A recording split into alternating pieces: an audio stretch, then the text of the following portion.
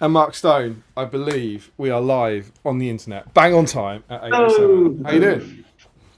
good. Yourself? Very good, very good. Welcome one and all to Battle Streams of Middle Earth. I can see that there are some peeps in. We've got about 30 people watching at the moment.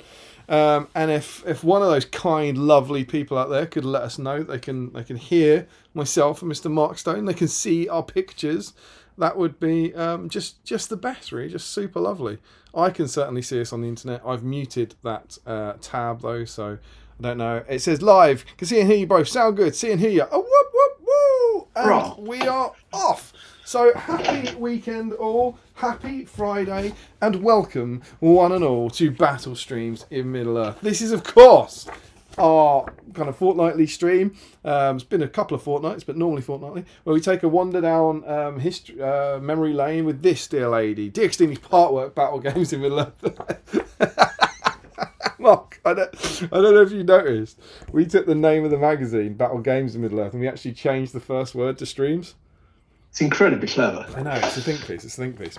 So what we normally do is we hang out together on a Friday night, normally, for a bunch of hours, and we look through an issue of this, and we just paint for the joy of the hobby. We normally paint the models that came with the magazine, not because we need them, but just because it's fun to paint. Because, I don't know if you're prepared, Mark, but when we first set up the channel, the point of Battle Streams in Middle Earth, of course, was to help you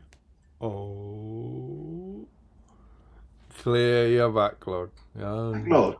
Lovely. Back with clip. So the whole point was that you're not painting the models we're painting because you need them for an army or a tournament or anything. You're just painting them because it's fun to paint models. That's the goal.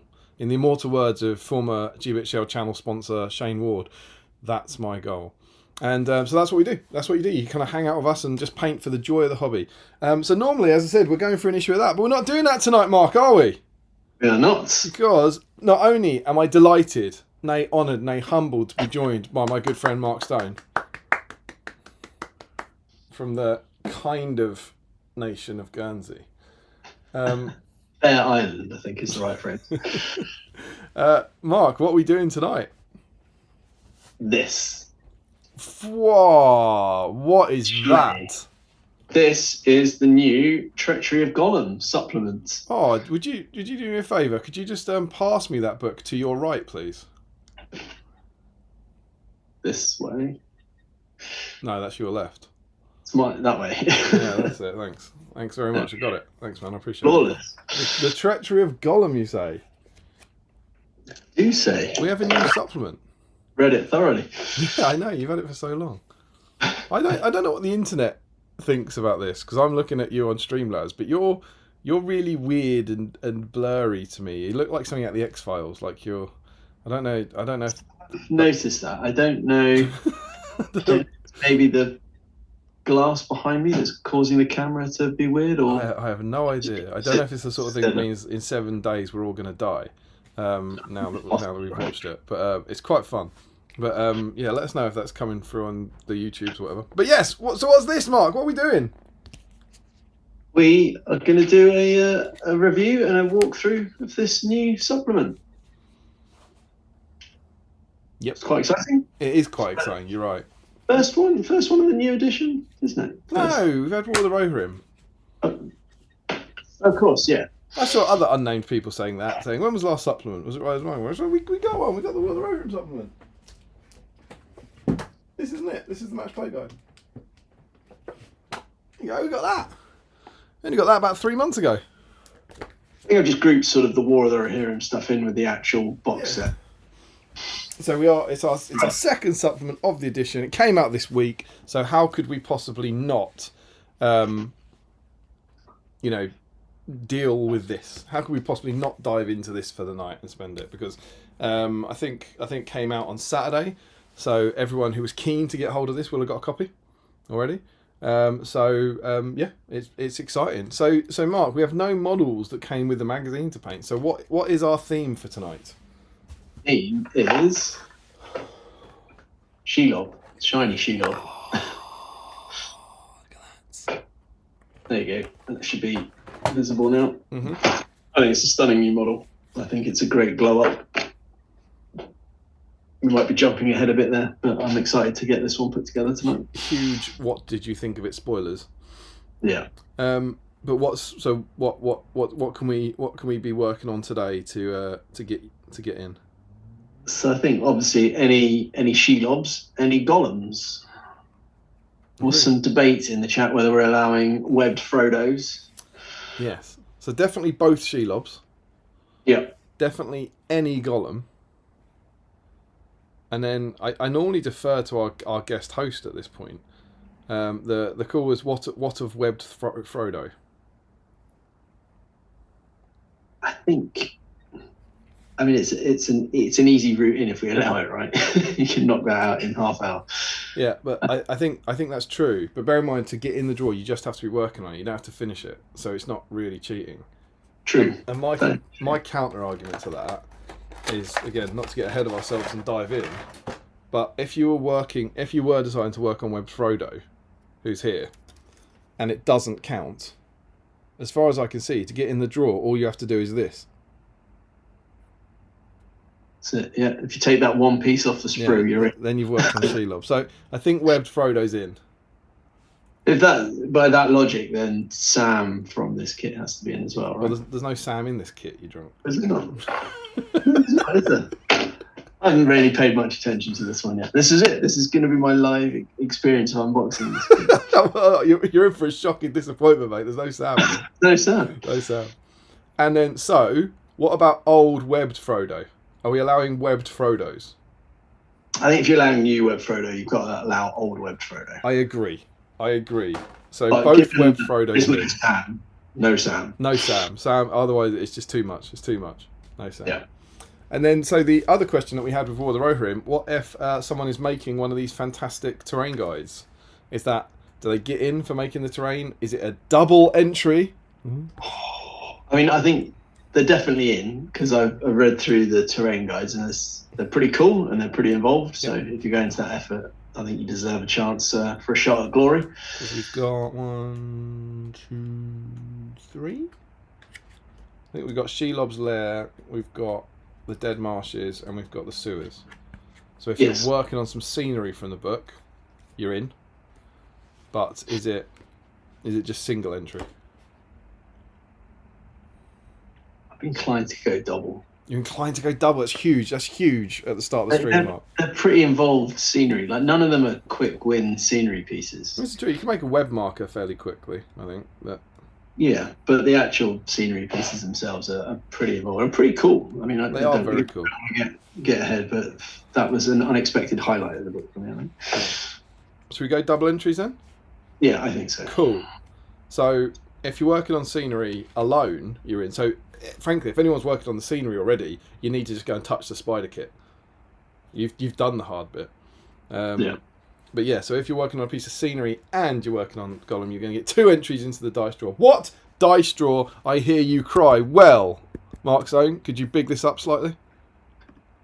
I mean, yeah, it's the glorious black BSIME dice, only available through winning the entry to the painting competition.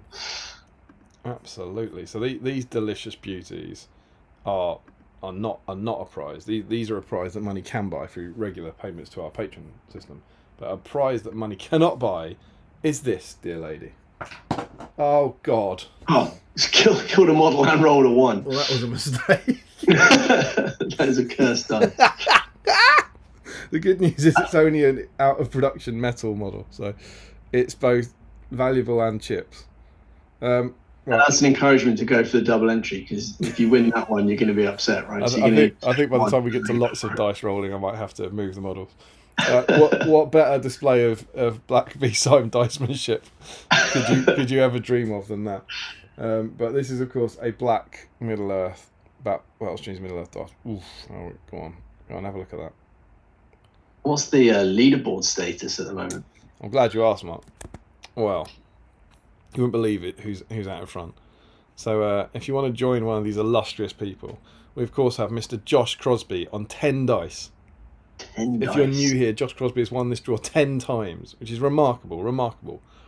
1, 2, 3, 4, 5, 6. 6 of those coming within a space of 21 streams. Really remarkable period of form there. Then we have Cuthers, Ryan Cuthbert, who's on 6. We are then tied for 3rd place with Joe Holzman and Ashley Fisher, both on 5. We then have Sam Earnshaw, the only person in the world to have 4 dice.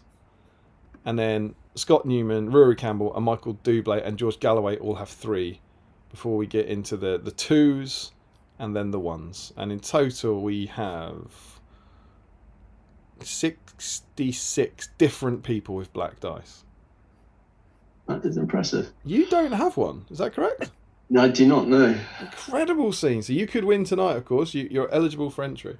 I could. I will be building Shelob as we... There you go. So maybe tonight's the night. Who did that? I feel like, did Murfitt do that? Did Murfitt? I think Murfitt's done it, isn't it? Incredible scenes. It has happened that a guest host draws himself. So that's what we'll do. We're going to be giving one of those away later. We're going to be hobbying away. I've got the new kit here. I'm going to be building Shelob. You're going to be building Shelob. Your camera is doing really weird things. It is a bit weird, isn't it? I might see if changing the USB port it's plugged into fixes it. Just don't go anywhere near your internet juice pipe. It's alright, the hamster's well fed and turning the wheels You round. sound alright, which is the important thing, but it is doing kind of weird ass kind of X-Files type stuff to your face. It's ghosting me, isn't it? So that's pretty cool.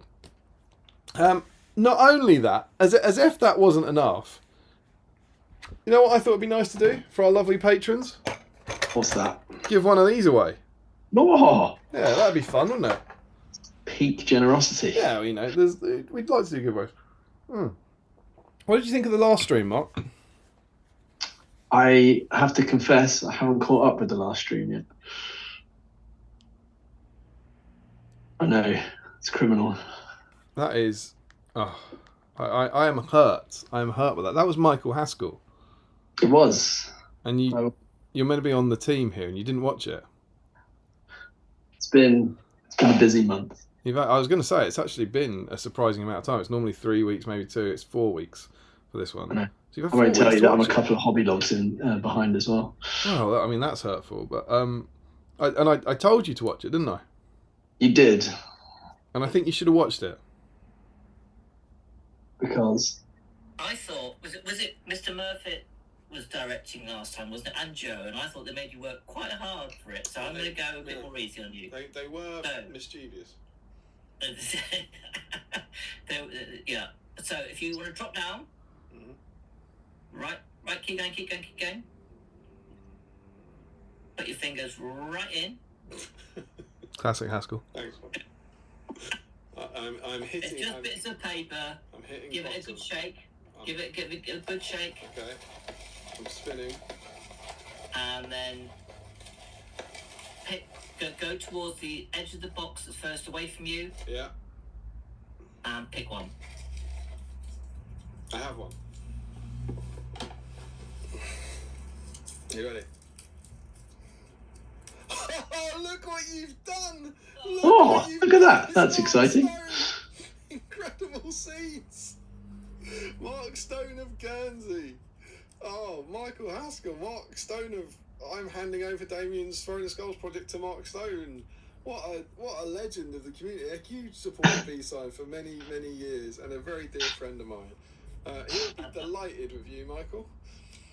Well, I think he probably needs cheering up right now after having a rough ride in the storms last night. I don't think Guernsey's still there, is it? I think He'll be delighted, Michael. That is. Nothing. I'm delighted. I'm always delighted. Do you know what you won? What did I win? It was a £250 Games Workshop voucher Crikey. that went That is down by delighted. £50 every week that you didn't know about it. So how much do I now owe you? Unfortunately, you're £50 in debit. You've won £50, my friend. Awesome. And the other two, it's one of the Christmas presents. And the other two guys who won Christmas presents have been waiting for you to know about it so we can organise the shopping trip, as it were. Okay. Fantastic. So well done. Thank you. Thank you for your support. Merry Christmas. And to you. And so I thought we'd do that because A, we're going to give away shiny new year, we're going to give away a new present. We'll probably do it in one big Zoom call, so we can all go shopping, which would be pretty cool. Awesome. But I thought you should definitely know about that, because surely now you've got to pick Haskell out, right? I mean, it only seems fair, right? Yeah. So that's the pressure on you. So what we're giving away is the new set. As ever, when we do these ones, it will be the new set if you don't have it, or the value of the new set if you do have it. So fear not about duplicating it. I've got the box of Destiny here with all our lovely patrons in. Anyone who's joined the patron scheme is in here. And Mark, have you ever directed the claw before? I don't believe so. No. Do you know how it works? I mean, left a bit, right a bit, down, I guess. I thought you said you hadn't done this before. Just to call it intuition. So over to you, Mark. Let's kick off a stream by picking a prize winner, shall we? That is exciting. Yeah, down a bit, down a bit, down a bit, down a bit, down a bit. Stop. Left, left, left, down, down, down, down, down, down, down, down. Right, down, down, down, and get the first one you touch. Oh, what, is that it? Yeah, we're going to go straight for the first one. That was keen. All right. Okay, I have one. What's he done, Precious? You ready? Oh no! Oh no! Oh no! What have I done? Oh, the call is doomed. I think I can see it. I thought that's what I It's saw. only Larry Miller. It's only Larry bloody Miller. If he's already got Shelob, we can get him 32. Larry Miller, who right now in the chat is complaining that we are doing the draw too soon, has won it. Put it back. Unbelievable If he's scene. complaining, put it back in. Amazing. Larry Miller, congratulations, man. You've won Shelob. So cool. So we'll set up a Zoom call with the four of you now. Take you all shopping. Incredible scenes. How cool is that? Incredible scenes. What a time to be alive. Thank you to all of the lovely people who join our patron scheme and help support the channel and keep the lights on, and so on and so forth. So there we go. Kicking off. So a fun night ahead. We're going to go through the supplement. We'll have a look at it. We'll have a chat about it. We want to hear what you think about it, obviously. Mark, have you got any sustenance to keep you going this evening? A little bit, because I'm still behaving myself for some training that I'm doing at the moment. But I do have a bag of popcorn. A bag of popcorn, very nice. Popcorn and some alcohol-free punk beers. Alcohol-free punk beers.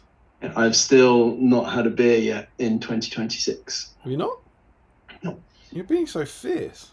That will change tomorrow. It's a friend's birthday and it's England v Wales in Six Nations. So the rugger. it goes out the window tomorrow. Oh, but chase the egg, grab the egg, kick the egg.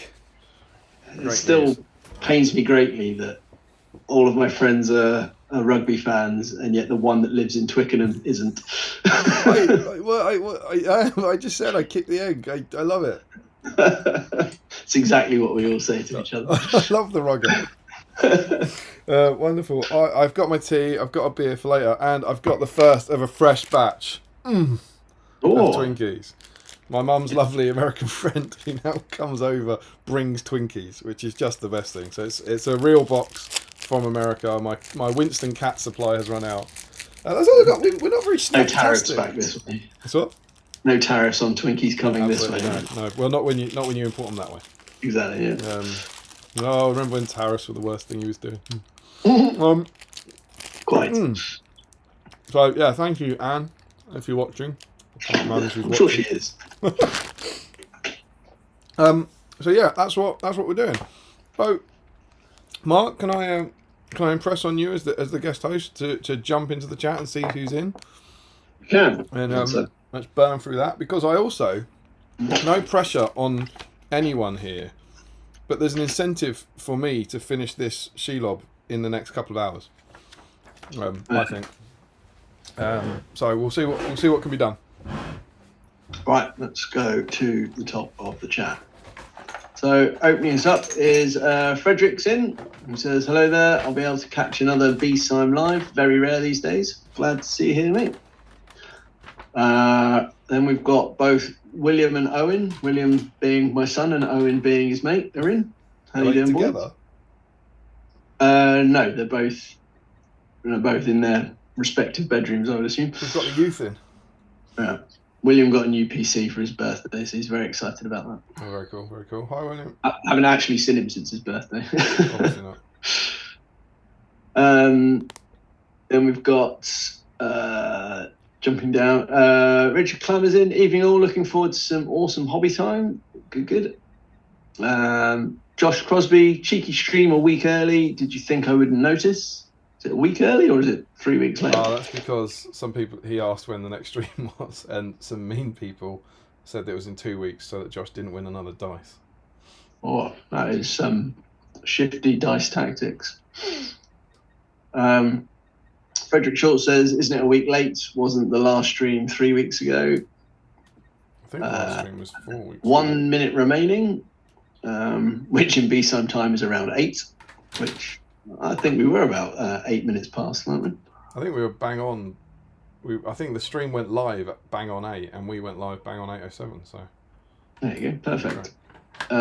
Frederick asks, "Where's the whip thread?" It's there. William and Ollie both say hello. Ricky Drinks Paints in. Good evening, everyone. Hello, mate. Hope you're well. Frederick says, almost on time. What is this new devilry? We've got Steve Ginley. Evening. First chance to catch a live one for a long time. Oh, very good. Cool. Good to have you in, mate. We're up to nearly 40 people, which is good going. Well, it's Friday night. It's a new release special. It's a build party. That's it. We've got Ashley Fisher's in. Evening all. Ryan Pickering's evening all as well. Ricky Drinks Paint says the whip thread's late as usual. Whip thread's fine. Who's there? Joe Achilles here. Good evening from the States. That holding slide pick looks awesome. Is that 4K or something? That holding slide pick, do you say? Yeah, I'm assuming the picture you put up of Shelob for the. I don't think so. What are you doing, bud? Hello. I've got to guess. A third host. A third host? Shut the door. Yeah. One in the barn as well. Another ghost. Yeah, I do. Mm-hmm. What you're watching up in your bedroom? The stream. Well, sit down. Do you want to explain who we've got? Yeah. So this is William, who previously from the chat is now live. Incredible scenes. How did he get to Guernsey so quick? Yeah, it's magic. Imagine if Owen comes in as well. Sorry? Imagine if Owen came in as well. That would be. Stop eating my popcorn. Sorry, where was he? Joe Kelly. Michael Dublay's in. Evening all. Hello, mate. Hope the running's going well still. He's got a lot of time on his hands now, this time of year. Yeah, quite. Rich Clare says, I saw a pic on Facebook of someone who put stairs between Shelob's rocky base. Anyone know who posted it? I can't find it anymore. I've not seen that. Have you seen that one? I don't know. Got Darren Warmer, evening all. Hope everyone is well, enjoying some hobby time. Good. Got Ashley saying a stream live on the web. Hey! Surprised it's taken us this long to start getting the Shelob puns in. William and Ollie say hello again each for the third time, I think. Owen, sorry. JQ93 says evening nerds. Andrew Clark says hello. Steve Ginley says I can see the whip thread. See, just gotta have faith. It'll always be there. Frederick Schultz says live, yes. Then we've got a few confirming sound and video works. You can see.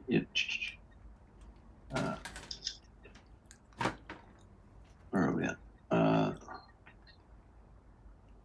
Frederick says, hello everyone, have we bought our favourite rocks to crawl on? Thomas Macklin's in. Evening all. Hello, mate. Matthew Wallen's in as well, as is Simon Glazebrook. All say evening all. Hello, folks.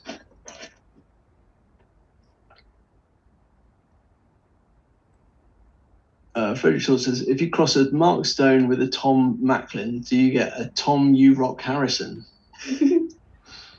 That's a interesting combination there.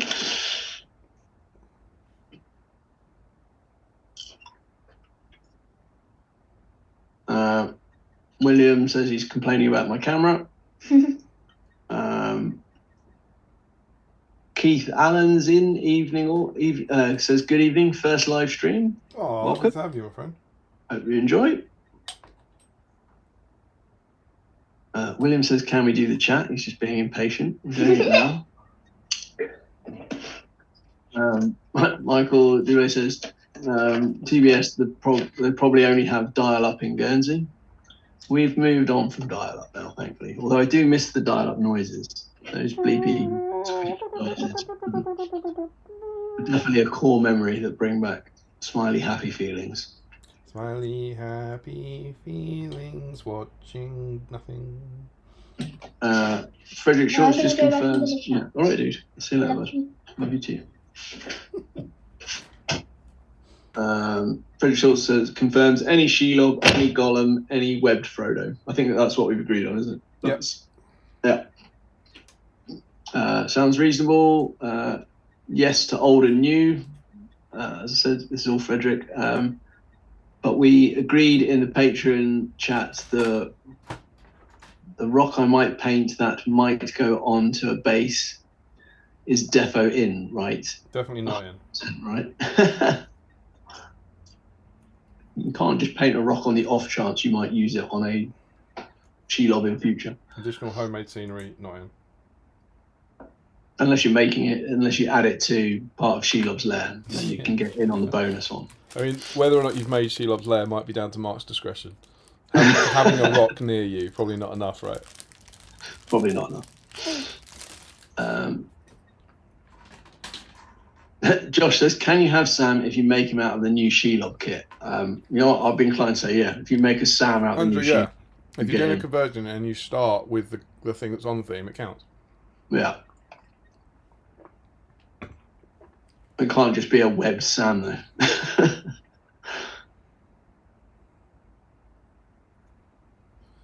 Can I glue a bit of wire to a base for a double entry? No. I think that's a web marker. I think you've got to do a bit more than just glue the wire to the base. You've got to make the whole web marker, yeah? Yeah. Because I think a marker is not scenery, right? So if you make a marker, then yes, but not make a half-assed attempt at a web marker. Does that seem fair? Yeah, sure. I mean, I like the fact it's named after you, so I think you should definitely get to decide. Well, quite.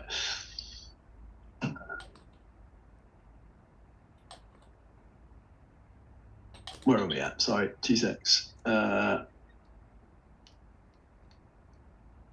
I think Frederick is confirming to Josh that if you convert Sam from Shelob, you're in. Yeah. Master Balak 6780. Good evening, all. Just primed, Incy Wincy, ready to go. Lovely stuff. Frederick says, oh no, first he's giving a head at Raffles, now he's talking about going double entry and doing the hard bit. What were we talking about then? I've forgotten what that was in reference already. What, the hard bit or the head at Raffles? No, I remember head at Raffles. What were we talking about? Oh, double entry is whether or not you can get 2 entries into the dice, right? Sorry, I'm just being a bit slow. Skeeth 148 Studios, hello all. Steiner Carlson, good evening and morning all. So happy to be able to catch a live stream tonight. I'll be painting the Ithilien Goblin tonight, Gollum tonight. Very cool. Oh, that's a promising noise. Sorry? That's an exciting noise. Which one? Ooh. Cool. Oh, cool. Fredericks is now talking of juice pipes. Oh no. That's how we get our internet, Guernsey. One big juicy pipe. Darren Warner says, is that related to beavers? Good old beavers. Indeed. Katie DY90Q. Evening all, I've been painting shield maidens today. Cool. Might that be a Webster, do we think? Possibly. I would have thought so, maybe.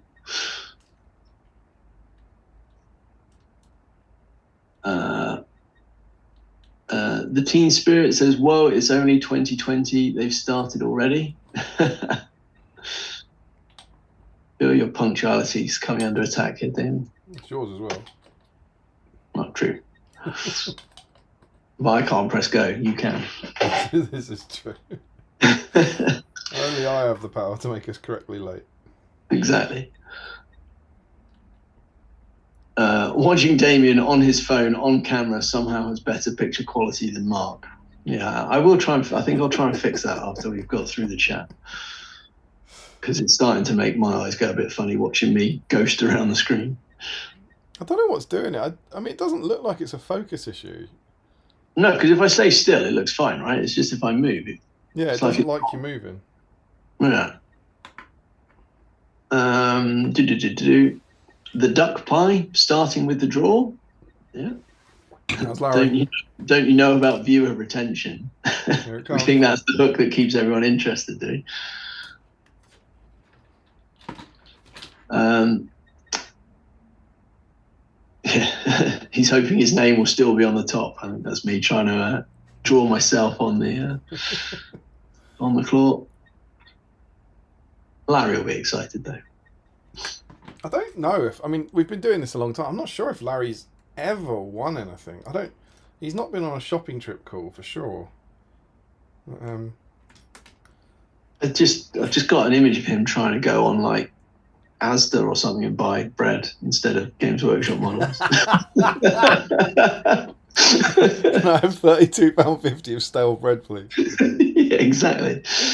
Some broken glass. And some dog biscuits.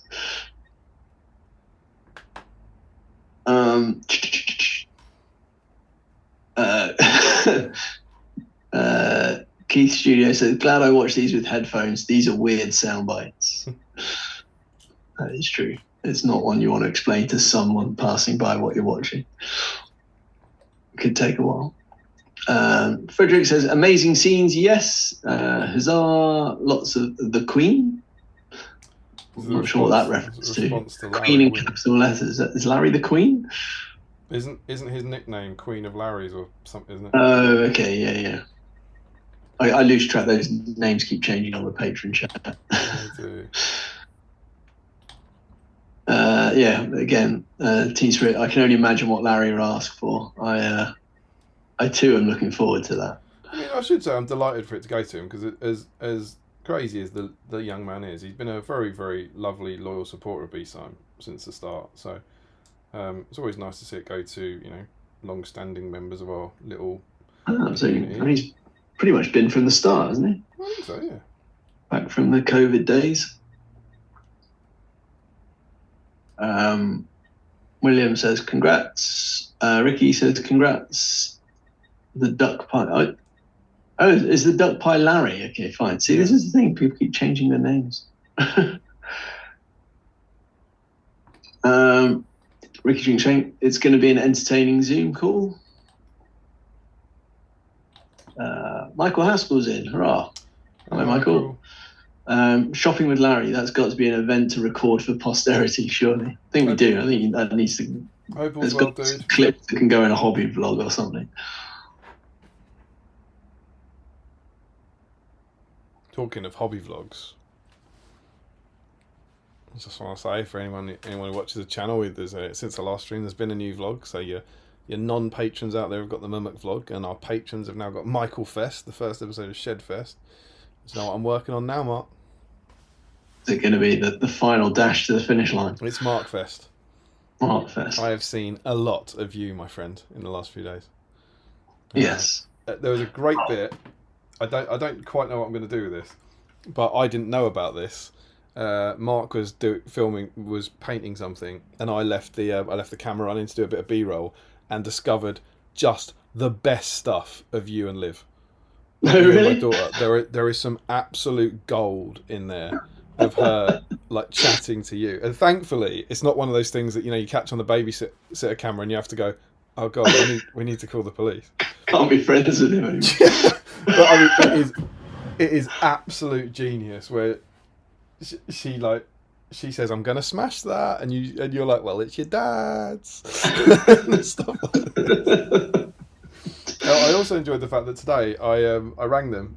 They were all in the car, and Emma went, "Who's the co-host tonight?" And I went, "Mark." And Liv, who's 4, for anyone who doesn't know, my daughter went, "Which one's that?" And Mummy said, "He's the one who came to our house." They did leave. And her response was, "No, he's the one who came to our house. He had glasses." And Liv went, "Is it Michael?" And she said, did call "No." him Michael for most of it. Yeah, and then she gave 3 things. Liv, my 4-year-old, then said 3 things to describe you or to find out who you were. Would you like to guess what they were? I would not. I dread to think. As I enjoyed them greatly. Go on. It was, is it the one with the circle head?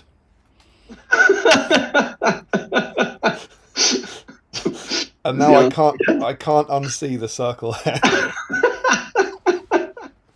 Which I quite enjoyed.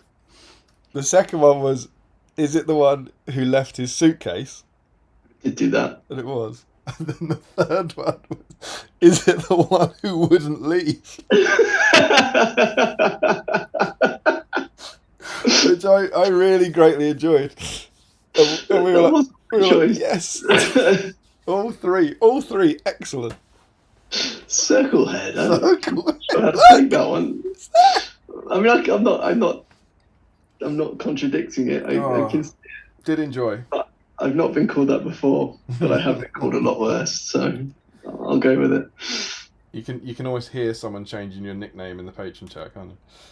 Yeah, quite possibly. But yeah, that was. I did. So yeah, new hobby content for all, and new hobby content coming for all. I reckon next one, at least a week, but under 2 weeks. I reckon to get Markfest all done. Probably a bit longer than it would have been, given that I kept coming back. Well, that you coming back is in a future vlog. Okay, fine. Oh, that was highly entertaining. I thought you'd enjoy. Right, where were we at in the chat? Metal Chilog, Larry says, especially Mark. Yeah, you're welcome, mate. Keith Studio says, I love Ellie Kildon. Does that count as liking rugby? Yes, it does. Especially she plays for Harlequins. She was the Sports Personality of the Year nominee, right? Yes, she was. She plays fullback for the Red Roses. Yeah. Frederick Schultz says, already have my Gollum assembled. Incredible progress. Well done, mate. All 6 pieces. Larry says, book finished. You have my full attention. Well, you're 1 step ahead of me. William in capitals says, I'm coming on the stream, which I imagine was just before he burst through the door.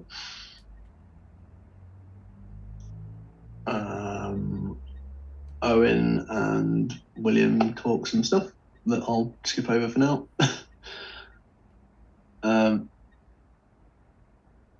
Okay, yeah, Frederick says it was announced on the chat. Owen's telling William not to do it for some reason. Frederick says, in quotes, another ghost. And then, is Steve here? Steve's always here. He's always with us. It's not there. Teen Spirit says, classic pitch invasion. Larry is coming on next. That would be terrifying if Larry burst through my garage door next. Surprise! Surprise! Would be. Not quite sure how I'd react to that. Worst Cilla Black ever. Don't give him ideas for 7 stones. Darren Warmer says hello to William. Owen says he's coming on next. Frederick says William from the chat, William chat, William cat, Winston cat, BSIME Illuminati revealed. There you go. It's all there. How could we ever have been so blind? The signs are always there. Steinercast says, what's the BSIME email for entries? I've disabled my Facebook account. Oh. And the email is the most important way to submit your entries to the dice competition. But oh God, I don't know. I think it's battlestreams1, the digit 1 at gmail.com.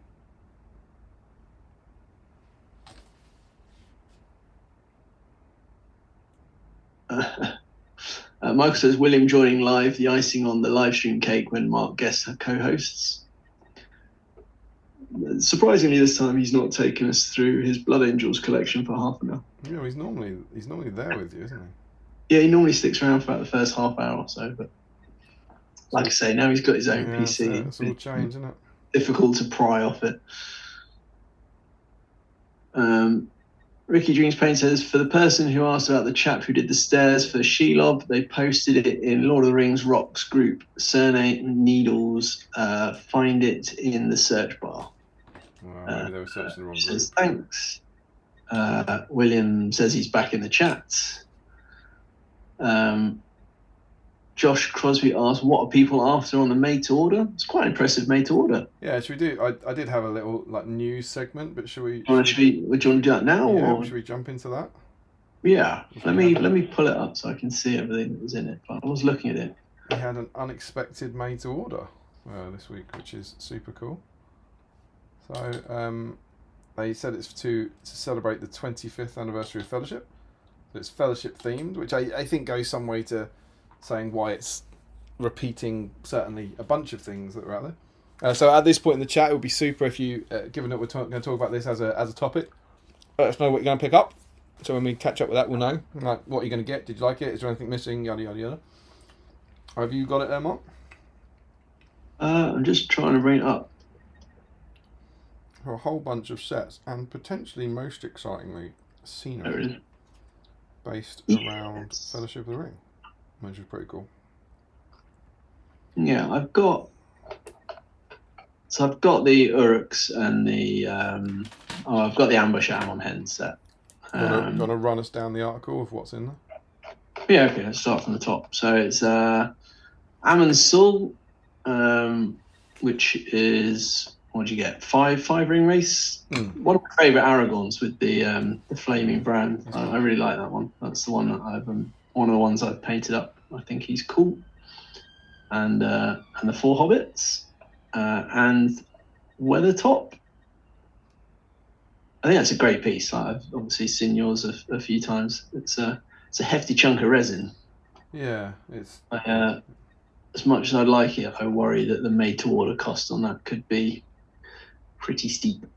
So that was, I paid $265 for that when it came back in 2020. I don't know how much it was when it went off sale, but I will be surprised if it comes in at less than 400 quid these days. Really, you think it'll be that much? I think it's going to be a lot. I hope not. I hope it is a bit more accessible, but I mean, like I said, I don't know what I know everything went up, so it would have been more than that anyway. But yeah, I mean, it is nice. It's hugely impractical. Yeah, I mean, I think it's more of a display piece than a gaming piece, right? Yeah, they make a point of saying that it's perfectly to scale. They worked from it is perfectly to scale. Like they worked from the plans, so it's exactly to scale with the movie. But the downside of that is you can't fit a model through the arches. A base doesn't go through the arches. And then also, and I've played scenarios around it. It's just really like awkward to play over. Yeah, it's just not very useful. Looks cool, looks brilliant. Yeah, I mean, if you were a hobbyist, like and picked up that set with the wraiths, and then just did away with the bases, right? You could create a nice sort of diorama piece with that. Yeah, and it for would sure. look on your shelf, but yeah, not particularly practical for game. I reckon it'll be a hit, because I think it's one of those things that people wanted, decided not to get. Oh, I'll buy it later, and then it vanished. Because bear in mind, those scenery pieces they were never announced as going. They just went. They just disappeared quietly in the backdrop. So I do think there'll be a lot of people who were like, "Oh, I'm disappointed that went," and have been hoping it would come back. I think. Yeah. No, it is cool. I just hope it's not horrifically priced. Yeah. And there's the Fellowship of the Ring set, the metal one. I'm not a big fan of that set. I think they're some of the most underwhelming sculpts for the respective characters on that one. I think there's Fellowship. There's much better sculpts, certainly of the away from the hobbits. There's much better sculpts of all those heroes in there. This is Mark Stone spitting the hot takes to drive the clicks. You love it. I disagree. I think they're gorgeous. I think it is uber wrapped up in nostalgia for me. That I remember I got that set for Christmas Day in 2001 and was just joyously overwhelmed by what was happening. Like Games Workshop and Lord of the Rings and all that. But I think they're good. I think they stand up. I mean, I don't hate them. They're perfectly fine. I just think if I was to sit there and pick, my favourite sculpt of each of those heroes, it wouldn't be any of them. Yeah, I don't disagree with that. So again, there's not. Yeah, I wouldn't necessarily go out my way to get on. Like the Am and Hen one, I think for most of them is better. Certainly the Gimli's a lot better. It's just more sort of dynamic, cool fighting pose. Yeah, so we've got it's the Weathertop set, it's Weathertop, then it's the OG Fellowship, and then are we on to Amon Hen? Yeah, Ambush at Amon Hen. So that's a great the Uruks carrying the hobbits. Saddest part of the film, dying Boromir. Still draws a tear every time I watch it. Lurtz and I like that Gimli. I think that's quite a cool Gimli with the sort of the cloak flowing as he swings the axe. That's the set I bought in Games Workshop Sydney in early 2002 and backpacked around Sydney with that in my bag. There you go. Sorry, backpacked around Australia. You can't really backpack around Sydney. That's just visiting a city. Yeah, I mean, you just sort of sit on a bus or something, I suppose. I mean, it's a proper beautiful set. If you like, given that you get the Dying Boromir, the Uruk carrying the hobbits. There's some really really iconic models in there. I think it's a great Legolas. Yeah, no, definitely. And I really like the narrative scenario, the Ambush at Amon Hen. I played it a few times. Yes. We had a big game up in Sanctuary a few years ago, played it a couple of times, sort of in the pre-Seven Stones gaming day. And it's just a good fun scenario. It's my favourite sequence in all the films, I think, Amon Hen. Yeah, it is good. And then the Amon Hen scenery piece itself, which I think is much more practical than the Weathertop one to play on. I think it's a cool piece. And it was much cheaper. I think that was 150 quid when it came out. Much newer. That's been designed by the Middle Earth team, whereas Weathertop was designed back in, I don't actually know when it came out, 2006, 7, 8, something like that. And so it was at least 100 quid cheaper than the other one. Right. So I don't quite know where that will land. Yeah, I'm not sure. It is more practical as a gaming piece. You can stand models on it, and it doesn't. You can stand lots of models at the top, and it doesn't really get in the way. It's cool. Yeah, and I also don't think it's that. I don't really care about the weight, but for the footprint, it's not that much smaller to justify being that much cheaper. Does that make sense? They kind of. I think Amon Hen's actually better, to be honest. And was a hell of a lot cheaper. So I think there's a lot more going on with the Weathertop piece. It's a more detailed kit, I think, but just not. I don't mean that as a downer on the Weathertop. It's just the nature of the structure, right? Yeah. But yeah, it's cool. That one I am tempted to potentially pick that one up. What, Amon Hen? Yeah. Cool. Because I do think it's quite cool, and like I say, more practical from a gaming point of view.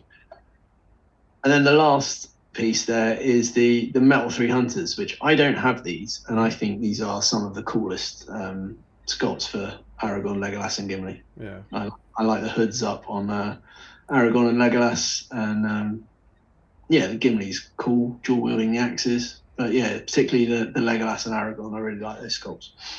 I'm going to go out there and say that has been the, we'll never see the numbers. That's going to be the most popular. That's the one that everyone has gone, oh my god. Like they've never been on made to order before. It's been a hell of a long time since they've been available in any form, and I think that I've seen the most excitement for getting hold of those. Yeah, I have to I get the logic and of why they did the plastic 3 Hunters set, which again are awesome sculpts. But when you've already got those as the 3 Hunters, you're like, I don't know. Are they better than these? I think they're different. I'm not a huge fan of that Gimli, and I think the new plastic 3 Hunters Gimli is incredible. Yeah. And those new 3 Hunters are very much meant to be a different scene. That's the new 3 Hunters are them jumping off the boat. These 3 Hunters are kind of meant to be them chasing the hobbits, I think, but it's not quite right, is it? Because Aragorn's got his bow and he doesn't really get his bow out in that scene. But I think that was always the idea. Yeah, but I think he's quite a cool Aragorn. Like if you want to run him with Rangers, sort of if you're doing narrative sort of stuff, almost in before. I know he's technically got his elven cloak there, but he looks very rangery with the hood up and the bow out, right? It's funny you mention that. I've got these guys in resin, and I've got them down from the loft because I'm planning on doing a Rangers of the North army, because I think Rangers of the North looks super, super competitive in this edition. I might join a Facebook group to talk about it. And I was going to paint that Aragorn up as my Aragorn for him. Yeah. So that set is down, and I'm now conflicted because I'm not a metal fine cast snob or anything, but I'm thinking, oh, do I get them in metal? If I could choose, I probably would have them in metal. I still think, and maybe this is just perhaps a generational thing, there's something about metal models and playing with them. They feel nicer to play with. I like the weight of them. They're just cool. They're a nightmare when they fall over and chip when you throw dice at them. When you throw dice at them. But I don't know. It's just, it takes me back to, 11-year-old Mark when more stuff was metal than not. Yeah. I am tempted by them. Yeah, I think I'll definitely be picking those up. And I might pick up the Amon Hen, sorry. But none of them model sets. No, well, like I said, I've got the Ambush at Amon Hen set already, so it'd only be, and I've got all of the Amon Sul models as well. Cool. I've got a great update for you. Look what I've made. Cool. Is that the rocks? Yeah, I've made 2 rocks. I'm taking that to the cellar. Mark? Yes. Guess how many pieces that is? 2. Oh, you sweet summer child. 2 pieces. Oh, I'm so glad I asked. It is not 2 pieces. 6. It is not 6 pieces. Higher. 8. It's not 8 pieces. Am I still too low? You are too low. Oh my God, 10? It's not 10 pieces. Flipping heck.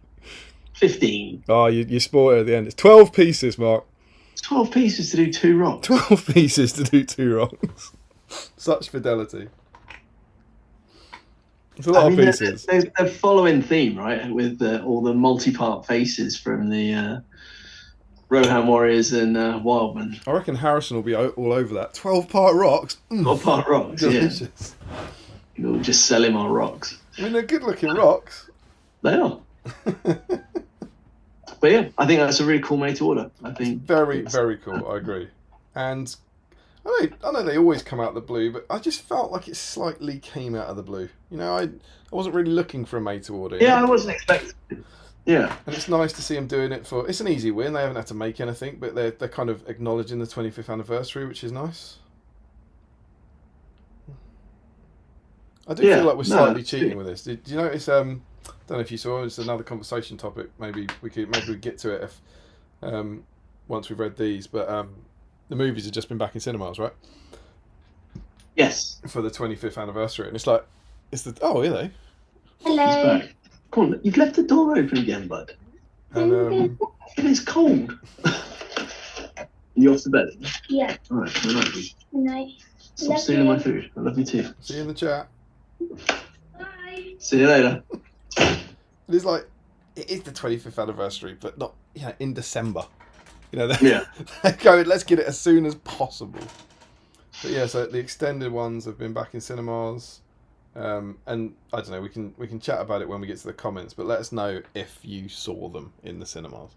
If you caught any of them, was it anyone who saw them 25 years ago in cinemas going to see them? Was it anyone seeing them in cinemas for the first time? But yeah, that's cool and interesting, and it was kind of fun. Yeah, no, definitely.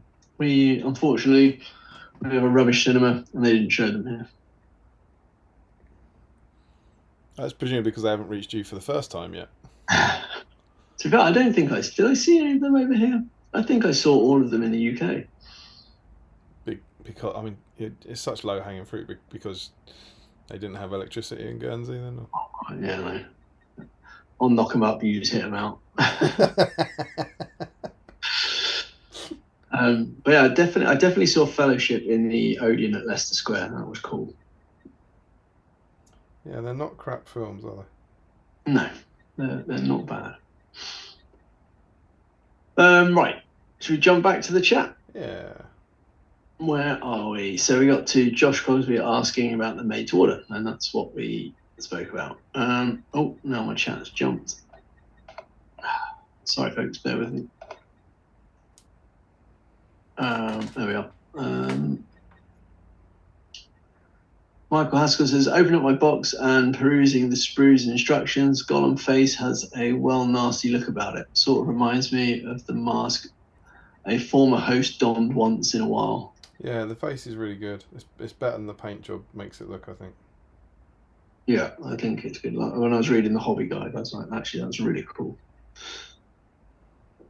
In things like his scars on his back and stuff like that, it's a cool Gollum sculpt.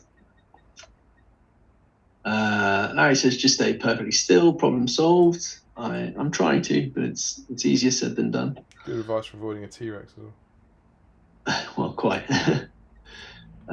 Team Spirit says, it's that you're moving so fast, Mark, the technology just can't keep up. Yeah, I mean, Guernsey internet, right? So can we call that technology?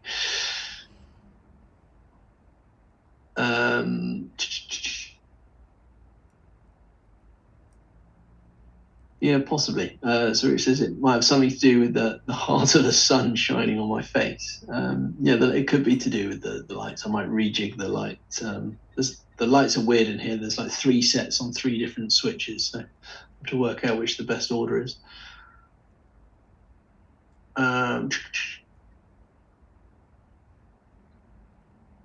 Frederick Schultz says that wasn't a mask, Michael. Larry says he's only won the 2 dice. Larry? Yeah, I think that's when you're saying that he hasn't won anything on the stream. Oh, I see. Got you. Got 2 dice. Frederick Schultz says Larry gets an extra tour through a public bin for some old bread and chicken with side of glass.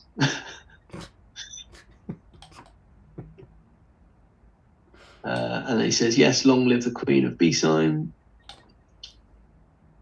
Team Spirit says, I find if you explain any sound bites to a third party, it never gets better. Just cut your losses. I think that's fair enough.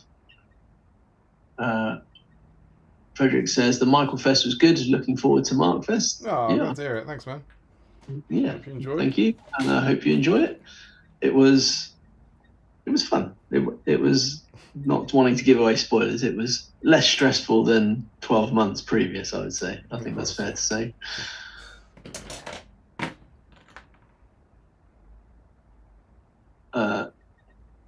Rich says, I think we should call it StoneCon.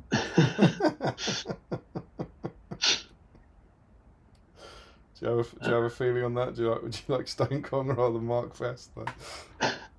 I mean, I'm not that fussed either way. I mean, Markfest is traditional, right? Because I think we had a Markfest last year as well. We did. Destro the Dexterous says Houstonian greetings all. Hello, hope you're well. Good to have you in, sir. T-Spirit says playing Guess Who with the O'Byrne Lodgers. It's Circlehead. Circlehead. Just wait till I come over next time. She's going to hear about that one. It's good to know you're going to yell at her.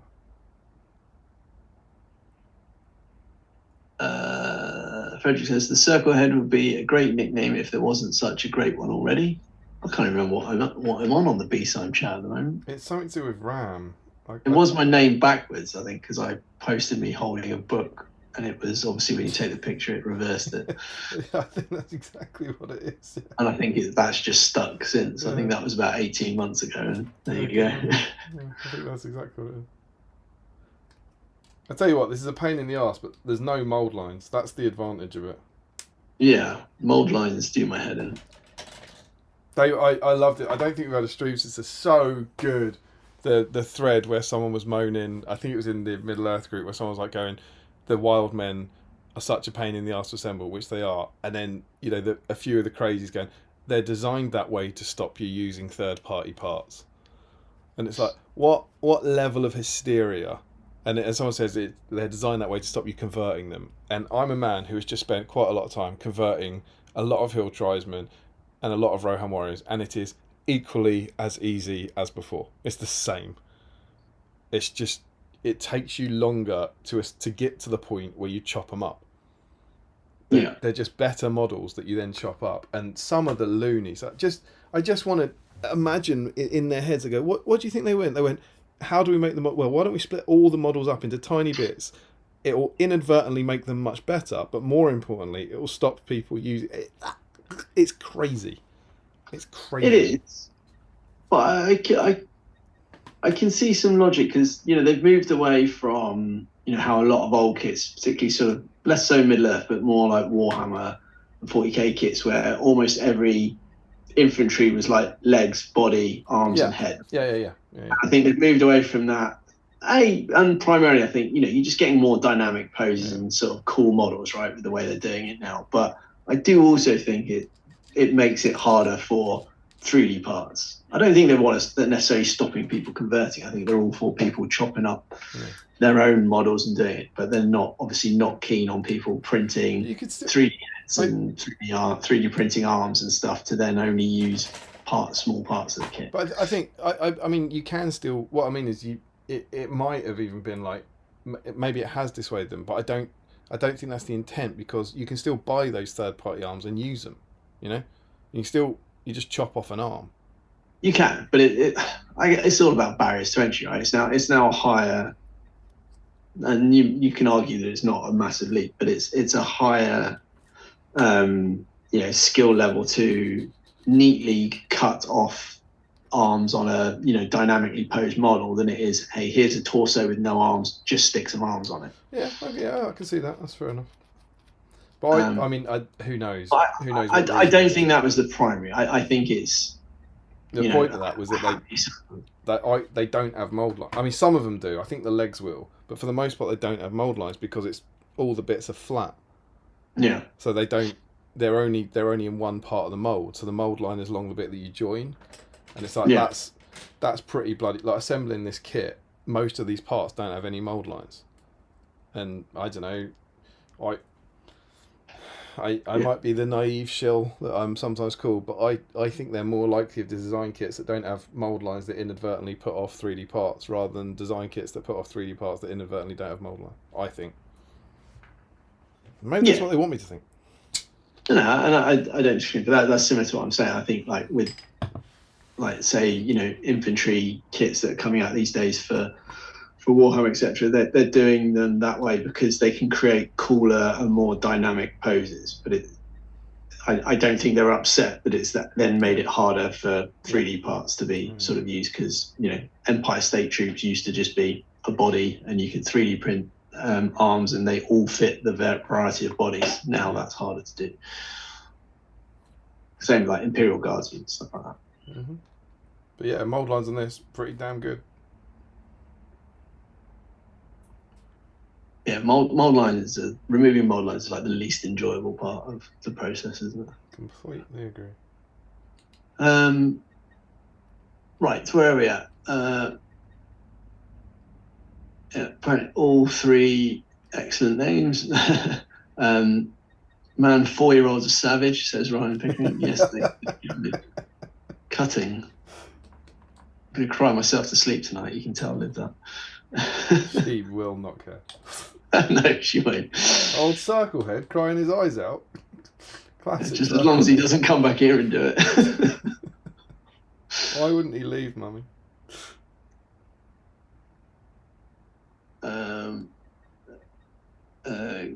Keith Studio says we wouldn't be changing Mark's nickname. Frederick says my Gollum was 1 piece, not 6. Is he using the old? I imagine he's doing. Yeah, he's doing. As he says, he's doing the hill and what was that? Frederick that said that. Baron Warner says live 3, Mark 0. That's a fair score.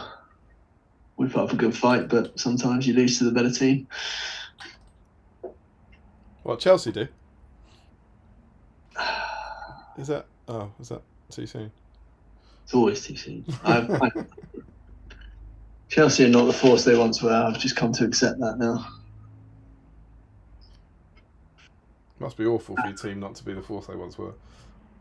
Oh, quite. Trouble is, you're above us in the league at the moment. That's We're terrible. above most people in the league, Mark. I know. Nobody say anything. That kid might finally cut his hair. Yeah. Michael Carrick's the reincarnation of Alex Ferguson. We got Dr. Tottenham and then West Ham, and that kid gets a haircut. He'll probably be devastated by that because he's getting quite a lot of fame off it at the moment, right? Yeah. We'll just go back to mediocrity after that. Right, Michael Dewey says, don't think I can resist the 3 hunters. Yeah, agreed. I think they're the pick of the bunch. Frederick says, kind of interested in the 3 hunters, but the resin terrain kits are more interesting to me, but probably won't buy anything to focus hobby funds on more relevant stuff. Oh, that's very restrained, isn't it? Rich says, I'm glad I have all the bits in the made to order. Wasn't prepared to sell a kidney this year. Well, you got 2. You can't need both. You can't. Just it's redundancy, right? That's all that is. Frederick also lack of head, very sad. I mean, it's just a statement to live life by, right? Do you want to know my conspiracy theory? And that just to show I'm not a complete, I'm not a full shill. So the head that people are talking about is the Ammon head that came out on its own. Yeah. I don't know why. I don't know what the reasoning was. I feel so sure that was meant to be with Ammon Hen. It was designed to be in that kit, I think. Right. And the way they sell those things, they don't sell them in boxes, so it's not sprues. It just comes in a big bag of bits. And I just don't know if someone panicked and went, no, we've got to keep the price down. Let's take it out. But I'm surely a giant resin head that's right next to that in Ammon Hen was meant to be in that box, I mean, I can see the logic. But didn't it came out quite a long time after it, didn't it? Yeah, I mean, I don't remember, but it was within a year, I think. I don't know. Was it? I think thought it was so. not. But it's like, and the thing is, I've said this maybe on the stream before, I don't know, maybe in chats, but let's say Ammon Hen was 150 quid, which everyone seemed fine with, and the head was 30 quid, which everyone was unfine with. Because it's half a buried head in the ground. It's literally the most expensive head I've ever paid for. But that's how all the kits work, right? There's always those economies of scale in there. Yeah, but if you put the head in the box and you charge 180 quid, no one moans about the price. True. I think. Yeah. And it's seeing this half. I remember I got it at Warhammer World at some event. I remember being in the pub afterwards looking at the blister, and I can't remember. I feel like it might have been Dale Groves at the end. I was like, "What's it like?" I was like, "It's half a head. It's 30 quid. You know what? I've got it. I did it. It's a lovely head. I mean, it's very nice. Yeah. It's a really good half a head. I mean, it is. It had bloody. I don't know if you can still see them. It had massive gates on here as well. You had to carve off huge gates for your 30 quid. There you go. At least you get some hobby time out of it. That's it, yeah. Spend a lot of time with that head. It was good. Yeah, that's my wacky thought anyway. I can see some logic in what you're saying. Thanks, babe. Keith Studio says, "Going to get Weathertop set to do a diorama." Yeah, I think it's great for that. Jakey says, "Definitely getting the 3 Hunters models. Always loved and wanted them. I would like Am & Hen set, but will depend on cost, etc." So I think this is proving your thoughts right, that the 3 Hunters is going to blow away the rest in terms of numbers. They've also, of all of them, they've been on sale the least. They've been on sale for the least amount of time, and they've never come back. Whereas I think the Metal Fellowship and the Am & Hen set and the Weathertop set have all been made to order before. In fact, I think at least 2 of those, the Weathertop. The Fellowship's definitely been up a few times, isn't it? Yeah, the Weathertop and the Am & Hen ones were available at Warhammer World for ages. They were Warhammer World exclusive, so they weren't even... Yeah, because that's where I got Am & Hen from. I picked it up at Warhammer World at Throne of Skulls a couple of years ago. So they haven't even been, limited to a made to order. They've been on general sale, granted, limited general sale. Yeah. Frederick says that was not meant to rhyme.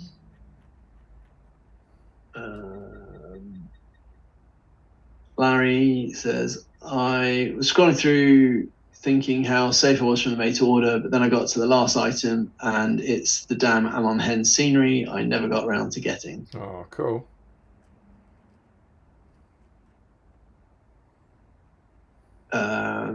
Team Spirit says, "The only things I could see that I would maybe want, the Sam from Weathertop holding his sword in both hands is one of his best poses, in my opinion, and maybe Am & Hen for a future display board." Boo, boo, boo.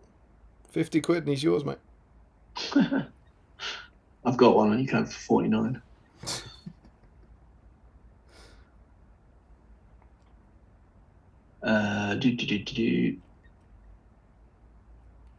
Where are we? Steve Ginley says, "Is the Weathertop the same kit they used to have in GW stores on the display boards?" No. The GW one is half Weathertop and is far rarer. Has never been on general sale and goes for crazy money on eBay. And is actually significantly worse because it's only half of Weathertop. Half of Weathertop for twice the price. Yeah, quite. Well, more than twice, I imagine. Don't know if anyone in here has got that and would like to sort of confirm what sort of going price they get for that or whatever. Feel free. Steiner Carlson says, "For the made to order, I'm also excited to get the old 3 Hunters. How much do you think the terrain pieces will be? They used to be very expensive." Yeah, I think Am & Hen's going to be around 2, and Weathertop could be up to 4, I reckon. I think if Am & Hen is 200, then Weathertop won't be 400, based on that markup. I think you're giving one a much bigger markup than the other there. But you'd really need to know what they were on sale for when they went. I think my price. That's what, 5 years ago. There's been GW prices have jumped quite a lot in 5 years. Yeah, the resin did. Not by that much, maybe I'm over-egging it a bit. But again, and I know what some people say to this, but I think sometimes their made-to-order prices are surprisingly good. I think so. Some are, some aren't. I mean, and I'm not talking just about the Middle Earth ones. Like there was an old world one where they did the old Imperial dwarfs, and they were horrifically expensive. Yeah, it was like 30 quid for 4 dwarfs or something, and you need 20 of them for a regiment. No, you're right. I think you mentioned the economies of scale. I think the big stuff is cheaper, is better value. I remember thinking, I know it's not made to order, but the new resin stuff, like the troll, the scavengers, the troll and the 2 orcs is really good. The hill trolls are really good price wise. Yes. And so I think the large resin stuff, then you got like the Oathmaker who's £19 or something, and it's like that's crazy. But the large resin stuff, I think, I just get the feeling they'll be priced worse than you'd want, but better than you'd fear. Possibly. There's the danger that they'll put a premium on it to try and cream off some cash for the fact that it's 25th anniversary, right? And they were, on sale for a relatively short amount of time. Yeah, absolutely. Who knows? It'll be interesting to see. I've got my first bit where I really don't know where this is meant to go. I'm on her like I'm not even sure if they're legs. Are they legs or are they her front little mandibles? So not the mouth parts. The first two mandibles you stick on. It's like, I don't know. There doesn't seem to be a place where it locks, and it's like, what's the angle on this meant to be? Yeah, she's got like 4 sort of mandibly bits and then 2 kind of little leggy arm things Yeah, inside. it's the 2 leggy arm things. The mandibles are cool. The head goes together really nicely. Yeah. Right. Well, yeah. Rory's in. It says, I'm on my way back to you at 2 times speed, as is now tradition. Ricky Drinks Paint says, really want both scenery kits, but it's a big hit on the wallet. Yeah, I think both will be pretty pricey. Those would be ones I'd definitely have to hide from Kath if I ordered them. Ryan Pickering says, only getting the 3 hunters. Kind of wish they'd also included the breaking of the fellowship in made to order. Yeah, I mean, I've been on made to order fairly recently, yeah, exactly. Isn't it? Yeah, that's exactly. I completely agree. I could think it'd be great, but they have done breaking of the fellowship a couple of times. Yeah. Steve Guinea says would like the weather top, but depends on price. Frederick says they really should add the head. As does Larry, sad there is no head. Frederick says you don't have to fit an actual model, just like the plastic ruins, that can still move through it rules wise. Yeah, I think certainly whenever I've played on it, we've said models can move through it. Yeah, I mean you're right, but it's a bigger deal. You know that door where in a ruin where you just go, oh, he's on the other side now, he's gone through. That's significantly easier to do than an entirely enclosed circle where models have to move in and out of the archway for the narrative scenario. That is true. Is all I found. Jakey93 says you never know, they might do free head with every order. Certainly get a few more orders in, I reckon. It's never not fun. The Team Spirit says, finally. And then Larry says, I agree with Circle Head. Now, he's either agreeing with something I said or he's agreeing that should be my name.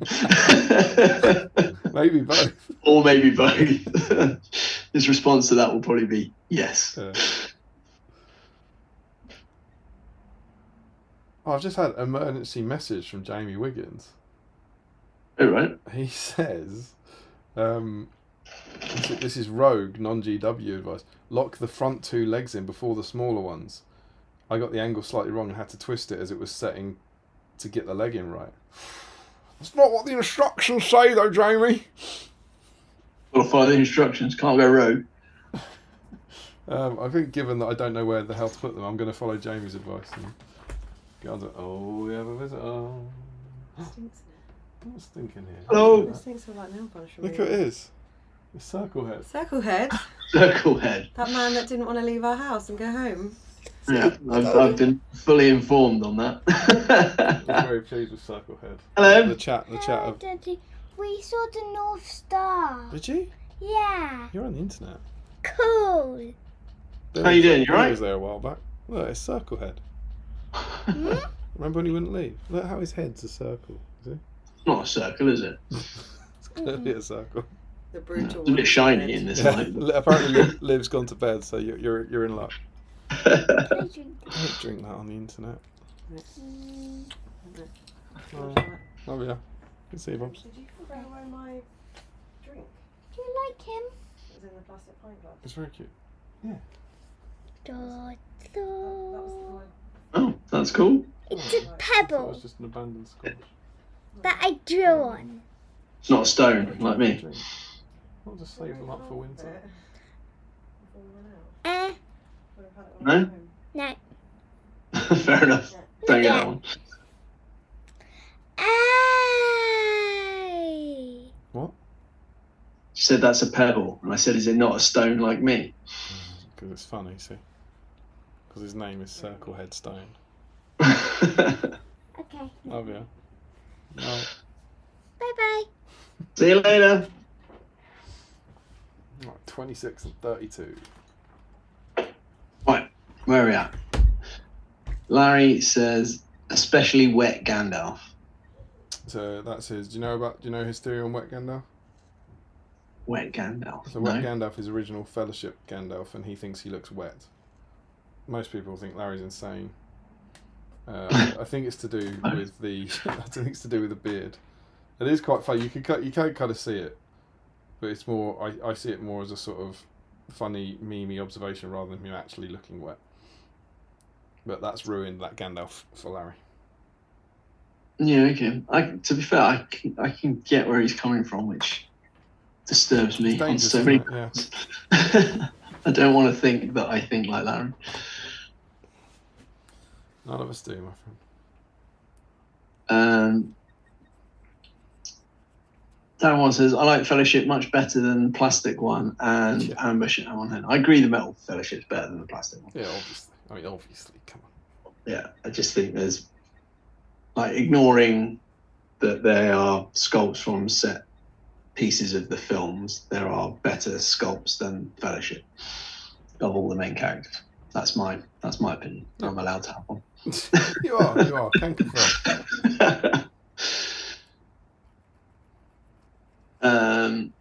Larry says, I think that's the best Lurtz too. I like firing Lurtz. He's always been my favourite Lurtz. Because you can put him next to Boromir and it looks cool. Wouldn't have thought you'd like that sort of thing. It looks cool. It doesn't mean I'm all for it. I don't approve of what he's up to. Don't approve of what he's doing. Where am I?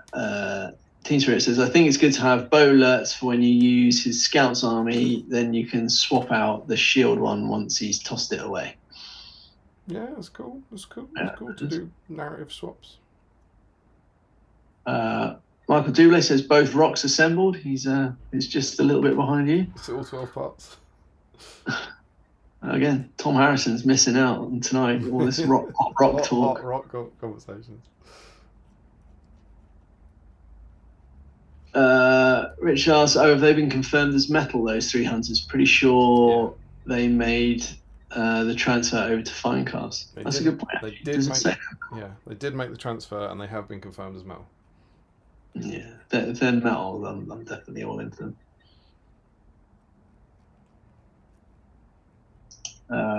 There you go. Ski Studios says, shock opinion, I hate the metal 3 hunters. Think it's a bad set. Yeah, there's a few out there.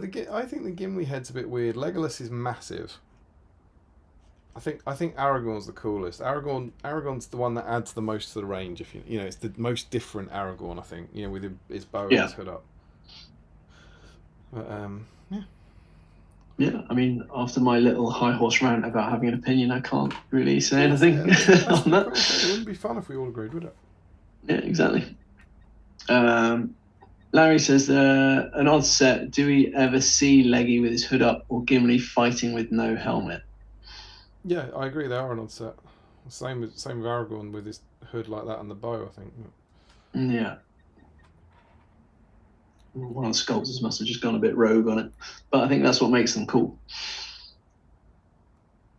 Andrew Clark says, tempted by all the minis. Ammon Hen will depend on the price, but definitely fancy gaming on it. Yeah, it's cool to play on it.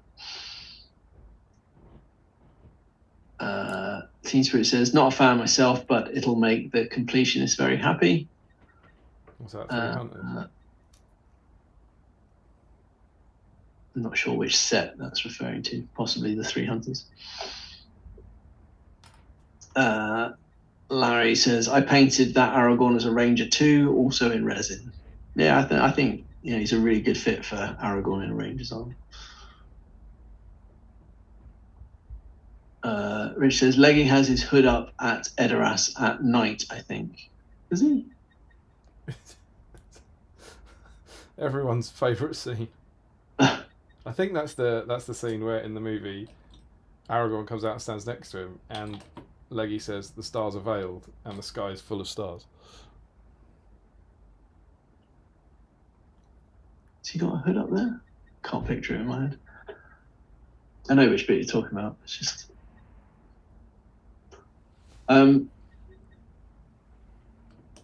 Larry says, I actually prefer having him in resin. Fair enough. Yeah, there is an argument for both, I think. I just think, resin bows are just prone to breaking and stuff like that. James Wilson's in, says, evening folks, chilling in the hotel room before the GP tomorrow.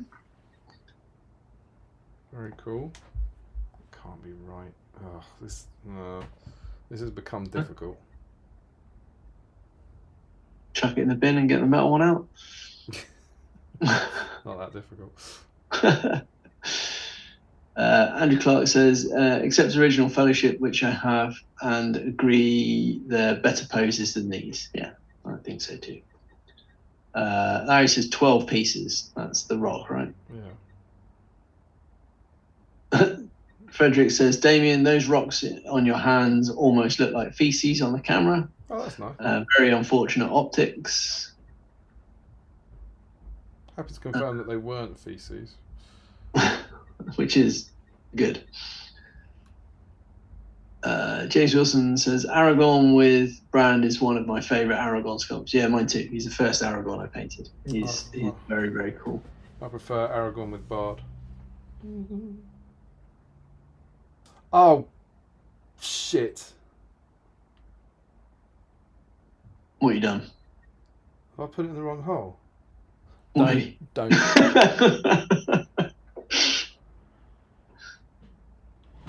The front legs aren't the front legs. What? Oh, there's fucking 8 legs but 6 holes. Oh yeah, that fits better there. But no, hang on, is that the? Oh god, the legs are. Yeah, that's. I think is that right? You're having an emotional breakdown over 8 legs, 6 holes. Do the 2 of the legs not have pegs? The 34 and 28 not have pegs? Or do they? What? You can do it. It's good content. Like watch man lose mind on the internet. Yeah, I think that is that right. That one doesn't have a peg, and that one doesn't have a peg. They just sit into this groove. Oh, that is a minefield. That's a mistake waiting to happen. You're gonna like this, Mark. Go on then. When you get to put the legs in, of which she has 8, there's a bit that tells you to put 6 legs in at the same time, and there are 6 holes, but you do not put the first 2 legs in the first 2 holes. You put the first 2 legs in the second hole. Which seems counterintuitive. Yeah. Yeah, and then you have to save the first 2 holes for the last 2 legs. Which also explains why these now fit. I can't wait to get my head around that for myself, surely. Larry says, good night. I believe that's to William. Frederick says, hey, Winston. Winston was on our shortlist for names initially, but then we realised you can't really have Winston Stone. It would just be weird. You can't name him after a cat. My chat jumped again.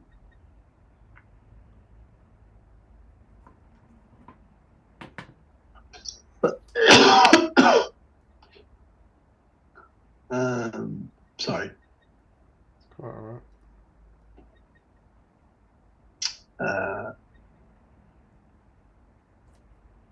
Owen says he's gone, and Night William.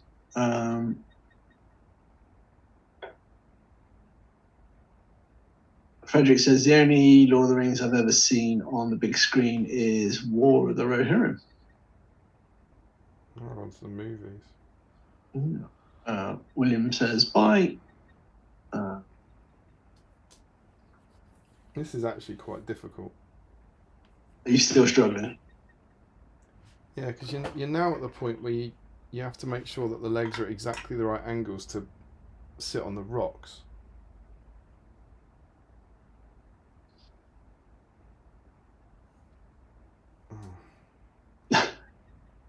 Go on, you've got this. I've got faith in you. Pretty sure. It's just they don't. It's one of those things where they don't necessarily lock. Like, you know, some of the plastic pieces really, really lock, and you know it's in the right position. Yeah. There's a little bit of variability with the legs, and obviously if you glue it in with plastic glue, if it's in the wrong place, it's never moving. Do some fitting as you put them in. Yeah, but then the only thing you can do is, you don't have the. It's very difficult to explain. You don't have the rocks glued down to the base because you can't glue the rocks down to the base without knowing how wide apart they should be. Maybe you've got to glue the legs to the rocks first. Yeah, which you obviously won't do because you want to paint him outside the rock. True. But you can't attach it to the rock until you've got all the legs on.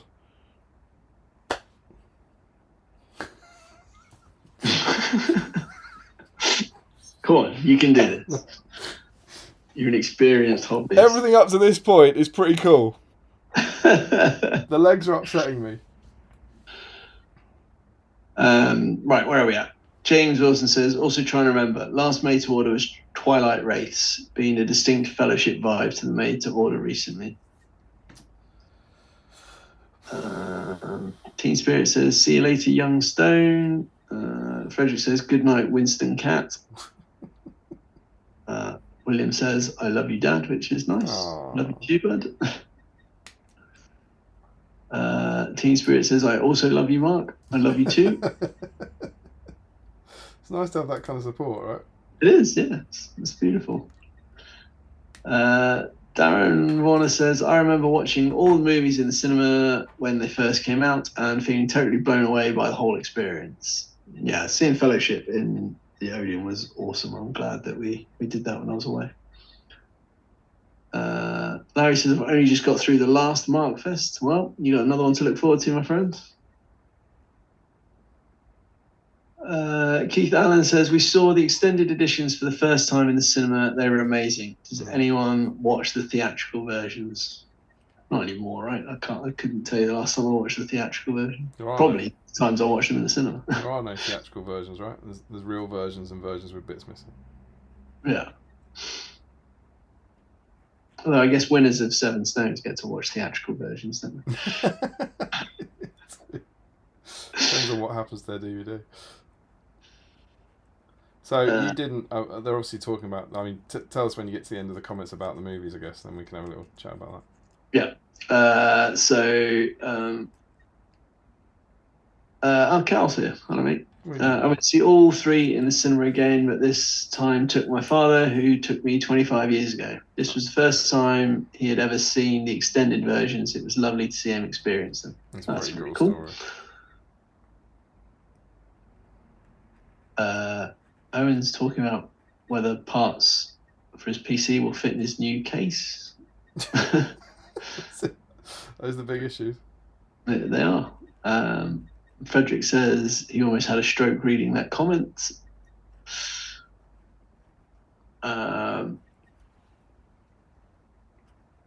Larry says, I'm sad that all of these parts are going to stop me putting third-party bits on my spider. Well, maybe some third-party legs would be useful here. Well, quite possibly. Frederick says, if anything, complicated multi-part heads would create a marked for simple single-part 3D printed heads. So I think we're off the films and onto 3D printing. If you wanted to stop and chat about the movies. So yeah, you obviously didn't get to see any because they didn't have them over there. Is that right? No, but we watched them recently at home. Again, George was watching bits of them. His favourite part was Shelob, funnily enough. Hey, So, that's a good time. he watched that bit probably about 10 times. He gets quite fixated on programmes and bits of films like that. He's like, I want to watch the Shelob bit. I want to watch the Shelob bit. That's interesting because you thought that's quite intense, right? He loves his monsters and stuff. Like he loves krakens and Yeah. he's into all sort of those sorts of things. So yeah, he liked the big gribbly monster. So the Fellowship, to the best of my knowledge, they've only been in cinemas in the UK, the extended versions, once before, and that was about 2 years ago. And I saw Fellowship and Return of the King, so I was really keen to see Two Towers, and booked that. And I also booked Fellowship because I just adore Fellowship. And I went to see Fellowship with my best mate, who I saw it with 25 years ago. Oh, cool. Like the first time I viewed it on opening night 25 years ago, I went with this guy, and so we went again, and that was wicked. That was just really, really good. And you know what it's like. The film. There's no surprises there, and it just blew me away. It's so good, and it still looks so good on the big screen. Yeah. Right, it really, really does hold up, I think. Yeah, considering they are 25 years old, I mean, they do hold up really well. Yeah, I really, really do think they do. I think it's really, really good. And then I went to see the Two Towers locally on my own, and as I walked into the cinema, a man assaulted me from the back and grabbed me, and it was Mr. Jay Acharya. I did see some pics on that. Yeah, and so we then we sat together, and I wasn't going to go and see Return of the King because it was really bloody long. And he said, "I'll see you next Wednesday," and I was like, "Yeah." And so he basically convinced me, and yeah, I went, and that was this Wednesday. So I've seen all of them. I've gone and done all of them, and yeah, it was great. It was brilliant, and I'm really, really glad I did. And Return of the King was interesting because we got the Cineworld Unlimited thing, and I wasn't gonna do that. And Emma was like, "What? It's free?" And I went, "Yeah." I was like, "It's one of your favourite films, and it's free, and your mate's going." I was like, "Yeah." She's like, "You should probably go see it, shouldn't you?" And I was like, "Yeah." So and it was. I mean, they're just brilliant. They stand up so well, and yeah, it was just lovely nostalgic thing. And then the nice bonus for me was I actually originally bought the tickets to try and take Charlotte to see Fellowship, because I've read Charlotte, The Fellowship of the Ring, this year. We've read the whole book, and she asked me to read it, and I was like, sure, we'll never get through it, and we did, and we finished Fellowship over the, as I said, I don't know how long, but within 2025, and I was like, oh, sometimes they're on at Christmas, and maybe we'll be able to get a screening, and she'll be able to see the movie for the first time on the big screen, and that happened, didn't it? The screening was up, and I bought 2 tickets, and I said, do you want to go and see it? And she said, no. Kids have a way of breaking your heart. Right? And I was like, what? And then she said, if there's a bit I don't like, you won't be able to fast forward it, will you? And I said, no. And she was like, and they're very long, aren't they? And I said, yes. And then she said, can we watch it at home? And I said, yes. So last weekend, when Emma was away, me and Charlotte watched Fellowship, extended, obviously, over 2 nights. So we snuggled up and we had popcorn, and she loved it. She genuinely loved it. She thought it was great. She's 8. She's about to turn 9. So I think a bit younger maybe than a lot of people. I think a lot of kids when they came, there was about sort of 10 going to see it or whatever. But she absolutely loved it. So I went to see it with Chris on the Saturday, and this was the following weekend. So I had this really surreal sort of week where I watched Fellowship of the Ring with my best mate, who I saw it with 25 years ago in the cinema, and then I watched it with my daughter, who obviously didn't exist 25 years ago, and was showing it to her for the first time. Yeah. And then you just can't help, what it's like having kids and the melancholy, and you're like, God, in 25 years, are we going to go to, Cal and his dad?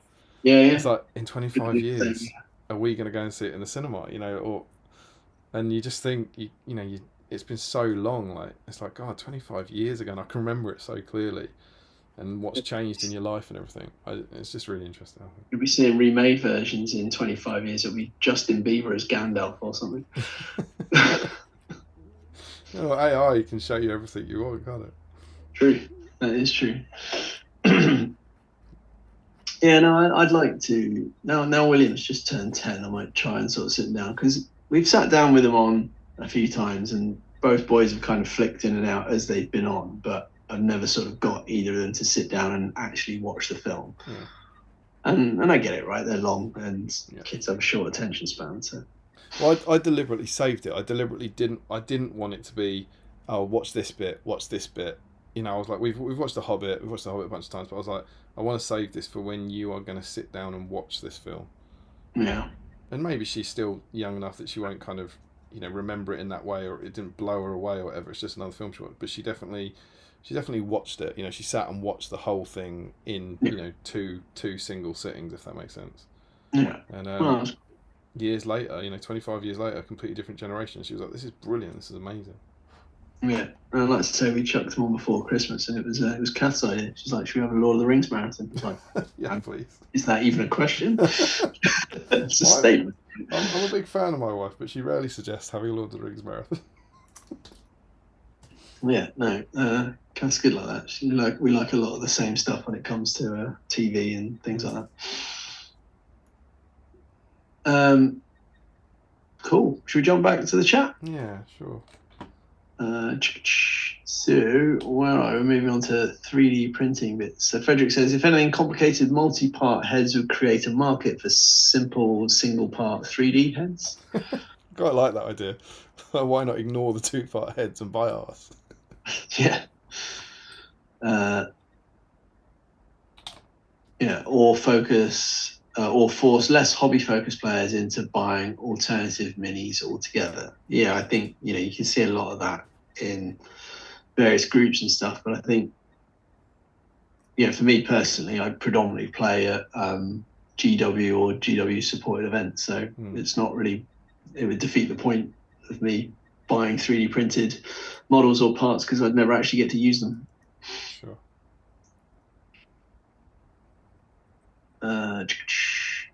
Where are we? Josh Crosby says, are the same nutters I tricked into thinking there were new Haradrim? Are they the same nutters I tricked into thinking there were new Haradrim? I don't know if You can convert some plastics that come in parts. It's hard to tell which nutters are which. I think. That is true. Frederick says, there's a lot at GW not going their way. Not going the way it should, staff wages, etc. But those issues aren't really part of that.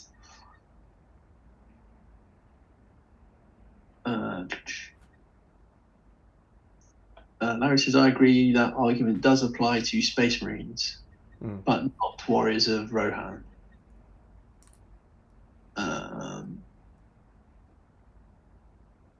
Andrew Clark says, a bit fiddly, but it's great not having mold lines. I think it's agreeing with your train of thought there. The new one, Larry says, the new ones look just as easy to convert as the old ones. Yeah, I mean, I think when you're doing those sort of, you know, either those monopose ones or ones that are in fixed poses, the conversion part's not really that different. They're definitely as easy to convert. It's just it takes you longer to assemble them, you know, to then convert them. Frederick says, in a mixture of upper and lower case, sellout shill Damien fanboy strikes again. Yeah, that's what I do. Oh, it's her left-hand legs. There's two of her left-hand legs. I'm not certain on the angle. Owen's asking, so what is the stream partly about? Because I don't do any Battlefield or Warhammer stuff. I had William exploding my eardrums. Hello? Ah. Facebook Messenger call for someone? Is that me or you? It wasn't me. Don't know where this one's going to go. Oh, someone butt dialed a group chat. Sorry, folks.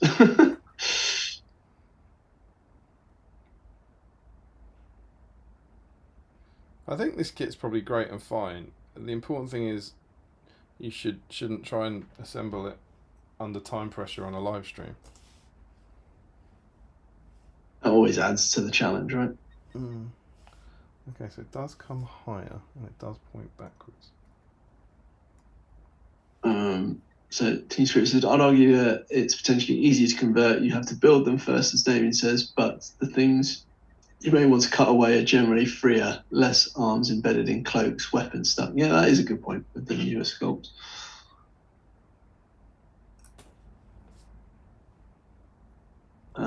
To armor, etc. Yeah, no, I agree. Larry says, not just mold lines, also all those weird, ambiguous bits where arms, hair, and quiver merge into a formless mass in places. Yeah. Yeah, I think some of the old sculpts were. I painted the bunch of the original elf plastics, and some of them, like the face, just kind of merges into the helmet. It's not really that well defined. It makes it tricky to paint. I think it goes there, and I might be at I'll screw it stage. Ski Studio says, well, minus points for Damien for attacking the only football team to have won it all. I think I've got a fellow Chelsea fan there.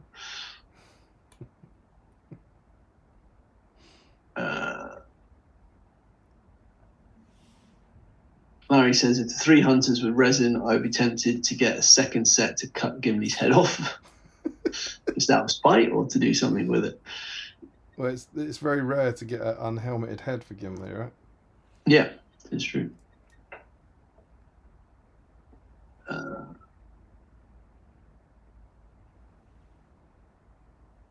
that's going in there. Right. I think it's more important to get the spider looking good with the legs than it being in the right place on the rocks. You agree? Yeah, I mean, worst case, you can always manipulate the rocks, right? You can put extra rocks on board. Obviously, ideally, you get both. But... Yeah. Team Spirit says, on the other hand, Man United Hairman gets the rare treat of tasting fame, then cutting his hair off, changing his look, and getting to go back to being a normie all over again, not plagued by fans. Like Michael Haskell. Sure if those are...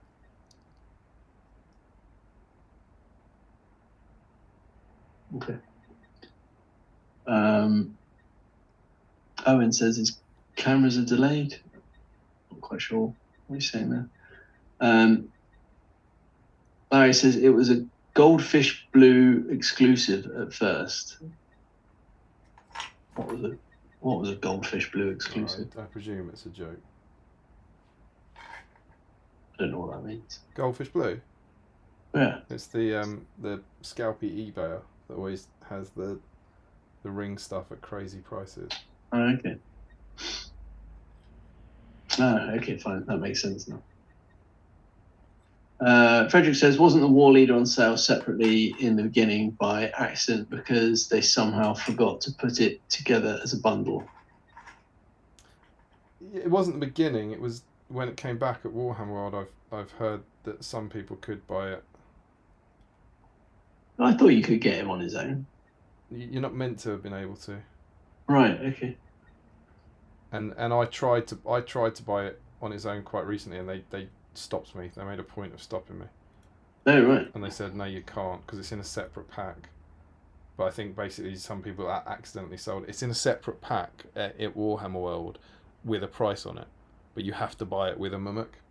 And people had clearly not been trained on it. Yeah. And so we're selling the mimic. This is nuts, mate. This is bloody frustrating, I think. I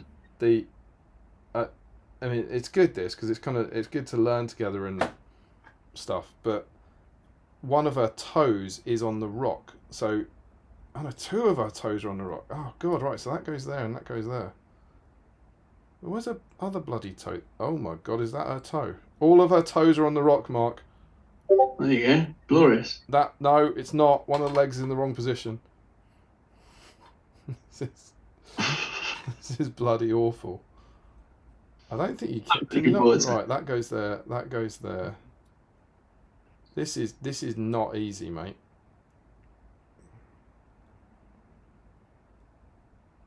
This is not a kit for children. Not for the faint-hearted. So each of our legs has got 2 toes, right? 2 claws. and Yeah. one of them is on the leg, and one of them is on the rock. So I see what you mean. So So there you can't not. You have to have it lined up, otherwise the toes are missing. yeah, so like there are incredibly specific places where the legs have to go. That's Which also abominable. then means you surely can't. You have to glue it on before you paint her, because there's no way you'd paint her and then risk manipulating her, is there? I mean, this is the sort of thing where I'm just like, do we really need it to be this good? You know, it's like, do you really, really need it to be that spot on?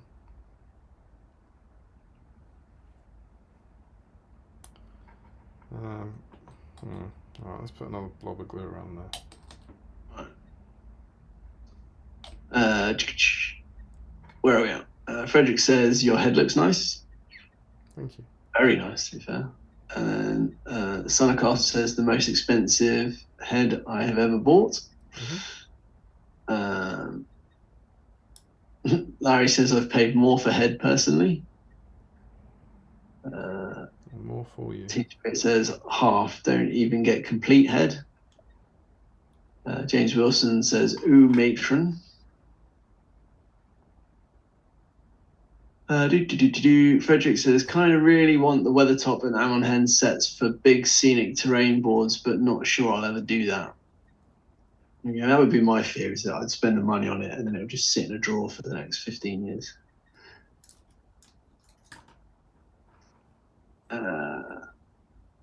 Teen Spirit says very frustrating, I imagine. Which? What? Sheetlop? I don't know. Or possibly half head. Chelsea? Steinercast says good point to him. Ski Studio says to Larry, someone has been to Amsterdam.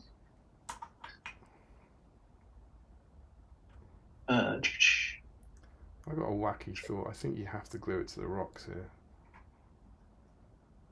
I think you have to glue it to the rocks, but maybe don't glue the rocks to the base, and then you paint the whole thing upside down. Sounds gross. A little bit. Do you know what I mean? Like I thought we'd have a spider who I would keep off the rocks, paint and then glue onto the rocks. Whereas I don't think you can do that, because there'll be no. I think you need to be glued to the rocks before you. Obviously, you won't see most of the underside, but I think if you glue her to the rocks. You could still paint them separately and just touch up the toes. Some people are into that. Yeah, I mean the ones on the I'm pretty happy with the with one side. I'm pretty happy with her right side. I feel like her right side goes together better than her left.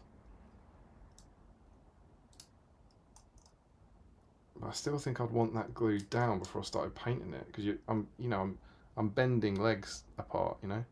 Yeah. Join our fun build party.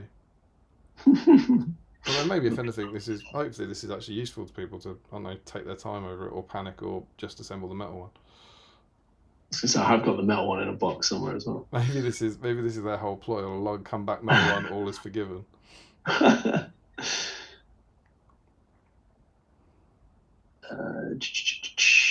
Where am I at? So Frederick says a screen accurate Ammon saw would look amazing. Have the Weathertop minis from a previous made to order and the Ammon Hen ones.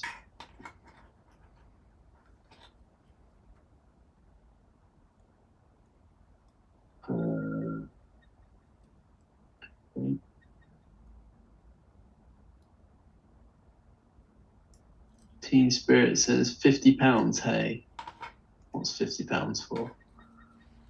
Still talking about head? Not sure then. I think head is £30. It's never £50, is it?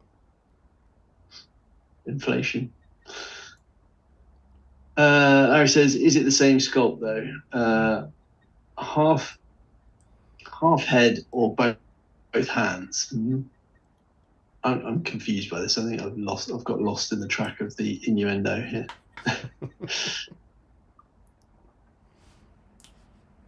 Larry says, or half the same sculpt at least. I don't know what I'm talking He about. says, I think there'll be more than 2 and 4 personally. I think that was when I was referring to 200 or 400, as I'm sure he well knows. Rich Kern says, I've got that half weather top, but got gifted it from a game manager. I think it would just be cheaper to buy the whole 4-year-old one and cut it in half. That's what they're talking about with the same sculpt, isn't it? They're talking about that one. They're saying, is it the same sculpt? Is it a different weather top sculpt? Ah, That's cool. what they're Right. talking about. Yes. I see now. Yeah, I get that. Michael Haskell says, just finished assembling Gollum. Easily my favourite Gollum now. Cool. He does look good. The advantage of him, I'll tell you what, that as much as he's 6 parts, and everyone, myself included, is going, oh, so many parts, what it means is his arms and his legs are off the rock, which you can't do with a single metal. You've got a rock, and then he's up above it, and you Yeah. can see underneath him and stuff. That's the benefit of the multi-pieces. Yeah, which I think that makes it look cool.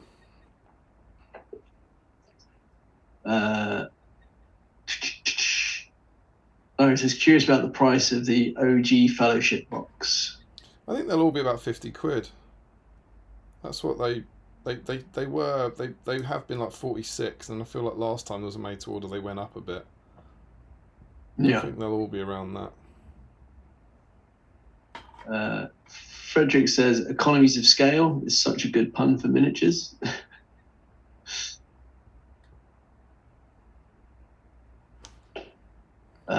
Larry is, at once upon a time, they were easy to get cheap on eBay. Yeah.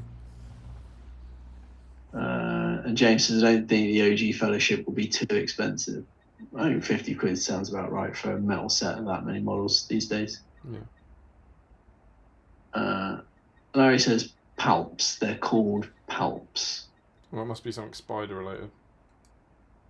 Is that the toes that come off, maybe? Maybe.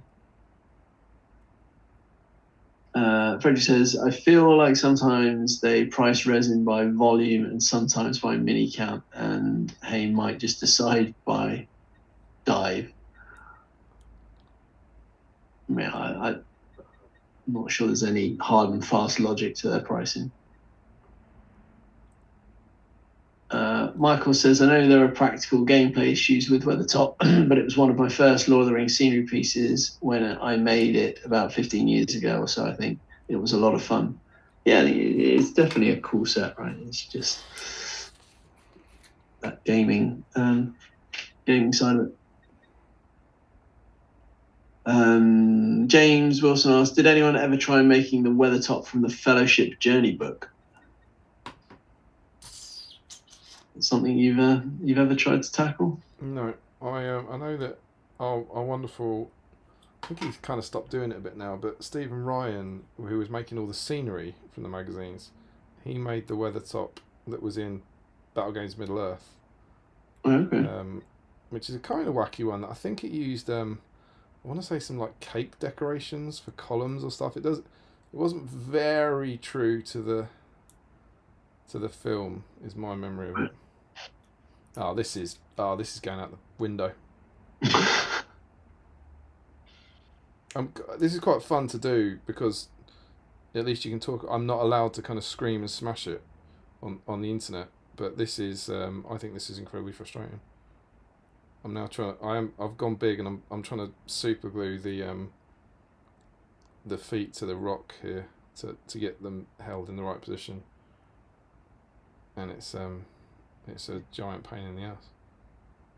So you have to, when you do the second side, then get the base out to make sure the rocks are flush, right? Yeah, for sure. I don't.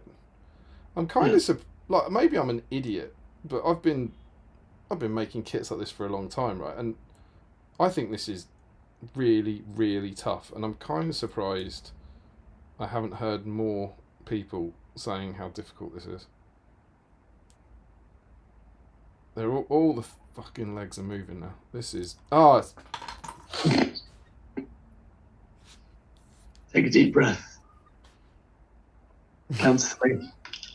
Have a little cry.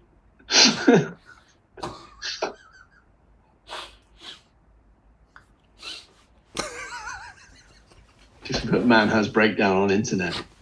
Come to our bill party, he said. It'll be fun, he said. Back to the chat. Rob Starr says, greetings from Germany. Hello, mate. Hope you're well. Richard says, I really wished they'd released that third Lurtz pose with his bow perpendicular. Yeah, that one is quite cool. Frederick says, put free head with every order on a mug.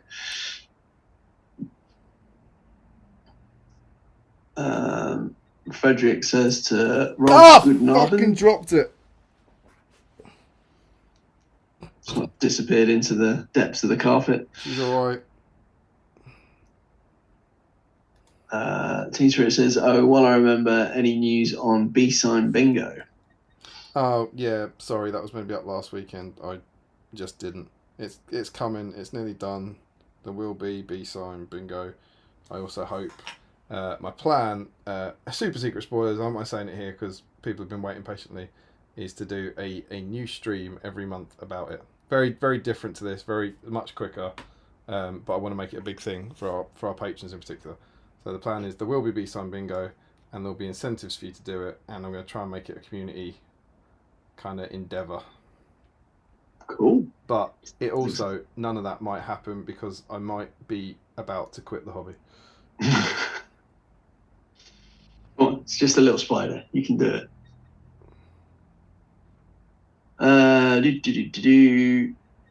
Larry says, my instructions are still in the box where they will remain. What, for Sheila? Have a great day, mate. James Wilson says, is Jamie having a problem getting his leg over? I've now got a spider with 5 legs and 1 rock, which is not what the instructions encourage you to build. I can't stress this enough. You should have taken a leaf out of Larry's book and just left the instructions in the box. Yeah. It was all going so well. No, I think that's quite good news. I think that's pretty good.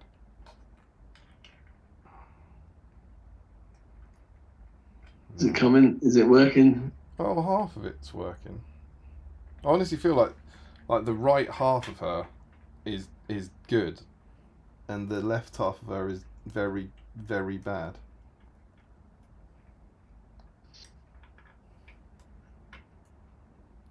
Well, I am looking forward to cracking it open soon. Where are we at then? Team Spirit, is Michael getting let out the basement next? Is he coming on? What, to build Shelob? We can all build Shelob. Just so we can all build your Shelob. That's normally what happens, right? Michael and I just get let out when you're struggling and need help. The bits of spider I now have assembled look kind of right. I'm just missing many bits that I'm meant to have at this point. Larry says he thinks the Pebble should get an entry. What's the Pebble? Yeah, that's what Charlotte came in holding. If she gets a black BSIME dice before I do, then I think I might have to quit.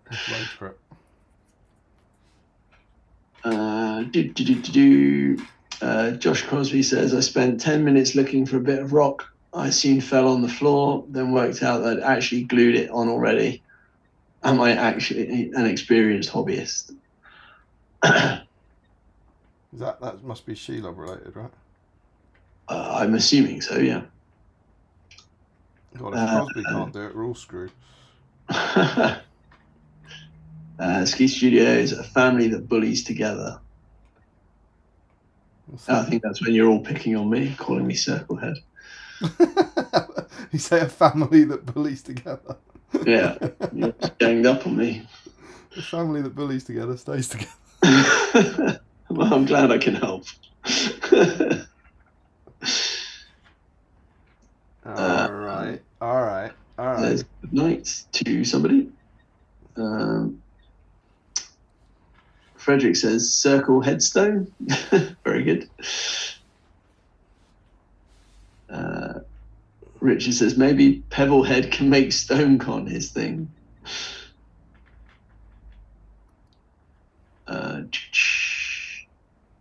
Michael says 3 hunters in metal for me, and I'm going to struggle not to get the Fellowship of the Ring set just in case, etc. Larry says I think they're overrated too. I think that's about 3 hunters. And he also says technically I'll start with the bow version as he doesn't pick up a shield until he fights Aragorn. On alerts.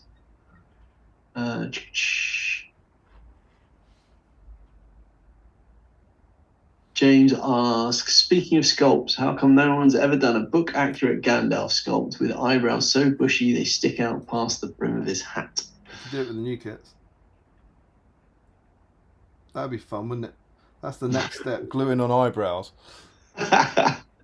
82 individual eyebrows. That made me laugh. I'm trying to ruin my Shelob model. This is nothing about this is enjoyable. Where are we at? Larry says, but Aragorn works if you use him as Strider like us. Yes. And Owen says, I'll be back soon because I'm going to film a video. Oh, is Owen still on? Oh, I'm sorry. Shelob's been making me say bad words. I mean, I wouldn't worry too much about it. I don't think you've said anything too horrific. I ticked the box that said it's not made for kids. Well, quite. Frederick says, yes, Leggy is hooded there in Rohan, but no bow. And Videos is in. Hello, Harry. Hope you're well. He won't like this. He's on the me camp. He's on the less bloody pieces camp.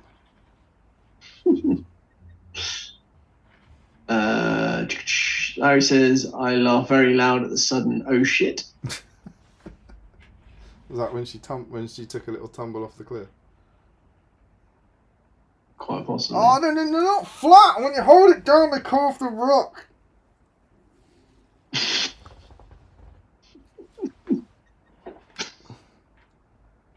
They're in the right... Ah, mother... Hubbard. Right. Getting pissed off here. It's time for some activator. We're at Angry Damien Spray's model, so it will never move again territory. Too late. Committed. Glue. Is that not moving? Is what? I said, that's that not moving, Dylan. Glue, you bastard. Ski Studios, Aragorn with Bard is an underrated joke. Yeah. Thank you for that. I'm glad someone appreciated that.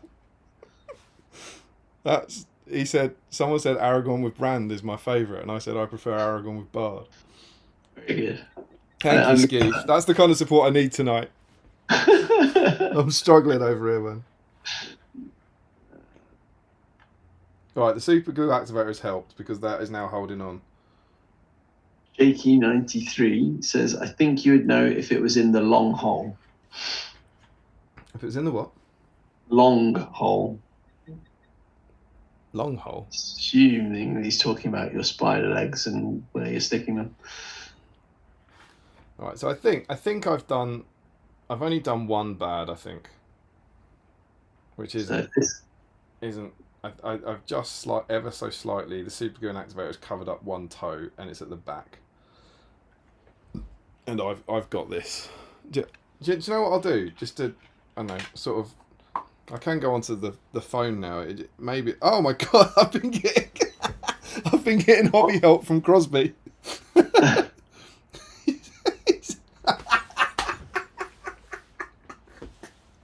you know what his first message says? What's that? Don't super glue Shelob's feet.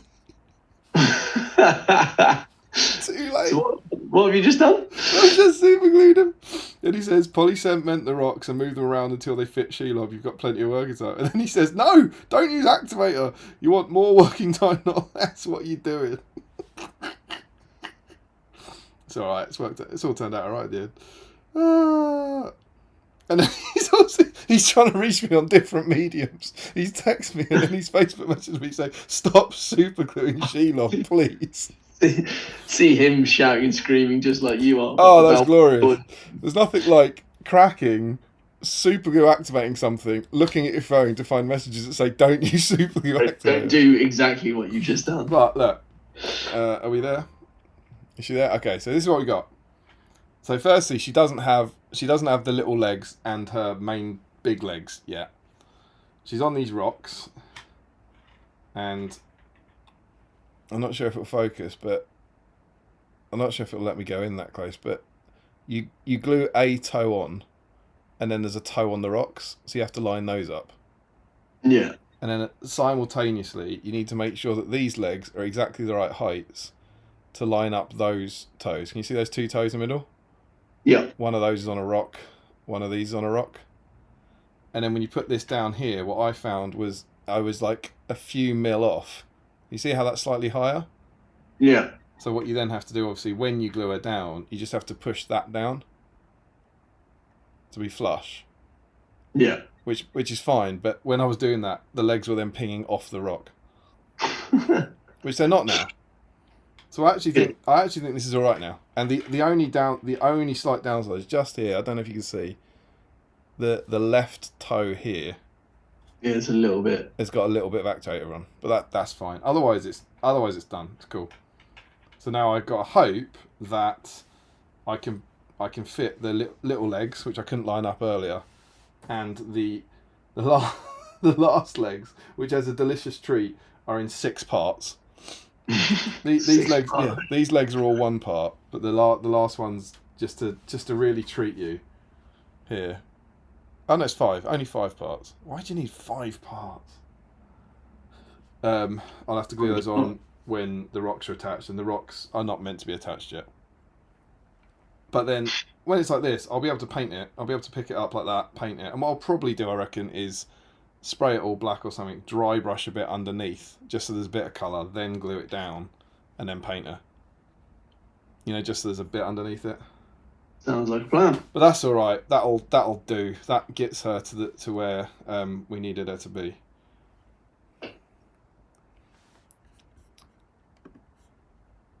Cool. Strong progress. Yeah, and the good news is I didn't panic. You kept your calm and cool throughout the whole thing. Never once got flustered. Mark, you've done so well. Why don't you try and assemble 12 pieces into rocks, and I'll take over. Right, we are at. Where are we at?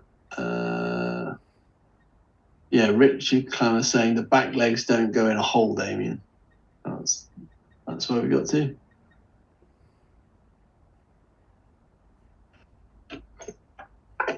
All right, let's unbox the old Shelob then. Enjoy that, mate. It's really easy. Should have it together in 10 minutes, right? Maybe I'll just do Gollum. Save Shelob for another day.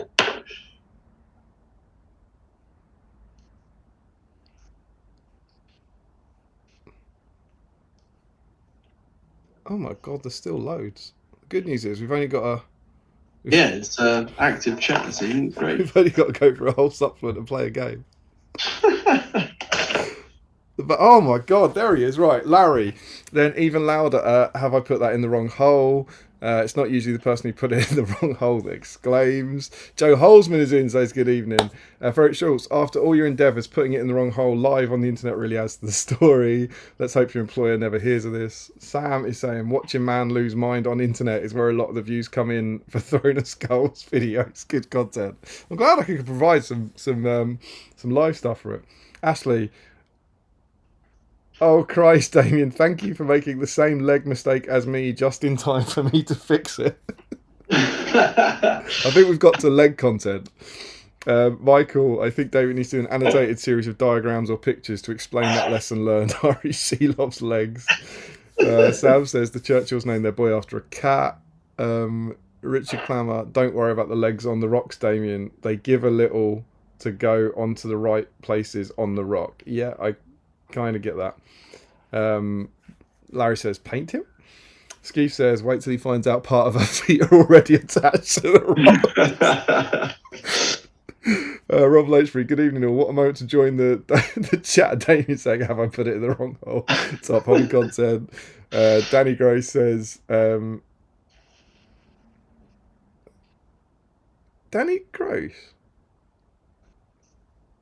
Is that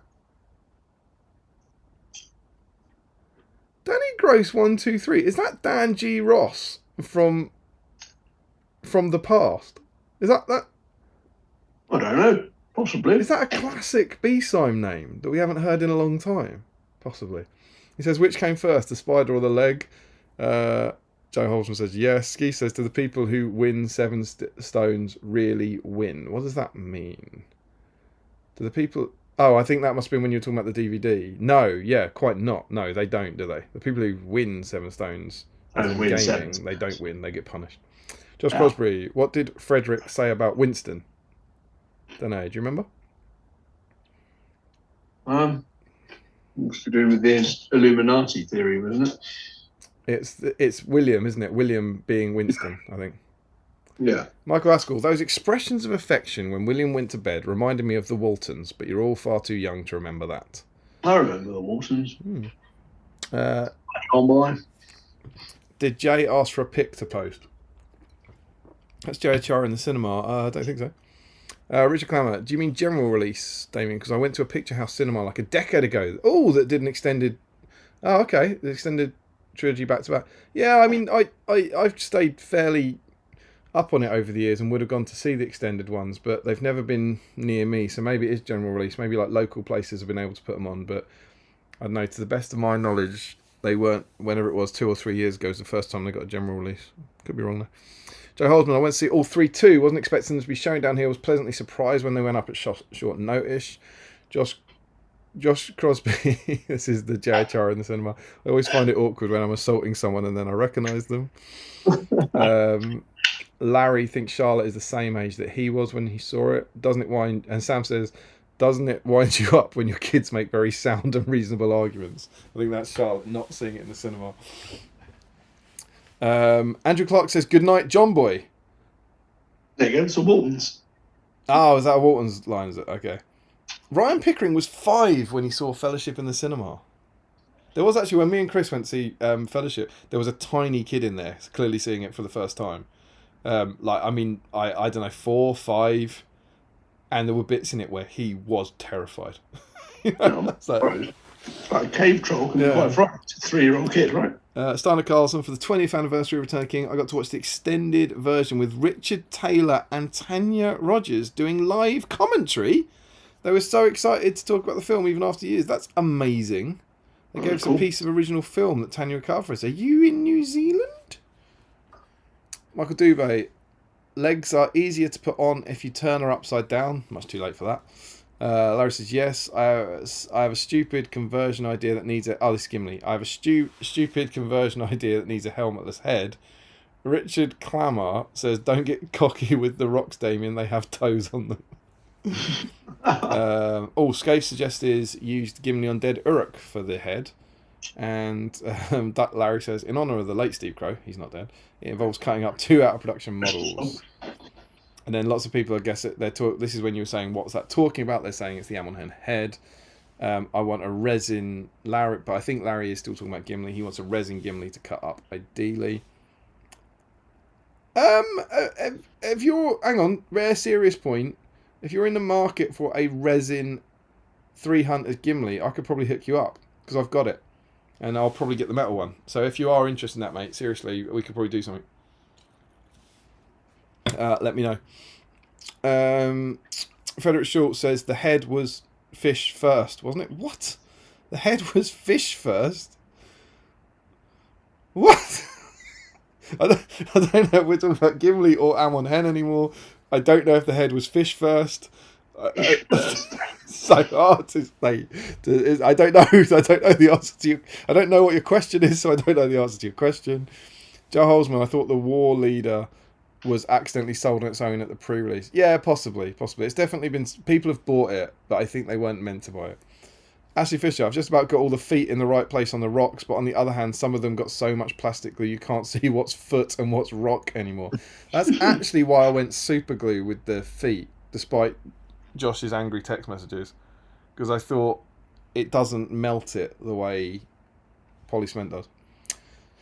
Frederick, didn't they sell the War Leader as Warhammer World event exclusive early and mess it up there? Yeah, I think so. Joe Holzman, don't think spiders have toes. It's what Larry was talking about before. He had Yeah. a weird name for them. Richard Clammer, now he found out about the toes, I warned you. Larry says, right. And you're getting to read the commentary on your breakdown. It's nice. It's because I feel like it's had a relatively happy ending, so it's all right to go back there. It can't be. Yeah.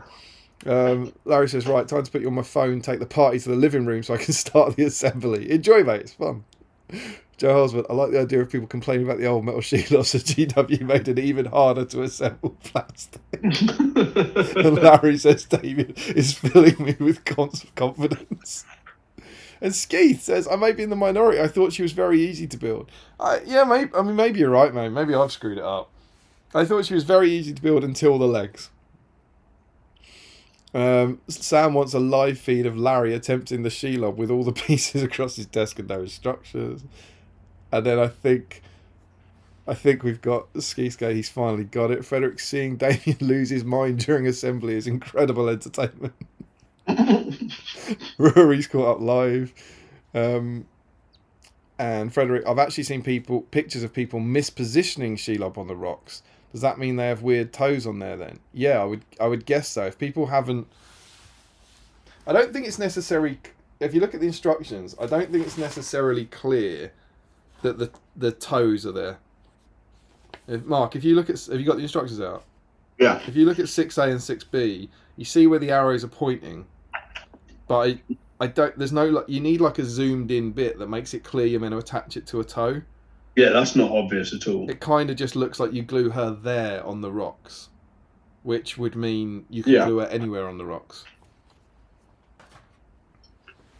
Yeah, no, I agree. I mean, I think the only way you'd know is if you look at the legs, you can see there isn't a toe on the leg, but you can't see them on the rock very clearly. But I also don't think I would have been expecting those legs to have two toes. No, quite. I thought they would have just been single claws, to be honest, so I would have just glued away. I do enjoy it. I might have to watch about it. I enjoyed the bit where I was like, oh, there's a toe on that rock, and oh, there's another toe, and oh god, there's 6 toes.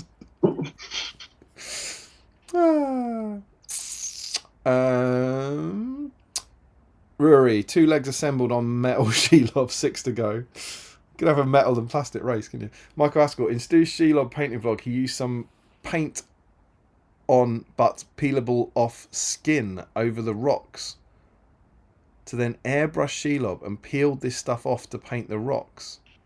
What? Wasn't aware such a thing existed. Paint on but peelable off skin. Oh, I'll have to go and look at that. Sounds like something you can maybe attach her that then comes off or something. I don't know. Right. Frederick, could you imagine the quality of stream we would get if Damien accidentally dropped a Shelob bit in his bin? Skeef says it's called Liquid Mask, this stuff. The OG Fellowship was £50 last time they were on Made to Order. Oh, I don't think I knew the OG Fellowship had been on Made to Order. No, I think it has. No, they had. I don't know. I'm sure they have. Josh Crosby, I just glued the rocks on with poly cement and slid them around until all the legs fit with a dry fit. Now I can paint Shelob separately and drop her on top when done with a decent fit. I just... My issue is making sure that the leg joining the body was at the right angle. I think that was my fear. Anyway. I'm alright, I've come through it. Frederick Schultz, when I eventually get the kit, I'll definitely assemble Gollum without the rock. That's the reason the Riddles one has been my favourite one so far. Way less right. Yes. Larry says the little arms by the head. Those are the, whatever he called. Do you call them mandibles? Can't remember what he called them. That's what he's saying. The little arms by the head are called them. Double, I don't want to be smug, but I got shells on her rock pretty easily. I'm happy for you, mate. I'm not angry. Joe Holzman, Gollum's feet are also on the rock. Yes. Simon Glazebrook, why did they not just make a low piece that joined the rock sections together in the correct place? Yeah, that would be good. That's a really good idea. A piece that joins the 2 rock positions together would be very good. And Joe Holzman says, so, putting it in the wrong hole is a giant pain in the ass. Right. Frederick says, hobby breakdown live on stream. Ski says, Not to kick a man while down, but it only took an hour to build and do mould lines. Harry says, I'm glad I dipped in for this. Was going to build Shelob when my eyes started struggling to paint detail on my Harad minis. I'm not going to anymore. Frederick says, yes, he dropped it. Now hoping for a bin. Content. Sam wants me to send Shelob to Chris Murfitt to get him to build it. Ashley Fisher says, I share your pain. I found it very hard, but suddenly got it just right. Sean Byrne says, if you let the back legs set, then put the next two legs on that side, slide in at the same time and hold it up to the rock until it sets. Great advice. Now. Ricky says, am I the only one who really dislikes the new Gollum? Personally feel it looks nothing like him and more like a AOS flesh eater quartz ghoul. Have you got the model or are you going off the paint job? Because I think the model looks much more like him than the paint job makes it. There's no point holding this up because it won't show. But the sculpt looks really, really good, I think. Joe Holzman, I very much like the sound of regular hobby bingo streams. All I want from the made to order is the 3 hunters. I already have the original Fellowship set. Do I need another? No. Am I tempted to get another? Yes. Larry says, figured the 2 rocks out. I do believe the worst is behind me. Shelob opens giant eye. Fade to black. Oh, that's good. Good reference. I liked that. Frederick says he's really going crazy, isn't he? I feel like this is the payback for getting heating in the shed. Frederick says if this was in the Patreon chat, Larry's spreadsheet would explode. That's for any non-patrons. That's we don't really do swearing in the Patreon chat, and Larry keeps a spreadsheet of anyone who swears. Michael Haskell, James, you jest about eyebrows, but mine have gone bonkers these last few years, and can get really and surprisingly long if left unattended for too long. Frederick, Frederick, I too appreciated the Brand Bard joke. Was about to make the same joke. Very smart. I think Peace, you could say. He is going crazy, turning full Joker. Josh Crosby says, Damien, read your messages urgently. Skeef says, waiting on Josh to knock on Damien's door now. Rory said, very brave of you to assemble and convert Shelob simultaneously. Josh Crosby says, that was one of the hardest watches ever. Please tell me you're using poly cement for plastic gets generated. Yeah, of course. I'm using poly cement for everything else on it. And I started with the rocks, but I just use super glue for the toes on the rocks. Rory says, Mark needs Steve's fly through the chat special rule. And yeah, Danny Gross, a reckless use of his name, says the G. Ross turn of the king. The G. Ross turn of the king. This is Dan G. Ross. Yeah, awesome. I'm pretty sure we haven't had you in for years. Is that right, Dan? It's great to hear from you. I don't remember seeing your name in the stream in ages, but welcome back. And if you've been here every week for the last few months, I'm sorry. Larry says, right, body done, time for the legs. Dan G. Ross says, I finally got around to painting up the metal made to order orcs, been sitting in the box from 5 years ago. Joe Kelly, a Waltons reference in a BSIME stream. The Waltons were a big show here in the States in the 70s, if I remember correctly. Every show ended with them all saying goodnight to each other. Mm-hmm. Steiner Carlson is in New Zealand, and Joe Kelly says, good night, John Boy. Frederick says, on the Waltons bit, when we were naming William, we were sort of conscious to... when you pick the middle names and stuff, you want to make sure there's no weird combinations that can come up with. So his name is William Robert, which the bit that we completely missed is that can be shortened to Billy Bob. Billy Bob. So the whole Waltons thing is like, good night, Billy Bob. Billy Bob. You're gonna have a good time. You're gonna have such good sleeps. Frederick says, Amon Head was Goldfish Blue first, was what I meant. Oh, did Goldfish Blue, I think, have the head before it was on general release and was charging through the nose for it. I see. Joe Holzman, he had the head and some stuff packaged in new boxes before they were released. Larry, still not using the instructions, but he's cracking, but gone to get the box so I can see how the palps look in the picture. Joe Holzman, did you not spot the toes while building the rocks? No, not at all. I spotted the toes on the first join. Frederick Schultz, the movie clearly shows her feet as having 2 toes. Why would you expect anything else, especially with a newer skull? I just don't remember. Couldn't tell you how many toes the Balrog has either, you know. Joe Holden says, masking fluid. Larry says, I noticed the toes before Damien while figuring out how the rocks went together. Joe Holzman, it's like masking tape, but is a fluid. Oh, this is the stuff from Stu.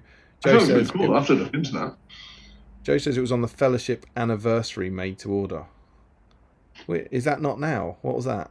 What Fellowship anniversary made to order? Was it a 20-year one? Did they do a 20-year one? I must have done a 20-year one. Is that what we're talking about? Was it 5 years ago? Maybe? Don't know.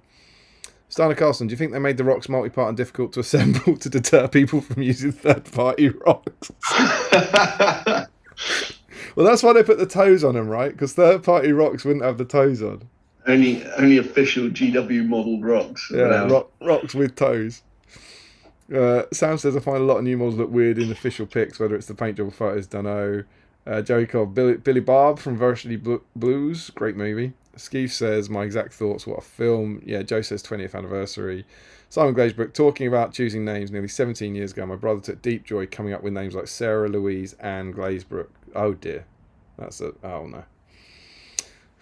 My brother took deep joy coming up with names like Sarah, Louise, and got it. Glazebrook for our firstborn. Call on to that one pretty quickly. You know St Mary's, where Seven Stones is? Yes. They were. Which way around was it? They were a university college for years, and so it was St Mary's University College was the website. So it was SMUC. So SMUC was always the acronym. You know, the little nickname. Like you go to SMUC, they would. You know, that was what it was called, and they got degree awarding powers in around 2010 or something. And they were then branding themselves as St Mary's University, Twickenham. Nice. London's Catholic University.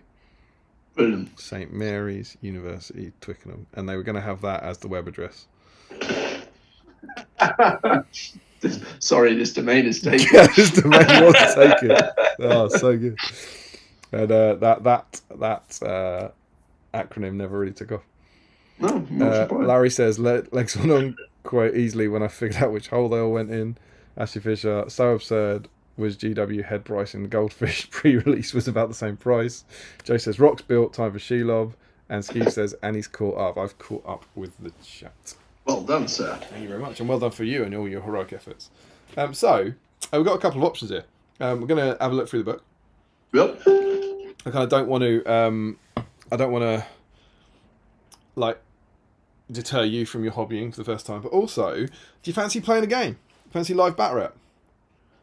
Sure. We kind of chatted about it off air, and that's why I kind of had to assemble Shelob, because we thought we'd give one of the new scenarios a go. Should we do that? Yeah, sure. Do we do that before we go through the book? What would you rather? Because I can go through the book while you're hobbying if you want, and then we can do bat rep.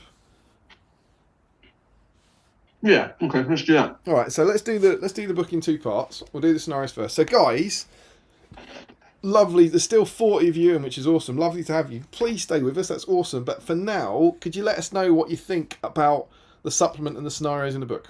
So stop all the other chatter now, so that the less chatter you get of that, the more decent content we'll be able to do tonight. We'll be able to go through the book. We'll be able to have a little bat rep. We'll be able to go through the Facebook page. So try and keep the hilarious chatter onto what you think of the supplement now. But we'll have a dig through this. So firstly, smell test. It's really good. These ones smell good. The hardbacks, the new hardbacks don't smell like GW books, and I was disappointed. But the softback ones, roll the room and do this. Really, really good. What is it that makes them smell like that? I don't know. I think it might be crack cocaine. I think it is. There's something. It's remarkable that they smell the same as they did 30 years ago. Yeah, I mean, I remember that smell hitting me when I smell. first. Was it 4th edition Warhammer Fantasy box? The elves and the goblins. And it isn't as simple as print, because, for example, we get SBG done at a professional printers. It doesn't smell the same. It's some combination of the print and the paper, possibly, and This is, I think starter boxes have the plastic smell in them, which who knows, but it's incredible the same. But the new one, these ones, Smells just core memory triggering. these don't have it, which I find really interesting. So yeah, so the Treachery Gollum new supplement, obviously announced a while back. Let's do kind of overall thoughts at the end. We have 9 narrative scenarios. I'm not going to kind of read through all of them. Certainly not going to read the fluff, but yeah, we get 9 scenarios, and they all feature Shelob or Gollum. We have 4 new ones and 5 old ones. So we have the Path of Kirifungo, and 2 of them, I think, are the real, I don't know what you might call it, like MVP of the scenario, because they're the Shelob's layer ones. Yeah. So there's 2 scenarios. I'll jump ahead to the hobby section. There's 2 scenarios that take place over this board, which is 9 1-foot by 1-foot tiles, which you can. There's a guide for making modular tiles, and then there's 2 scenarios to play over them. So these are brand new. We've never had these before in any supplement. And the first one is a warband of Mordor orcs that have to get through and escape Shelob. And I love that in this, the Mordor orcs are the good force. Yeah, so they have to kind of, it's a bit like Recon, they have to escape off. And what's super cool about this is genuinely new, original design. You cover up the board. So the good player looks away, there's only 1 tile revealed. The evil player will deploy Shelob somewhere, but the good player won't know where Shelob is on the board.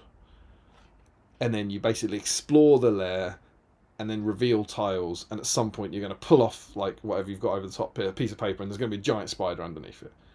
I think that's mega. I think it's cool. And it's really, really cool. Very clever game design, and something a bit different if you can make the board. If you can't make the board, you can use paper. Obviously, you could just draw it, can you? But you Make will it need. harder to hide Shelob. Yep. Would make it harder to hide Shelob. That's an incredibly, or something, right? incredibly compelling point you've made there, Mark. You put the paper over the paper, and there's a slight bump. Nothing under here, honest. Yeah. No, that's a very good point. There's You also could use like a token for Shelob, right? And then until she's revealed, then put them on. I suppose, yeah, absolutely. There's also a designer's note that does a why not. It has a kind of why not do it with any warband of any army that tries to get through the lair. I think that's really cool. I'd love to play it. I'm not going to build this. I'd like someone to build it. We put the Facebook page up for 7 Stones this year. This week. We have our gaming day on the Saturday. Hopefully, loads of BSIMers will be there. This man will be there. Why not build this and bring it? You're asking me to build this and bring it. I'm asking the 40 people watching. Okay, fine, good. Thanks. You can build it if you want, mate. No. It's not that I don't want to build it. I wouldn't want to transport it to Twickenham. So that's a bit of a what-if scenario that could have happened at any time throughout our history. And then we move on to the Journey of the Ringbearer. So we have the Taming of Smeagol, which is the scenario that, I don't know if it first appeared, but was certainly in Quest of the Ringbearer, which is Frodo and Sam against Smeagol on a 2-foot by 2-foot board. And it's basically they're asleep and they're prone. I think one of the very first videos on this channel is a rudimentary battle report between me and Tom Macklin about this one, and they're basically asleep. Gollum has to sneak up and try and kill them both. There's a little rule to allow him to sneak up on them, and then he either gets subdued. If he loses a fight to Frodo, he gets subdued. And it's basically just a fight between those two. The Gollum against the other two. Can he win? It's the quickest game you'll ever play in your life. That was my backup. I thought if I can't get Shelob built, we'll play this one. We could probably. Do you know what? We could probably play this as well because it is so absolutely crazy quick. So maybe we can squeeze that in. It's cool. You don't invite your mates over to play this for the evening. Then we have the Dead Masters, which is, and I'm saying they're the same as Quest of the Ringbearer. There's slight changes to all of them about the new edition and stuff. So this one was in Quest of the Ringbearer. It is the same, but for example, the Ringwraith now says 1 attack, 0 might, 7 will, 0 fate, because you have to specify how many attacks Ringwraiths have in the new edition, for example. So they're not copy and pasted. I haven't checked the fluff. I will check the fluff. Because based on the new edition, I would like to think, I think the fluff might be different, which I have a lot of respect for them for. Because the fluff, if you remember this, when me and Dale went through the army books, the fluff for all the heroes is different. So every entry, like Guritz's profile, has different fluff. Fluff. Which is kind of cool, I think. Let's find out.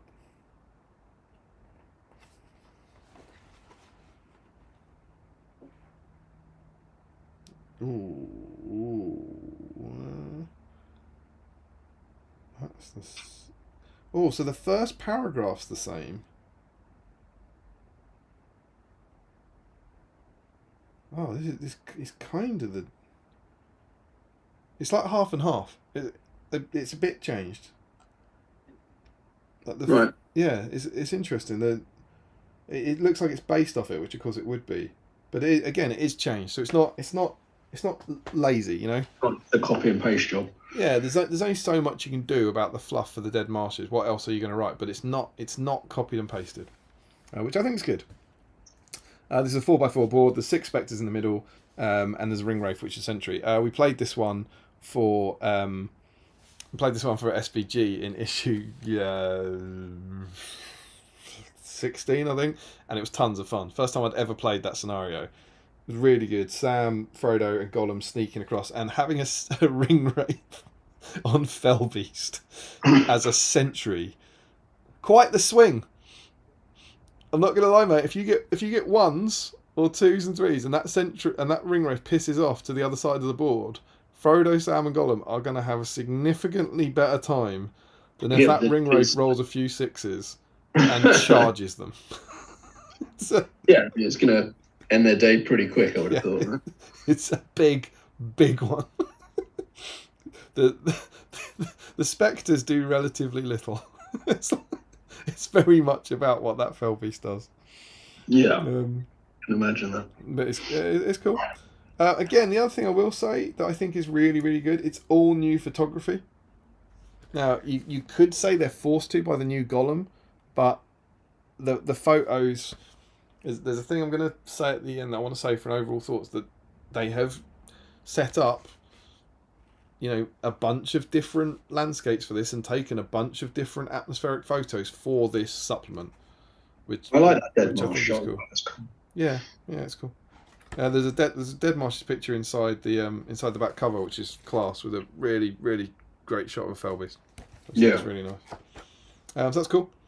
We're then into Osgiliath. This is another one from Escape from the Ringbearer. This is a 4 foot by 2 foot board, where Frodo, Sam, and Smeagol have to try and escape while the Warriors of Minas Tirith and the Mordor Orcs fight for control of the buildings. Mark, have you ever played this one? I think we have, haven't we? Yeah, good answer. you did play it, sir. Did. You played it in the battle report of issue 16 of SBG. Yeah. We scaled it up hugely, but yeah, we played this game. This is we were somewhat larger game than this, but it was fantastic. It was the goat pen one. Yeah, Battle of the Goat Pen. So we did it on a 4x4 board that Rick built. So yeah, the battle report in issue 16 is this scenario, but just scaled up basically. So we made the board twice as big, and we had twice as many buildings, and 100 times as many models or whatever it was. The only bit that wasn't so fun with it was losing 14 straight roll-offs to Tom Harrison. Is that the stat? 14 roll-offs. 14. Lily was sat there keeping track of him and just like looking horrified as I slumped lower and lower in my chair. You're so good at SVG.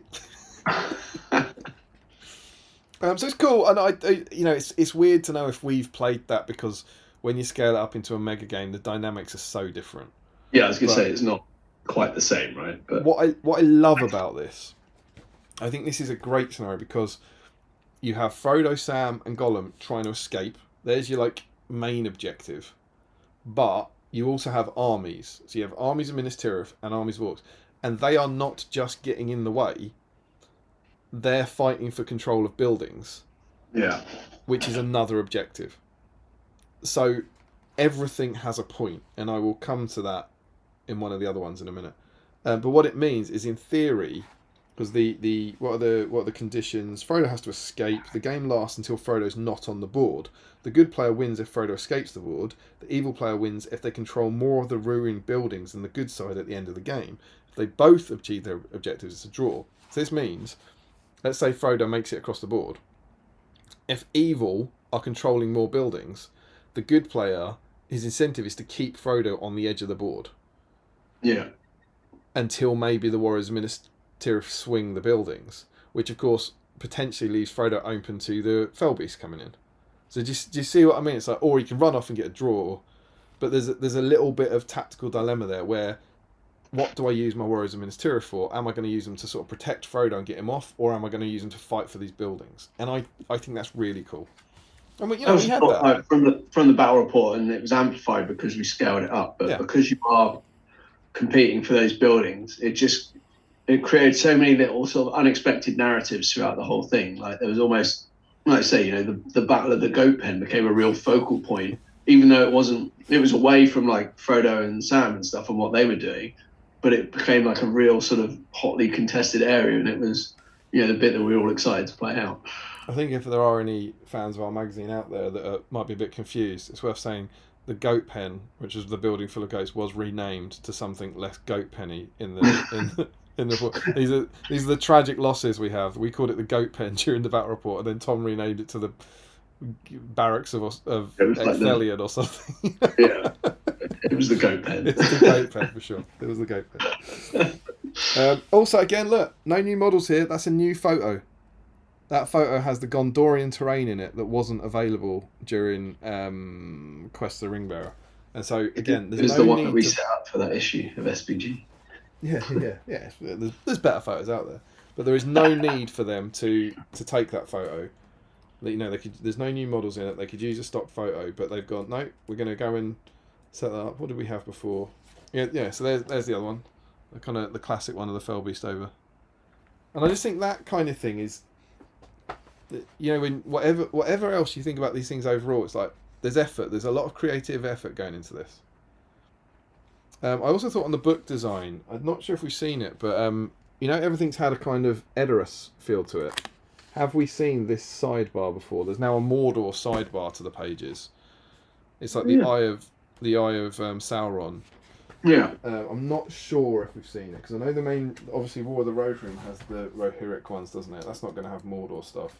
And I feel like the main rule books have that as well. Certainly Armies of the Lord of the Rings, even in the evil section, has the Rohan stuff. So it's possible, I will check, because if it's not, someone will call me up on it. It's possible that it's in Armies of Middle-earth. Oh no, that's interesting. There's a different one. So Armies of Middle-earth has got one. It's got like an elvish one for the good forces, and then a kind of evil one but it's a different evil one. So I think that's like a new piece of graphic design for the Edge as well. Yeah, cool. We then get Escape Through the Sewers, which is a new scenario. So this is really interesting because this is not the sewer scenario from Battle Games of Middle-earth that me and Steve played, which is very much like the Shelob's Lair one, where you make the tiles. This is a flat board. This is a sewer in the shape of an S, effectively, and they have to move through it. So there's no modularity to the board. Although what's really interesting is the guide is for the tiles. The guide is for making the tiles effectively from Battle Games of Middle-earth. Now, obviously, you can assemble those tiles into this shape, but I wonder what... This is a brand new scenario, Escape Through the Sewers, so I kind of wonder what the thought process was there. Yeah. It's an interesting scenario, isn't it? Yeah, it looks really cool. Yeah. But yeah, I'm not sure. I wonder if maybe they came up with the Shelob tiles one and they were like, we can't have more tile scenarios, possibly. Possibly, but I mean, it kind of plays very similar to the tiles one, right? Yeah, there's no kind of exploring. No. I think this looks awesome. Again, it'd be fun to play, but I think to get the most fun out of it, you'd want the proper scenery, Yeah, I mean, I think there's kind of two schools of thought, and we'll probably touch on it more when we get to the hobby part. But like to play all these out, it's a big commitment to the hobby, right? To get these boards out and be able to play these scenarios. It's not oh cool, I've got these, let's go play them next weekend. yeah.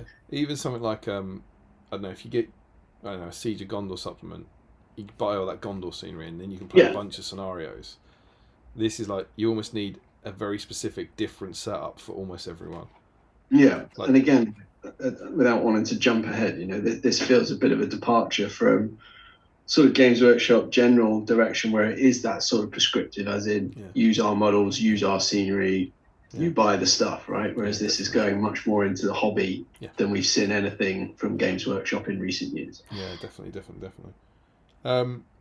Even the Dead Marshes, I remember when we, of all the things to struggle with for SBG, when we were doing that one Dead Marshes battle report, we were like, we haven't got we want to do really nice photos. We haven't got a Dead Marshes board. Like, who's got a Dead Marshes board? And Michael lent us some kind of flat 2D marshes for like the wide game shot. And then we ended up, because we only had 2 pictures, I was really proud of them. We ended up taking like the Watcher board that I made, and then we put loads of kind of flock and lichen on it. Yeah, I remember and like dressed that to look like it, and it's fine when you take it from that angle, but you change the angle, it looks bloody awful. Yeah.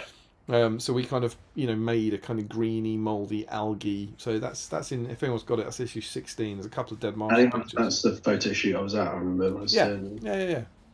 I was really proud of that, but you couldn't play over that board. No. And so there's a 4x4 board of marshes. You need a 2x4 board of Osgiliath terrain. You need the Shelob's lair. You need the sewers. If you want to do everything kind of properly. And I'm not sure how many kits it would take to build out that sort of sewer map either. Yeah. I mean, as we'll see in the hobby guide, I think it looks bloody awesome, but it's potentially quite expensive. The next one is Smeagol's Treachery, which is the card game, which is the same as it was in Quest of the Ringbearer. I mean, I haven't compared the rules, but it seems the same. Have you ever tried that? No, I've not tried any of the card game ones, to be honest. I did the Grishnak one with Tom for issue 15, the one where the Merry and Pippin have to get to Treebeard and wake him up. It was good fun. I think this could be a good. I read the rules. It looks interesting. There's a little bit of concealment, a bit of tactics about not knowing which card is where. I would like to try it. I thought about it tonight, but I don't think we can do it. Where you have to be able to see the cards and I don't. If that makes sense. I think it would be. Yeah, that's going to be a challenge. I do think this could be a fun one to play. A lot of these feel like if you could just have a bit of the scenery, you could get together with your mates and play a lot of these in an evening. Yeah, and you could definitely smash through a few, right? Yeah. Then we're on to Shelob's Lair, which is the tiles again, but this time it's Frodo and Smeagol. I did read this, and I'm not saying it's hard to understand, but there's a lot of special rules for this one, in terms of, I just remember it was almost like I'm sure I've misread it, but it's like no one can charge anyone, but everyone can charge everyone. There was all this kind of Frodo may not charge Smeagol in this scenario. Shelob treats Smeagol as an enemy model. If she can charge an enemy model, she must do so. I think you could almost play this as a solo, the way Shelob's rules work. Possibly, yeah. It's very prescribed, right? Like, I mean, okay, you've got to start with it's hidden, I suppose. That makes it tricky, but... Sure, yeah. I mean, I like it. I'd love to try this if we got the scenery. I really would. But then there's some other things. Is this the one where she can teleport through the web markers? Yes, I believe so. Where's that? Yeah, so from that point onwards, she can activate as normal. So if a model's within 1 inch of a web marker, she becomes aware of them. She activates as normal. If she moves into base contact, she's removed.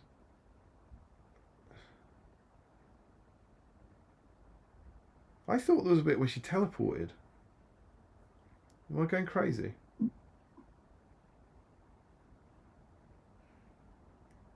Maybe I misread something. Or maybe I just can't find it out. I thought in one of those Shelob's Lair ones she could almost jump between web markers or something like that. Some of the rules are referred to in the first, aren't they? Yeah. But I love that they're new. I love that they're new and cool and creative. And it's wicked. We then have the Bravery of Master Samwise, which is another great photo with the Tower of Cirith Ungol in the background. I think that's just a really class picture. The tower in the background, I think it's really, really nice. That teleport bit, is Secret Tunnel, but that's only in the part of Cirith Ungol. So I'm looking at the wrong scenario. Yeah, that'll be it.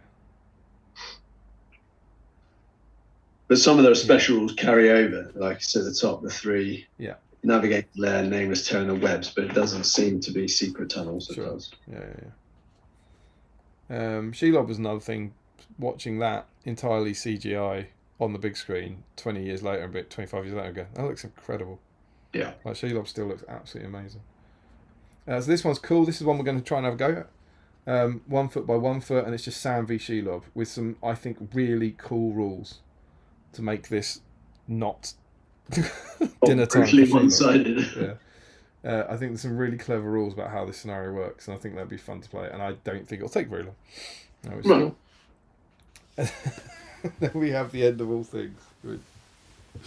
I've said it before, I've ranted about it before, but winds me up no end.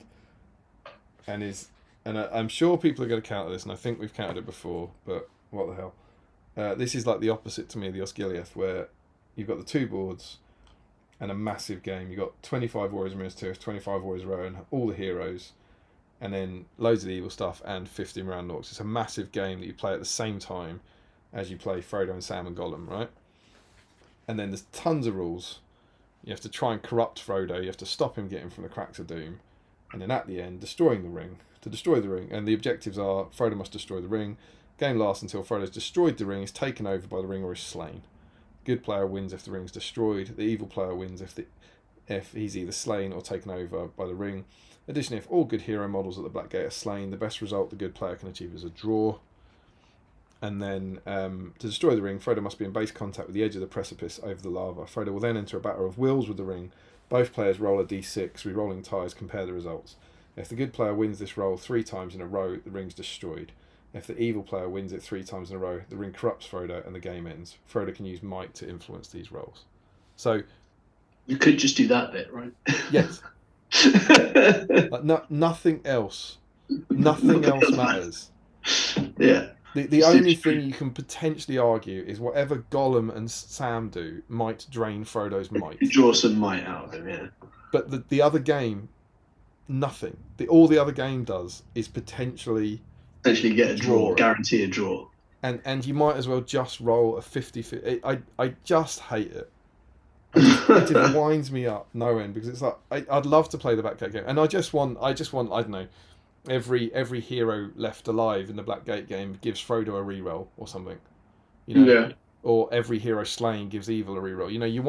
You want something for you want some bit where the other game has an impact on that game, and that's why I use the Frodo can use the other hero's might or something. Yeah, so, and it'd be a bit crazy because there's so many heroes, but you need something. You need something else to. It's why the Osgiliath scenario is so good, because the Frodo objective matters and his objective matters, and all the other one matters. The other one matters to the result of the game. I think it's especially weird that, and I understand why, but because it's on 2 different boards, right? It just. Yeah. It almost feels like you'd be better off playing them as, and I know there is rules, I haven't looked at it in detail, but like as a linked scenario. So the impact, that like the result of the Black Gate scenario should influence the maybe. There was another one. I'm not saying this is great. I can't remember the rules. There was another one I think in the Return of the King book where Frodo and Sam actually walked around the edge of the board. So you were playing like a massive game on a 6x4 board, and they had to just. That's how long they had to last. Whatever it is, 4 foot, 6 foot, 4 foot. So the Black Gate, they had to hold out that long, which I thought was a nice mechanic. Yeah. And again, like that, maybe Frodo can't destroy the ring until turn 10. The good forces have to have survived to turn 10. Hold out, yeah. I just want some connection between the two. Yeah. But no, I get what you're saying. It's just me. I did quite like the power of the ring mechanics, though, that the evil player gets really cool. Effectively like spells, right, to try and manipulate Frodo. I thought that was quite cool. Do you think you would ever use corruption? So bear in mind, if you haven't got the book ahead of you, you're trying to stop Frodo getting to the crack of the doom, and you can do one of these every turn. One of them is exhaustion, which you roll on a 3+. Frodo has to take a courage test for every inch he wants to move, and if he fails any, he's prone. That's pretty good. I know he's got a lot of courage, but that's pretty good. What? When I was looking at that, do you like then say you declare how many inches you want to move Frodo? He has to take that many courage tests. If he fails one, he doesn't move at all, or do you move an inch, take a courage test, move an inch, take a courage test? I think you do a courage test as he moves per inch, I reckon. Yeah, okay. But 4 courage tests, he's probably going to pass 3 of them, but then maybe he's put prone. That's quite good. On a 5+, you put Smeagol in contact with him and you try and kill him. Right? I mean, that's the best one, right? Yeah, so that's pretty good, but harder to do on a 5+. They're both good. Corruption on a 4+. So it's only going to come off on a 50-50. He begins the game with 6 resistant points. When you use it, roll a dice, compare it to the number of resistant points. If the result's equal to or higher than his resistant points, he loses a resistance points. So you have to roll a 4+ and then get a 6. But then it gets easier, right? Then it's a 4, then a 5, then a 4. Then it gets easier, Mark. You're assuming you've rolled a 4+ and a 6. Yeah, no, I get it. I don't think I'd ever do that. I think I'd always try and slow him down or put Gollum on it. Don't know. Yeah, I mean, I guess if he kills Gollum, then. Mm-hmm. Yeah. But maybe it doesn't matter. Maybe it's just fun, and you play the whole scenario out, and you have a wonderful time with your friends. Harry's in. Entmoot's in, right? Yeah, he is. He won't be happy with me. He doesn't agree with me on this. We had a debate about this a while ago. And maybe he's right. But those are the scenarios. What do you think, Mark? I think they are cool. Like I said before, I think to play them or play a lot of them, you're going to put a lot of hobby commitment in advance. But it's a really cool set, that plays through. A key, the key aspect of the film, right? Frodo destroying the ring. Shall I jump into the chat? Because that will give us some jumping off points while you do some more... I haven't even started any hobby yet, so I need to at least get something I can photo into the whip through. Get the rocks. I'm going to do the flipping... I'm going to do Frodo. Webbed Frodo. I'm going to do Web Frodo. I'm going to put him on his base, and then at least I've got something. And then anything else on top of that is a bonus, right? Danji Ross says, I think I managed to drop by for one of the streams. Oh, lots of chatter here. This is good. People are into the supplement. This is cool. I think I managed to drop by for one of the streams late last year, but getting back on the ME SBG's train and even going to an event in February after being chaotic of work and another daughter now 5. Amazing. It's lovely to have you, man. Yeah. Welcome back. Richard Clammer, have barely opened the book, to be honest. Briefly went to the train build pages, saw the scenario for the end of all things. Was it in, but only half? I saw the scenario for the end of all things was in it, but only half? Only half? No, I don't think only half. Duck Pie says, read the fluff. Sam says, is the new book smell like the KFC or Coca-Cola recipe and a trade secret to give them an edge? Or maybe. I don't hate it. Joe says the whole scenario is in mine, and Joe thinks it's a really, really good supplement. Double really there. Andrew Clock, surprised to find my 12-part rock kit comes with a free spider. Joe Holzman, fun looking scenarios, good painting guys, really nice looking terrain builds I'll never be able to pull off. Don't do that. Terrain's easy. I think terrain's a lot easier than it looks. I think it's quite easy to muck around with polystyrene and polyfiller and make things look good. I think that's what I've found since I've been getting into the whole sort of, particularly with Throne of Skulls. I've done 1, 2, 3, 4 display boards, and they have got progressively better just because of the experience I've got from the previous one. Yeah. So I think, the first one's terrifying, the learning curve's steep, but you pick up so much. And there's so much resource on YouTube and stuff like that to do it as well. So, again, as I say with a lot of stuff, jump in, give it a go. Yeah. I reckon you'd be surprised at how it can turn out. I'm not talking about I might have been dismissive when I said it's easy. Stuff like the Metacell that Mark made is different, Mark, is ludicrous. Absolutely. I mean, there's... But like, kind of hit this sort of stuff, Shelob's Lair and stuff, it'll take you time, but it's carving polystyrene, covering it in polyfiller and painting it and putting texture down. It's doable. you know, and it's very forgiving in a way that I think someone who has, I don't think I'm very good at this stuff, but is someone who has not very good abilities at it can make something look really good in a way that someone like me, who's I don't think is very good at painting, can make. I can't make my painting look really good. Do you know what I mean? I can't jump up that with terrain. I think you can just get stuck into it. Terrain's one of those things that it's not the focus, right? It's the background. So it doesn't need to be perfect. So just getting it looking reasonable, all of a sudden it'll draw the focus even more onto the model, which is the bit you actually want people looking at. I did a snowboard for the for our latest mag, and I've got a hobby vlog coming out, but I made it in like 2 weeks. Never done snow before. Followed the guide, the amazing guide that it was Lewis rather than Ash. Actually, it's normally Ash I think he does the scenery, but Lewis did the guide in White Dwarf, and I just kind of followed that, and it looks great. And that's not because I'm good at it. So I just followed it, and you just cover everything. You dry brush loads of stuff and then cover it in flock and stuff, and it looks great. So yeah, have some faith in yourself, Joe. Get stuck in. Richard Clammer is now agreeing. He's got the whole scenario. Larry, right, everything done by gluing the rocks down, the extra bits on the front legs. Gonna let her dry a bit before I tackle those. I found them a lot less stressful than it sounded like David did. I'm happy for you, dude. Steve Ginley, looks like a really good supplement despite a lack of rabid mummoks. Ashley Fisher, I could be tempted to build it and bring it. Oh, that's Shelob's Lair in 7 Stones. Do it, man. That'd be amazing. Will play. Larry says the only negative thing I had about the book was it felt a bit of a shame there was no Kirith Ungol scenario. Well, my wacky thought process on that is because it doesn't have Gollum or Shelob in it, which I know is weird, but that's what they've all got in common. Josh Crosby, I'll try and make them for Saturday 7 Stones if I actually manage to finish my Moria dungeon crawler tiles I want to bring as well. Of course you will. I don't want to do too many spoilers, but Josh Crosby is involved in the next 2 issues of SBG magazine, and hadn't made anything for us, I think, in December, and made a ton of stuff in January, and the photo shoot was like the 15th of January. So Josh did some incredible hobby you're going to see in the next couple of issues of the magazine in a very, very tight period of time.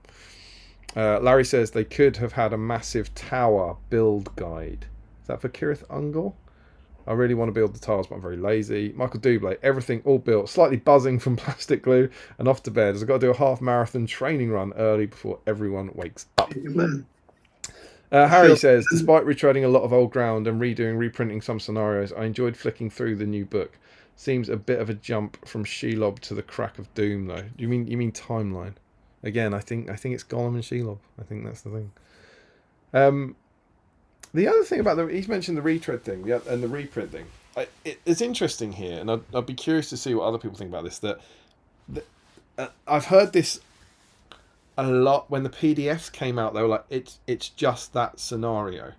You know, there was like, it's just that scenario from War and Rohan, and with this, there's been it's just that scenario from Crest the Ringbearer. And I had that when this came out. So like when I got Crest the Ringbearer, which I think is the best supplement they've done, certainly that edition of the game. For example, I can't remember which way around it was, but let me find, like Aragorn Stand, that's Aragorn Stand from the Fellowship of the Ring Journey book. And Lothlorien is Lothlorien from the Fellowship of the Ring Journey book. So this was going on 8 years ago. Now, the only slight difference I'll grant you is that the Journey books were printed in 2005, 6, 7, and these were being printed like 2018, 19. So maybe like 12 years later. But the books that everyone holds up as really super exciting and brand new were reprinting a lot of the scenarios that were in the previous narrative scenario books in the old edition. Does that make sense? Yeah. And so what we now have is this edition's narrative scenario books reprinting some of the scenarios that were in the last editions. It's the same, but the timelines are slightly more together. You know, we're potentially talking about 6 years, 7 years instead of 12. Yeah. And maybe we might also have the same players playing. Maybe the people who bought the Fellowship Journey books, you know, the people who bought this hadn't bought the Journey books. They didn't recognise the repeated content, whereas maybe the people who bought this had this. So there was just a little bit there where I was like, yeah, I know. I've seen people saying there's reprinted things, and I was thinking there's reprinted things in all of the old ones. You know, not with like Defense of the North and Fallen Necromancer maybe. But do you see what I mean? There was a little bit of me that was. Yeah. They've always done that. Yeah, I think, ultimately, it's a new edition of the game. It's a bit of a reset, right? You're going to see those repeats. And I think, It'd be very in terms hard. of timing and stuff, I think they've obviously had to change the style of it with the shift from the sort of the larger hardback books to the more sort of short form journal ones, which again, we can touch on thoughts on that a bit later, perhaps. But obviously, like, it's not to say you can't be creative, but it's, you try and write a new scenario for Bolin's team. Like, what? Yeah. It's going to be 2x2. You're going to have a cave troll. You're going to have 24 goblins. Like, there's only so much you can do with it, I think. Yeah. And a lot of the scenarios are still great, right? So if it ain't broke, don't fix. So I think I thought with this, getting 4 entirely brand new scenarios out of 9 wasn't bad, I thought. Yeah. But yeah, I mean, I think when in terms of like, someone mentioned the jump from Kirith Ungol to the Destroy the Ring, that gap may be filled with another supplement, right? I mean, there might be one that focuses more on Sam, say, and that might then have Kirith Ungol. What are you missing? You're missing Kirith Ungol and you're missing the Plains of Gorgoroth from the last one, and they don't have Gollum in. So, yeah, exactly. So if there's, let's say we get a set that's got a new Sam in, that Frodo and Sam perhaps is the obvious one, right? And perhaps some others. Then maybe there'll be a supplement that focuses more on those gaps. That's potentially the slightly icky thing, but I'll get to that in my kind of overall thoughts. Larry says it's sensible to make sure you have enough sleep, Doublé. Wouldn't want to do a long run early in the morning after staying up all night for a stream. Thanks, Larry. Harry says the hobby stuff is good quality too. Shame there doesn't appear to be any hints of new Sam or Frodo yet, though. I feel like this was the moment for the plastics of the main characters of the film. Yeah. But that kind of links to what I was just saying, right? Yeah. That may be a new set with another supplement that fills in, parts of this that Gollum's not there. Effectively, Quest of the Ring Bearer minus Gollum. Right? Yeah, that's the problem, though, isn't it? If I totally get that, Frodo's out, and then you do the Ring Bearer's journey, but you've got to not include all of these bits, and then you're then into slightly weird. Frodo and Sam's Happy Journey without Gollum is a strange title for a supplement. It is, but I mean, ultimately, that their hand is slightly forced on that by the decision to go to, the sort of the the old world style of these journal books rather than the hardback supplements. Right? Yeah. But we should get more supplements more often. Well, that's the hope. We'll have it more often. Exactly. This is what the Rohirrim was September. So this is So 4 months apart. Yeah, so if you get 3 a year, that's maybe. Who knows? Do we get 3 of these a year? Maybe we get 3 of these a year. That'd be pretty cool. Larry says that'd be pretty silly. Harry seemed like a perfect time to do Harry, it seemed like a perfect time to do a plastic Frodo, Sam, Gorbag and Shaggers. And going back a bit, amazed they managed to fit Shelob on just a single sprue. Yeah. Thought there was going to be I was surprised the whole thing came out in one sprue. Yeah, it's very good. Sam says, can confirm that Ringwraith spotted your trio ends the game pretty bloody quickly. Very short. Books look great. We'll definitely get it at some point. Could also be the case that I end up owning all the models needed for the scenarios, which is great. Larry says, it's quite good for having not huge numbers of models for the most part, Frederick. Richard Clammer, if Damien plays this campaign before he edits the Fantasy Fellowship, there will be mass riots. Larry says, if Damien starts this campaign, Damien doesn't finish things, Rich.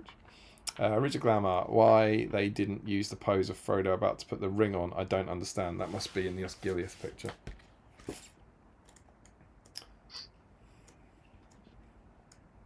That's for that one. Yeah. It's a great point. I think it's because they've used that Frodo and Sam for these pictures. Would be my only take on it. I think it's...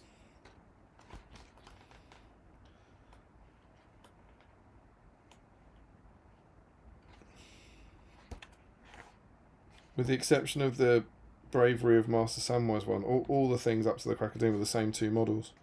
They made... Yeah. Don't know. It's a good point. We used the right model, Richard.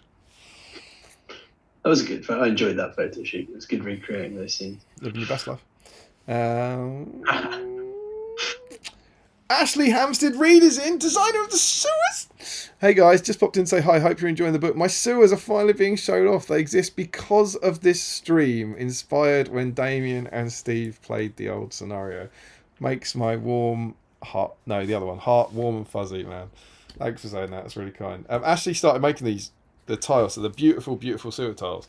He brought them to a BSIME meetup years ago. Wow, cool. And to play like that scenario over, and he built them there. And then I don't know. He obviously works for GW. I don't know what happened in between, but they obviously went, "Can we use these?"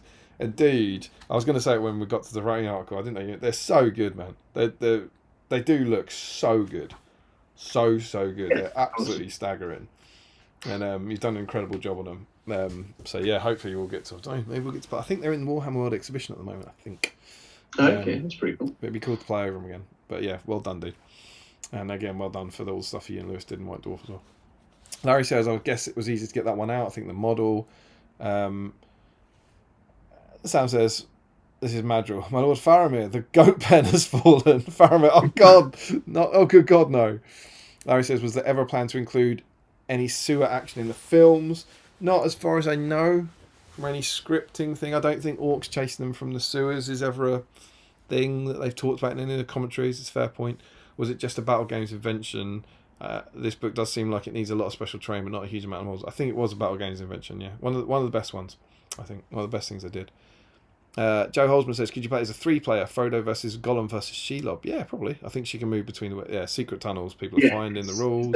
She treats them both as enemies, doesn't she? Haskell says, I like the hobby section with the new supplement. One thought was Shelob's lair is to reuse it and do something akin to Two Trees Gaming Arena series for the Shelob's lair. Yeah, that'd be cool.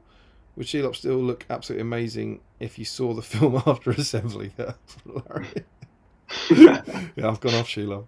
Michael Haskell says, I think the series looked great using the new Gondor pieces. All a question of time. Absolutely. Yeah, it's a really, really clever, inventive use from Ash. Larry says, interestingly, in the movie and book, good lose the end of all things. Yes, I suppose they failed the roll-off. Absolutely. And then Ashley says, I made the sewers for the old sewer scenarios. So they wanted to use them, but made a new scenario. So there's a lot of kit. I wanted to make wall alternatives, so you got the most from the frame. Yeah, no, there's very clever stuff if you're using like the mud falling down and the wood things to kind of get extra walls and stuff. There's nothing to say sorry for, dude. It's awesome. And Joe says that's how it should be. Oh, Harry Parkill. I think you're wrong on the end of all things. I told you, Precious. I told you he was false. I just had such a whale of a time playing it for my podcast. Crucially, how much you delay Frodo on the slopes of Mount Doom is way more important than you consider. Yeah, but that doesn't change my point. Yeah, that delaying Frodo on Mount Doom isn't caused by anything that happens in the Black Gate, right? And delaying him doesn't stop what happens when he gets to the edge. And other than what we said before about drawing his might out. Right? Yeah, how long the path to Mount Doom is quite important. Something they never mentioned in the scenario. That's a fair point. It does. It said there's a path, and it kind of goes back and forwards, but it doesn't tell you how long that path should be. But again, I don't know, man. I've played this scenario once, and I've played it once. You might have had a different experience with it, but none of that matters because it doesn't matter how long you path. You can play it for 3 hours. You could get him down to 1 wound, 1 fate, and be so close to killing him, and it's just a 3 50/50s at the end. That's the bit I don't like. Yeah, but I suppose perhaps what Harry's saying is that the longer he's on there, the more chance there is to cast those Power of the Ring powers, right? Yes, so that's a good point. To cast the delaying powers. Yeah, maybe. I don't know. Maybe he's right. He's a smart man, is Harry Parker. He might be right. I might be just yelling in the wind. Ashley says the floor's tricky unless you work out an alternative. Yeah, I actually had a look at the sprues. I thought there might not be enough floor. Michael says going to drop shortly. Lots of fun as always. And please, Damien came through in the end. So was Shelob. But he always does, doesn't he? Oh, maybe. Keep the noise down, Mark, when the live stream ends and you're escorted back down to the basement. Yeah, you don't want to wake Michael up. Joe Holzman, Frodo can't destroy the ring until turn 10. Pretty sure in this scenario it will take longer than that to get him there and get 3 rolls in. Because you've got to win 3 consecutive rolls, don't you? Pretty sure it'll take longer than that to get him there and get 3 rolls in. It doesn't take long to roll 3 dice, does it? No, but I think the point is he's got to move there, right? And when you factor in the powers and stuff, that he might be only moving a couple of inches or prone. And perhaps that's like what Harry's saying, right? Like,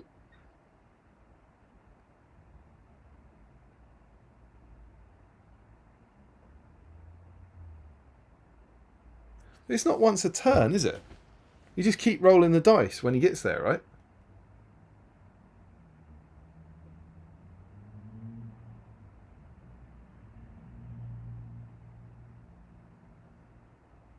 I don't know if this makes it better or worse. Do you think that means like there's nothing? there's 1 dice a turn.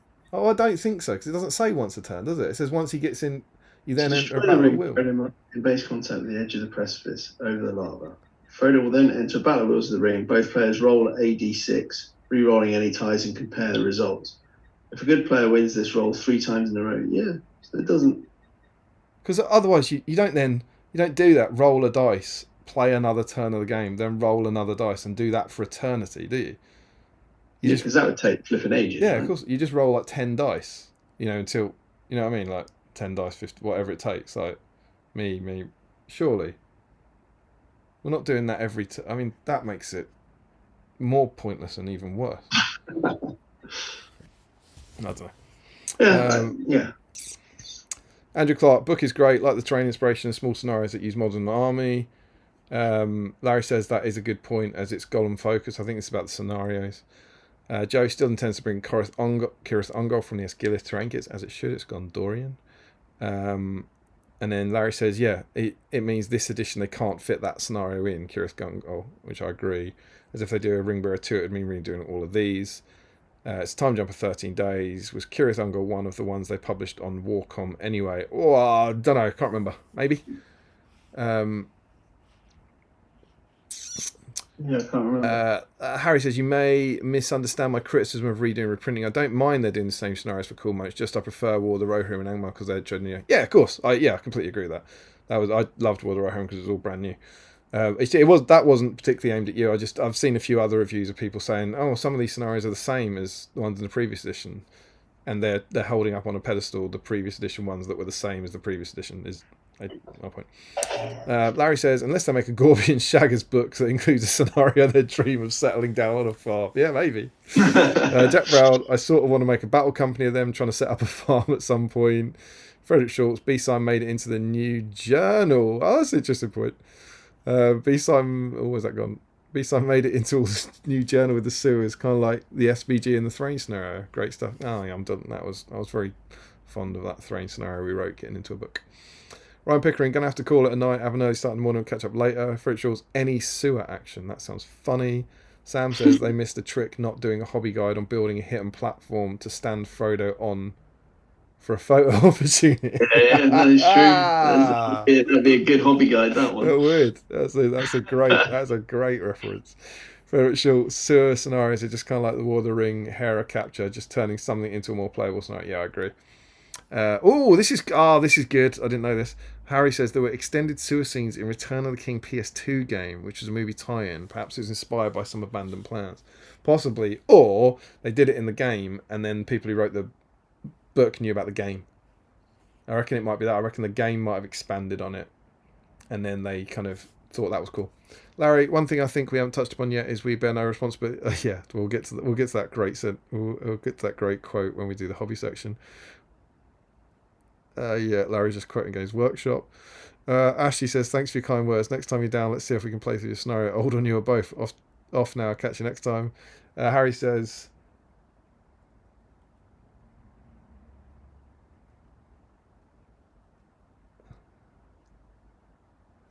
yes, it does. It extended the number of turns played by the characters in the Black Gate. If all you guys die at the Black Gate, you draw. Once you get there is the key point. If you get there so late, Aragorn and everyone is dead at the Black Gate, you can't win. I'm jumping down to... yeah. No, I agree with you about the path. I agree with you the path, the length is fine. I think we're at an impasse here. I just don't agree with the end of the game. I just don't agree with the game ending on the 3+. I like that they're tied. I want that to matter. I want whatever you do with Frodo Sam. I don't know. It just doesn't work for me. But I'm glad you like it. Joe says, I've done all the front legs on Shelob. Don't know how you struggled so much. Who knows? Maybe it's the pressure of doing it live and not concentrating. Frederick says, don't disturb him any further with your facts. He's already gone Joker once on this stream. His mental health is very fragile tonight. Joe says it's close to 3 inches in a straight line, let alone you zigzagging. Is that the path? Two people reading it. Jake says 2 people reading a book in silence is peak content. I looked up thinking the stream had broken. That's 9 turns in a straight line, assuming he gets to use full movement. So he won't, so more than 10 turns. Yeah, I'm with you on that. I'll tell you a good fix would be that each good hero slaying grants the ring a new ability to try against. Yeah, something like that. Yeah, I agree with that. Larry says, check the Return of King scenarios. 2 are ones in this book. I had a lot less stress and I had no instructions, just did a lot of dry fitting. Boom, boom, boom, boom, boom. Should we try one of these new scenarios, Mark? Let's try a scenario. So, I've got a new Shelob. You have. Is it in one piece? It's in 2 pieces. So, we're going to do the thingy of Master Samwise. Yeah. So I believe what I can do. Courage of Sam or something, is it? Boom, boom, boom, boom, boom. This can go over here. Bravery of Master Samwise. Gobble, gobble, gobble. Freshly assembled. Sam. Webbed Frodo. He'll just get in the way. Serves literally no purpose.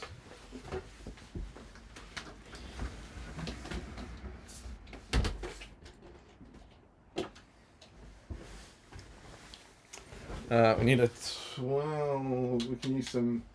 Well, Mordor dice would be good barrier dice, wouldn't they? Yeah. So we're going to have to trust you, Mark, that you are going to tell the truth. The whole truth and nothing but the truth. I'm going to pop this onto here so that bigamises. And then I'm going to change this to be up here.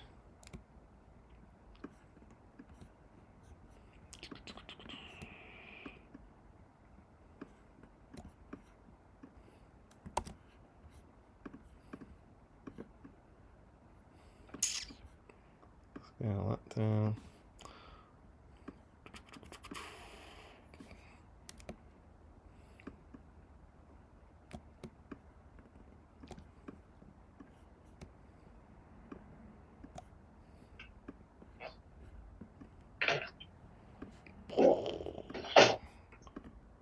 There we go, you should have a nice big Shelob now. Excellent.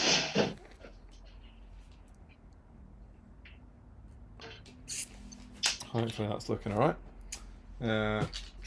So it's 12 by 12 and he's got exits, isn't it?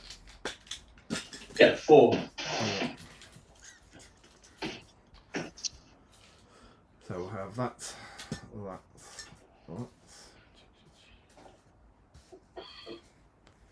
Lovely. And 12 to here. I'm curious to see how this is going to work. It's quite cool. It's quite cool, Frodo.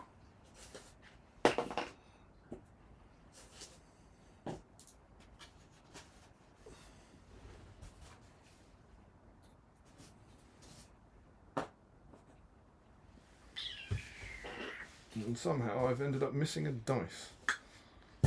I've lost a red Mordor dice. It's off rolling a 6 somewhere. There is our sexy little 12 by 12 board. Oh, Straight out of the movie. let him go, you filth. Quite. Is that alright? Yeah. Wonderful. So, oh, that dice is gone. What we're going to do is a 25mm marker representing in webbed Frodo baggage should be placed in the centre of the board. That'll be fun to put things on top of. Shelob anywhere in base contact with Frodo. Gobble, gobble, gobble, gobble, gobble. Sam in base contact with the centre of any board edge. Objective. Frodo's life hangs in the balance. Sam will give all he can to save Frodo from a gruesome fate in the clutches of Shelob. That's the name of the old thing. The game lasts until one side completes their objective. The good player wins if Shelob is slain or Sam fights her back into the depths of her lair. The evil player wins if Sam is slain. Now, who do you want to be, Shelob or Sam? Well, I think it's your shiny new Shelob, right? So I think I'll be Sam. Yeah, on the other hand, I hate it. But I think you need to learn to love it. Yeah, I will. I agree. I'll be Shelob then. Sam automatically passes all courage tests, so he can charge her. If the duel roll is tied, you ignore the fight value. Sam wins. Yep. Sam causes terror. Shelob can't use will points to pass courage tests, and she can't use brutal power attacks. And when she fails a courage test, I don't like that whenever. It's like if, I think. She's not removed from the board as a casualty, but she activates next. She moves D6 directly away from Sam and ends her activation. If she touches any of the exits, she slinks off the board and retreats. So that means you, as the Sam player, want to be positioning Sam so she's facing an exit. Do you see what I mean? Yeah. So you don't want to be charging her here because she'll back away into the corner. You want to be charging her here so she backs away off the board. Sam carries sting.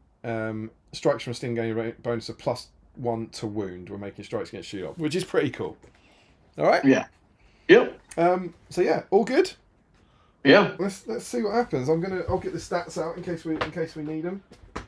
Have you got Armies of Lord of the Rings there for Sam, or do you want me to flip between them? I can get it. This saves a bit of time, I think. If I pull Shelob out and you've got Sam. 80 mil base now, of course.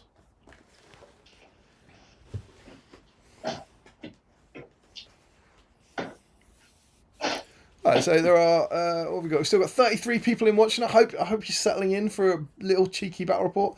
I don't think it'll take long. Josh Crosby, I really like the mechanism for taking the ring to Mount Doom in the new Fate of the Fellowship game. Don't know what that is. Frederick Schultz, it's close to 3 inches. Another great mug quote, quite fitting with tonight's chat themes. And Mark is back. Harry's off as well. On that note, I'm going to hit the hay. I'm off to the GP early in the morning. Hope all goes well at the doctor's. Thanks for the stream. I'm sure I'll build Gollum and Shelob eventually. But it is not this day. Josh Crosby said that Shelob does not look painted. All right. Yep. It's a narrative scenario. You've got priority. What would you like to do? So I think I'll move 4 inches towards Shelob. Assuming that's not in combat. So yeah, at an angle. That's it. Yeah. I'll go that way so that she could back off the board. We do need we need that one there. That's the other exit. All right. Yep. Cool. So it's my activation. Sam causes terror, I believe. He does. Shelob is courage 6+. I have an 8. Woo. Okay, then you guys shiny. So we are fighting. We are. So Shelob, I'm just having a look. She's got 1 attack base, but she has got monstrous charge, so she gets 2 on the charge. She adds 1 to her attacks characteristic while she's engaged in combat with a hobbit. So that's 3 for her.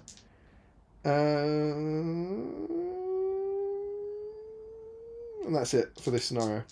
Okay? So I've got 3 dice. I believe you have 2 these days. I do have 2. Wonderful. Ready? Yep. Oof. I've got a big 6. 5. So if you spend a point of might, you will win because the I fight will will be win. tied. So I think I need to do that, right? Well, it depends. Would you like to be knocked down and have 6 strikes? No, I would not. So I will spend a point of mine. Yep. Are you tracking your stats? Yeah. Wonderful. So a point of might, and you win because of the scenario special rule. Back she goes.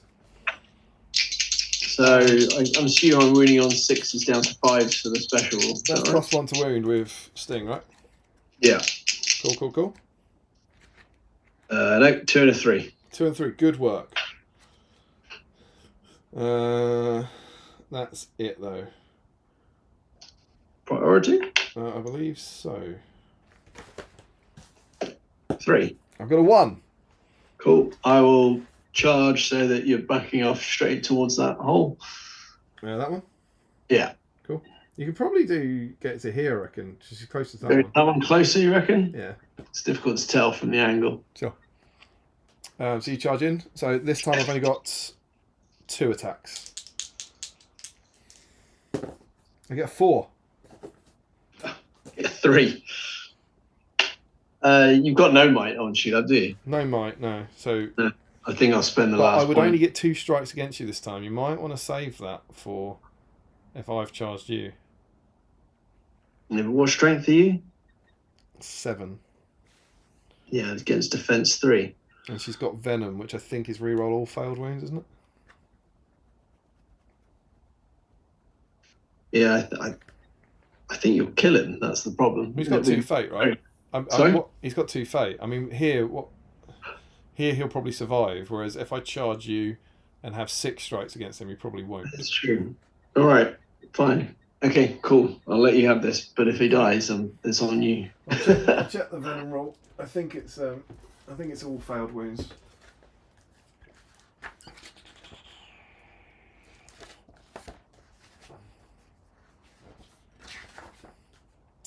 Venom. All failed wounds making strikes. Oh, check this out as well. Additionally, at the end of a combat involving this model, choose one enemy model that was wounded by this model but not slain and roll a d6. On a 6, they suffer an additional wound. So you say you're defense 3? Defense 3, yeah. So 3's to gobble. So that's 1 fail. So I reroll. That's Sam dead. Oh. Still a 2 though. So just the 1 wound. And you'll want to be using your fate, sir. Yeah. First fate is a 2. Brilliant. Second fate is a 6. Better. Okay, so both fate gone, but not wounded. Yeah. Cool. Priority? 1. 2. That's dreadful. Charge. Unless you want a heroic move. You're probably no. better off saving it for the fight. I'll Yeah. move this stupid token out of the way. It's happening already. I'm gonna charge him there. Look, top table play. Filthy, relentless power gaming. 3 attacks this time because I charged him. Yeah. I've got a 5. I got a 6. Oh, so Sam wins.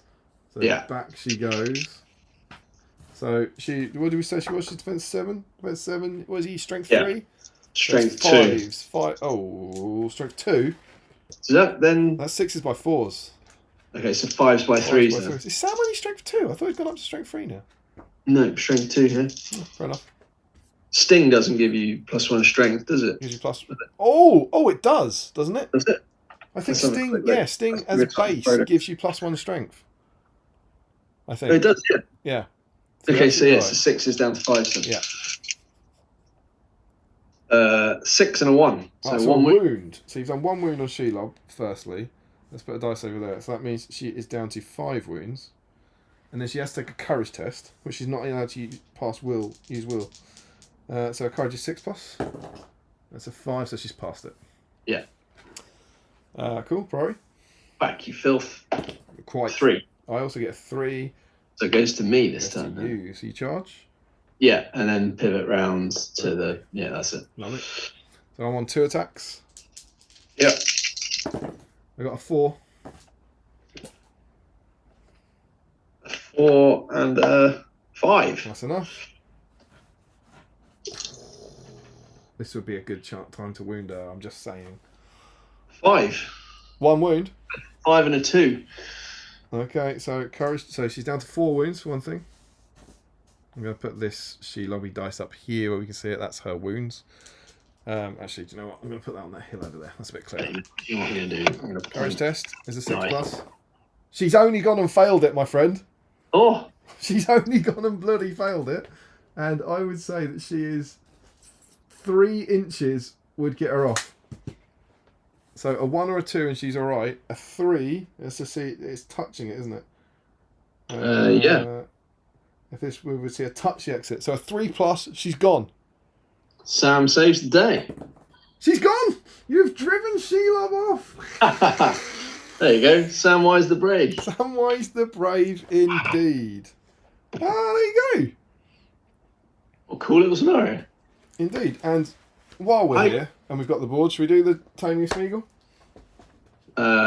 Yes. I genuinely thought, well, even reading that with the little buffs, I thought Shelob still had by far the better chance of winning that scenario.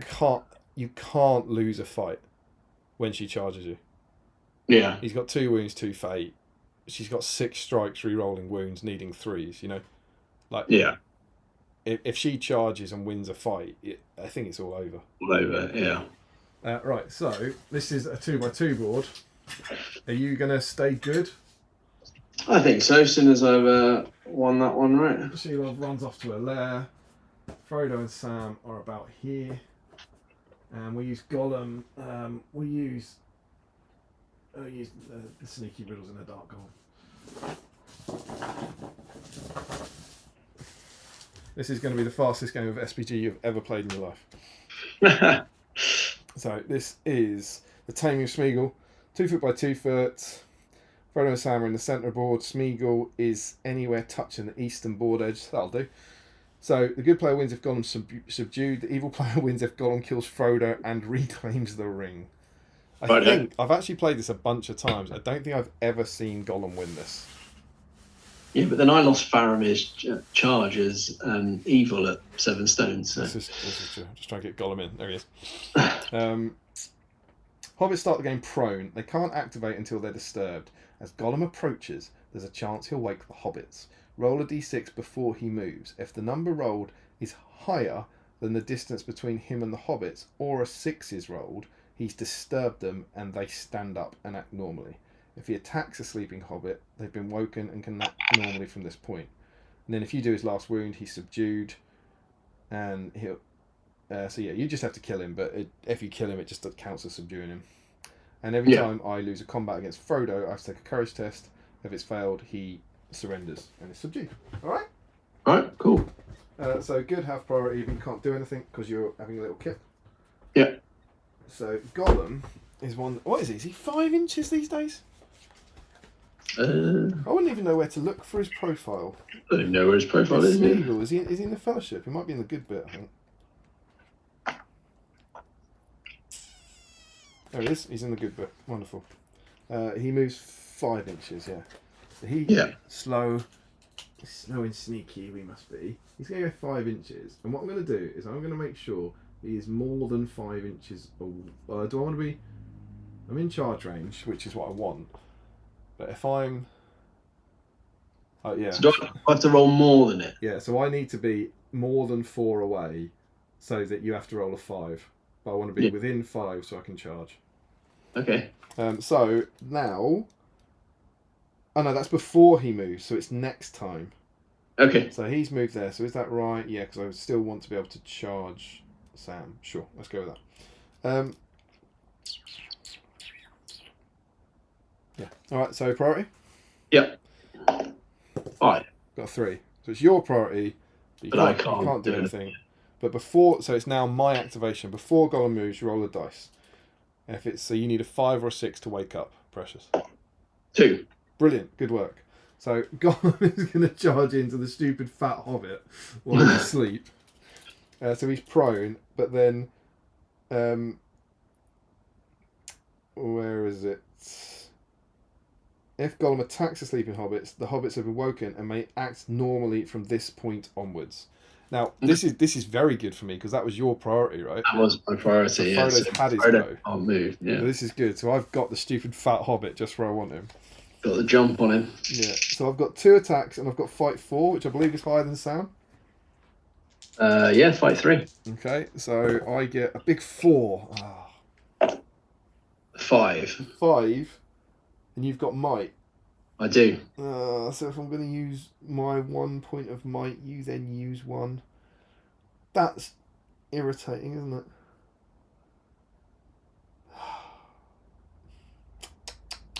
Do I use it? Is there any point in having a heroic move next time? Not really. Ugh. Rubbish. I think I'm going to use it to draw a point of Sam's might. So I'm going to use my might to go to 5. So I'll use my might to get one of my might to go to 6. So then you stand up. Yeah. Okay. Priority. 2. 5. You have woken up.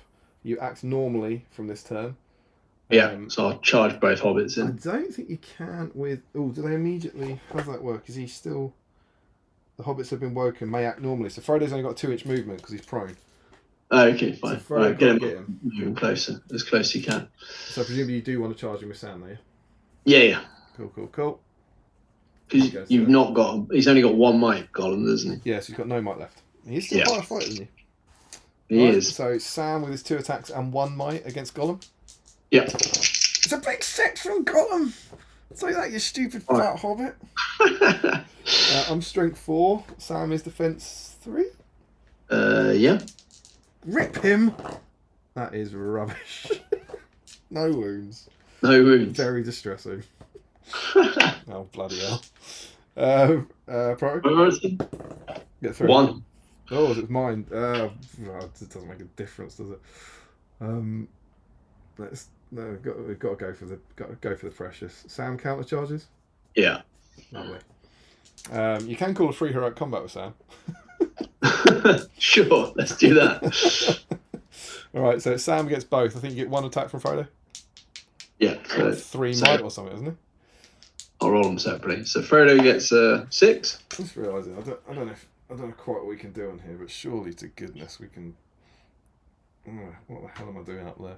I'm not sure if anyone can see my dice rolls, but There you go. It's a bit closer. What'd you get? Frodo got 6, For God's sake. and so did Sam. So I get a 3. Oh, bloody hell. So Frodo's got sting in this. So Frodo's got +1 strength. Yeah. And Smeagol is defense 4. So what's your defense? 4. So 5's all round, right? Smith. Yeah. So I'll just roll 3 dice. Oh no, because I got mine. Mhm. So Frodo gets 5. 1. Gets another 5. And how many wounds you got? You've got 2 wounds and 1 fate. So 3 will guarantee So- it if you can. Yeah, I'll use my last might point on Sam to get 3 5s. You have subdued Gollum. Congratulations. Hurrah! Hurrah! You're there right. you go. That was a good win. You have successfully tamed Smeagol and driven off Shelob. There you go. What It's a not night. bad. What a result for the young hobbit. Yeah, Samwise the Brave. There we go. There we go. Let's pop back here. I'm going to jump. Let's catch up with the chat, shall we? And then Yep. and then we can give our thoughts on that. Frederick says, "Good night, Mr. Entmu." Larry says, "Had to look it up, but Tarsus is the proper name for the feet." Night, Harry. All this makes more sense. I thought you were planning. Larry says, "All this makes more sense. I thought you were planning to somehow do the tunnels one." That I'm not sure that would work remotely. That reminds would've been me, I meant ambitious. to crack my spider dice open. Break Schultz, I thought you were about to tell us you were digging a tunnel to release Mark and Michael from the dungeon. Frederick says, "Go Shelob, get some breakfast." Joe Holzman, finish building the new kit. I found Gollum more difficult than Shelob. Well, that doesn't bode well, does it? Took me ages to figure out where the head joined. Frederick Schultz, that sounds crazy. Actually, makes me more curious about the head. The head's usually above the shoulders and neck. Glad I could help. But Joe Holzman, it's a very small joint. I just couldn't see the angle properly until suddenly it was obvious. Frederick, I'm available for anatomy presentations and other similar talks in case anyone wants to hire me as a speaker or a teacher. Skeeth is going to call it a day off to the 7th City Grand Prix tomorrow. Have fun. It was an awesome event. Went to that last year. Larry says, that's a thought. Is Shelob actually legal yet? They haven't FAQ'd the base, have they? I don't think they've FAQ'd it, but haven't they? I mean, they've put it on all the Warcom articles, haven't they? Said she's on an 80 mil. Like, I think we know she's on an 80 mil. Frederick says, "Oh, those shiny new spider dice I couldn't get." Sam expected the FAQ this Thursday. And then Frederick says, "Does Damien look like a guy who scenarios by the rules?" Larry says, "It is." Joe Holzman says, "It does." Frederick Schultz says, "R.I.P. Shelob." She didn't die, she got driven off. So sad. Larry says, "End of all things now?" Yeah, sure. Let's do the end of all things. Mark, Yes, do it. you got it? That'll break the record. I got a 2. Oh, you're going to do the 3 dice Yeah, bit? well, that's all you need to. I got a Yeah, 2. What sure. you got? Oh, hang on. What have I done? Stop. Harry's gone to bed, otherwise he'd be mad. He showed the dice. All right, I can show the dice. All right, let's do it. I got 2 first. 6. 6. All right, that is. You can be spiders. That's 1 to mark. All right. Yeah. I got 5. Another 6. Oh These beast God, that's 2 to mark. So right, I just need a. Third one. I've got 6. So I need 4 plus to win. No, because I've got 6. Right. Sorry? I've got 6. I thought it was the first one to get 4. What are we actually playing? What is the This rule? is highest dice, mate. Oh, is it the highest? Yeah. I see. Yeah. See how much fun it is? Cool. Yeah. Right, so 1. All right, so that's me to 1. Right, I've got a 4. 6. That's you to 1. I've got a 6. 6? Flipping heck. Oh, what? That must be a reroll. I think. Hang on, let me check. I have a funny feeling. What, Did another it say something about 6? ties? Hang on. And I've rolled 5 6s and a 1. Filth.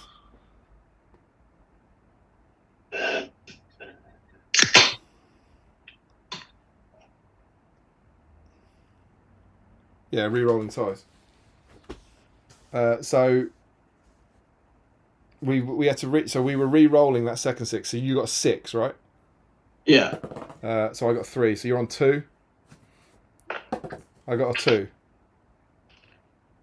1. God, I'm on 1. God damn it, Mark! That was your chance. A I've got a 1. 4. 6. All right, you're on 1. 6s and 1s. I've got 4.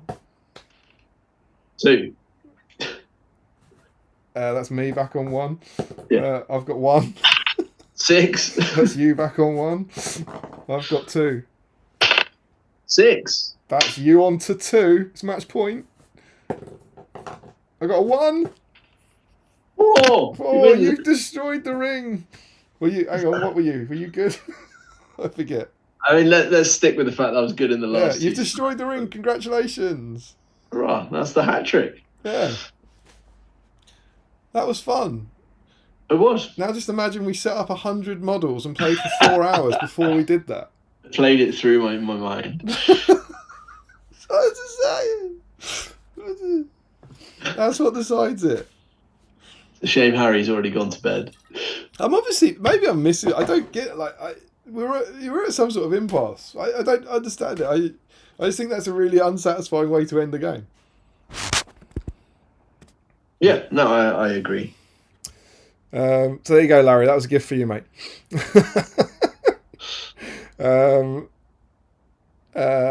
And yeah, Frederick says Damien's favourite scenario, super short, small scale scenario. Sam says in the playthrough of Taming of Smeagol, the hobbits go to have an awkward chat with Gollum about what's that? In this playthrough of the Taming of Smeagol, the hobbits go to have an awkward chat with Gollum about what the fuck was that in the spider's lair. Alright, Griggs is in from Australia! Good day everyone from down under, just checking in for 10 minutes. Hope you're all doing well and enjoying some new minis. Lovely to see you, dude. Frederick Short says, why is Mark in the corner? Oh, because we're still on the bat rat scream. Oh yeah, I'm literally just hanging off the side. Nobody put Stoney in the corner. Basement. Larry says tarsal claws are the bits on the rocks. Sam says in the spotlight. Frederick says imagine every stream being like that. Has he lost in his religion? That's Mark in the corner. Steve's definitely got to him. This is me making myself massive while you're in the corner. Steve's definitely got to him. He thinks it's all about him now. Larry, I had trouble with Smeagol's Head 2. It's the only part I forgot to dry fit. Frederick says poor Mark. Frederick says screen freeze. It's unfrozen now if it has. Larry says I hadn't got the box out, so I wasn't sure which way the wet thing was facing. Frederick says freeze over. Sam says Shelob can go make Steve's existence a nightmare in his happier place. You see, I did think this. Joe Holzman says Frodo can use his might to make that 1 a 3 and win it, but Yeah, there you go. Larry says, unless he used it all earlier. I think we had to assume he hadn't used his might. Oh yeah, true. Yeah, I could have done. Joe says, I thought we were ignoring all the earlier stuff. So no, if anything, Joe, we're not. I'm going the other way. I'm saying we've played hours and hours and hours of a game to get to that. Yeah, Frodo's out of mind. Yeah, Frodo's out of mind. We've done 100 turns of him crawling an inch forward. Played hours and hours and hours. And Larry says, you need to play the other half to see if it was only a draw. And then Sam says, shame, Harry would have loved that. Back to normal now. There we go. Oh, such good fun. This is pretty, this feels dangerously chock full of content, this stream. It's been good. I'm going to call that 3 battle reports. Yeah, we've done a third of the content of the book. Yeah, we've done 2/3. Oh, I see. I thought you meant read it. Yeah, we've played out a third. We've played a third of the content. What a night! I've built a spider. Should we have a look at the hobby section? Yes, because I think this is a highlight of the book. Yes, I would agree. What? And those scenarios weren't? Oh no, I mean they were glorious, but I think we should do that. We didn't actually talk about what did you think? End of all things, a bit of a joke, obviously. What do you think of the other 2 scenarios? I mean, I think they're cool. Like it's like you say that first one is sorry, the last one we did, the Taming Smeagol is. I mean, it's very one-sided, isn't it? I've never seen Gollum win it. Yeah, so it's a nice little warmer. I was, like I say, when reading the scenario, I can see there's rules to clearly level it out. It still feels like you say, if Shelob gets the jump on Sam, he just gets in one turn, right? Whereas, if he can keep the dice rolling, he can drive her off. So. That's why I tried to get you to save that mic, because he can win ties. That's big. He's got 2 dice. Yeah. So you feel like he should be able to turn a couple of the combats to win. But he has to, you can't use might on a heroic move, I think, because you need it for the fights. But you just got to get lucky with priority, because she can't heroic move and keep charging her, I reckon. It's cool. It's a very good way of making Sam v Shelob an entertaining battle, I think. Yeah, no, absolutely. And it's new as well. It's a brand new one. We haven't had that before. Yeah. They did a great job in War of the Rohirrim of making Helm v Frecker a really entertaining fight. The rules are really nice, and I think they've done the same there. And if you had a nice board, I think it would look cool. So maybe it could fun. Yeah, you can play it a bunch of times. Got to tweak it. Sam's got to have a chance, right? Because that's how it plays out in the film. Yeah. So. Yeah. And you can't heroic strike now. Heroic strike wouldn't be of any benefit to him because they only get to fight 6. But yeah, I like that. I like that. Again, it's not. He wins tie fights anyway. Yeah, that's a great point. That'd be a stupid thing to do, though. It's not one that you're going to invite your mates around and play loads of times, but on a hobby night like that, you would play that a bunch of times and see, what happens if you play that 5 times. Does Shelob win most of them? Does Sam win most of them? I don't know. What impact does that have on Brave Samurais? So, yeah, I'm just looking at what happens if Sam wins there in the end of all things. On the Crack of Doom board, the good player will always activate Frodo and Sam before the evil player chooses a power to use, regardless of which side has priority. And then if evil wins, the evil player may use the exhaustion power of 2+ rather than a 3+. So that's pretty powerful, right? Very powerful. Will have no bearing whatsoever on the result. Well, yeah, quite. But... yeah, no, it should be if evil wins the Bravery Master Samwise, the evil player doesn't have to be involved in the end of all things in any way. They just get to go home. They get to go home early or something. Do you want to? I was just going to do that classic thing I do where I go for a wee when there's no chat. But do you want to maybe just have a look through the bonuses? The campaign bonuses. Just scan through those and see if there's anything interesting. I'll have a wee. Yes, can do. I'll turn the page over now, so I've lost them. Yeah, so what have we got? In the Path of Kirith Ungol, if Goodwin, they get to reveal one of the tiles connected to the entrance tile before the game begins. And if Evil wins, they get 6 web markers instead of 4. So that's pretty strong. Taming of Smeagol. Good player can deploy Frodo and Sam and Smeagol within 6 inches of the center of the western board edge. And then if evil have won in the Dead Marshes scenario, the first time the Spectre becomes aware of the good models and stops being a sentry, the evil player may immediately choose another Spectre, which will also stop being a sentry. So that's at least they can't choose the ring wraith. That would be broken. So the winner of the Dead Marshes, if it's good in Osgiliath scenario, the reinforcements turn on a 3+ rather than 4+, and same for evil. So it just gives you +1 to your reinforcements. If good win Osgiliath, the escape through the sewers scenario, when a marker is revealed, the evil player does not roll a d6. Instead, the good player may choose the result. They may not choose the same result twice. And then if evil win, the first time a marker is revealed, the orcs are placed and do not act as sentries. Instead, they're automatically under the control of the evil player. So that will make that significantly tougher.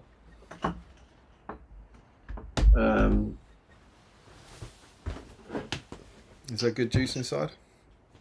Yeah, I mean they're pretty powerful bonuses if you win them. Like this one, if we're up to the Osgiliath sewers and into escape. Into escape through the sewers. If good win that, then Sam automatically has the first turn in Smeagol's Treachery. Whereas if evil win, Smeagol automatically has the first turn. It's cool. I like doing those. We've done a lot for SBG where we're doing this whole War of the Ring campaign. We're using all of them. So I don't think many people use those rules because you don't often play the whole campaign, do you? Yeah. So it has been nice, genuinely leaning into them. And they are quite fun. Yeah. So and then just looking at if good wins Smeagol's Treachery, then in Shelob's Lair once during the game, the good player can have Frodo re-roll a failed intelligence test as part of the Hurry This Way special rule. Okay. And if evil win in the Shelob's Lair scenario, then once during the game, the evil player can force Frodo to re-roll a successful intelligence test. Sure. So the same bonus on either side. Yeah. So if good win Shelob's Lair, Sam gets that's massive. Sam gets +1 to his dual rolls if he's within 3 inches of the webbed Frodo. Oh, there you go. There's a point to it. Yes. Because there's just something to move out the way. That needs to do something. Yeah. It's like it has no impact. I don't think it's enough for it to just be the campaign bonus either. Because and it's only for the good because the evil win is if Shelob ever passes her courage test for a survival instinct special rule on the roll of a natural double, then the wound is negated. Yeah. I mean, I get why it's there because it's the only place you use it in the thing. But you just make it. You could make it a banner for both. You could make Sam want to protect him, and you could want Shelob want to protect her meal, couldn't you? Yeah.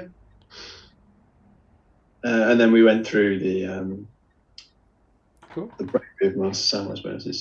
So they're some pretty cool bonuses that I don't think they're just making tougher, right? Yeah, I mean, I know a lot of people probably won't even read that page and do skip over it and stuff, but I really like that stuff. I like they're going to the effort of,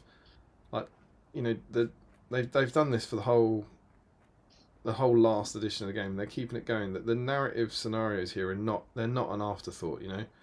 They are like an important part of the game. And it's like if you're into that sort of thing, I think clearly if you're into narrative play, you're winning at SBG at the moment. That seems to be what they're leaning into. Yeah, definitely. No, I think it's always good to see some encouragement and love given to the narrative side of the game as well as the competitive. Joe said you can't claim to have done a third of the book until you've painted one of the models and built one of the terrain guys. Warwick is off to start moving into his new place in Australia. Sam says good luck. Larry says my one comment about that scenario is Frodo doesn't do anything. He just kind of there. Yeah. Sam says lazy. Larry says it's in character. He's just kind of there. I've had entire weeks like that, says Joe. Sam has to shoot as I've got to work in the morning. God, who's going to commentate on the draw roll-off? Larry says, thanks, Sam. I have that Smee in the corner stuck in my head now. That's the Hook cover of it, I presume. The duck fight, oh, ignore me. Frodo does do something in the campaign rules. Yeah, it's not enough. Ricky says, a bit off the topic, but was the GW Hobbit Desolation of Smaug rulebook only available in softback? Yes, it was only available in softback. But he says, or is there a hardbacker version? And Larry says yes. Ricky says helpful for everyone. Larry confirms only expected Journey got a hardback. He says perfect, and there wasn't a hardback version of the Battle of Five Armies either. If you were interested, quite right. So the hobby section. Yes. So first up, we get painting guides for Gollum and Shelob. What do you think? Yes. I think they're good.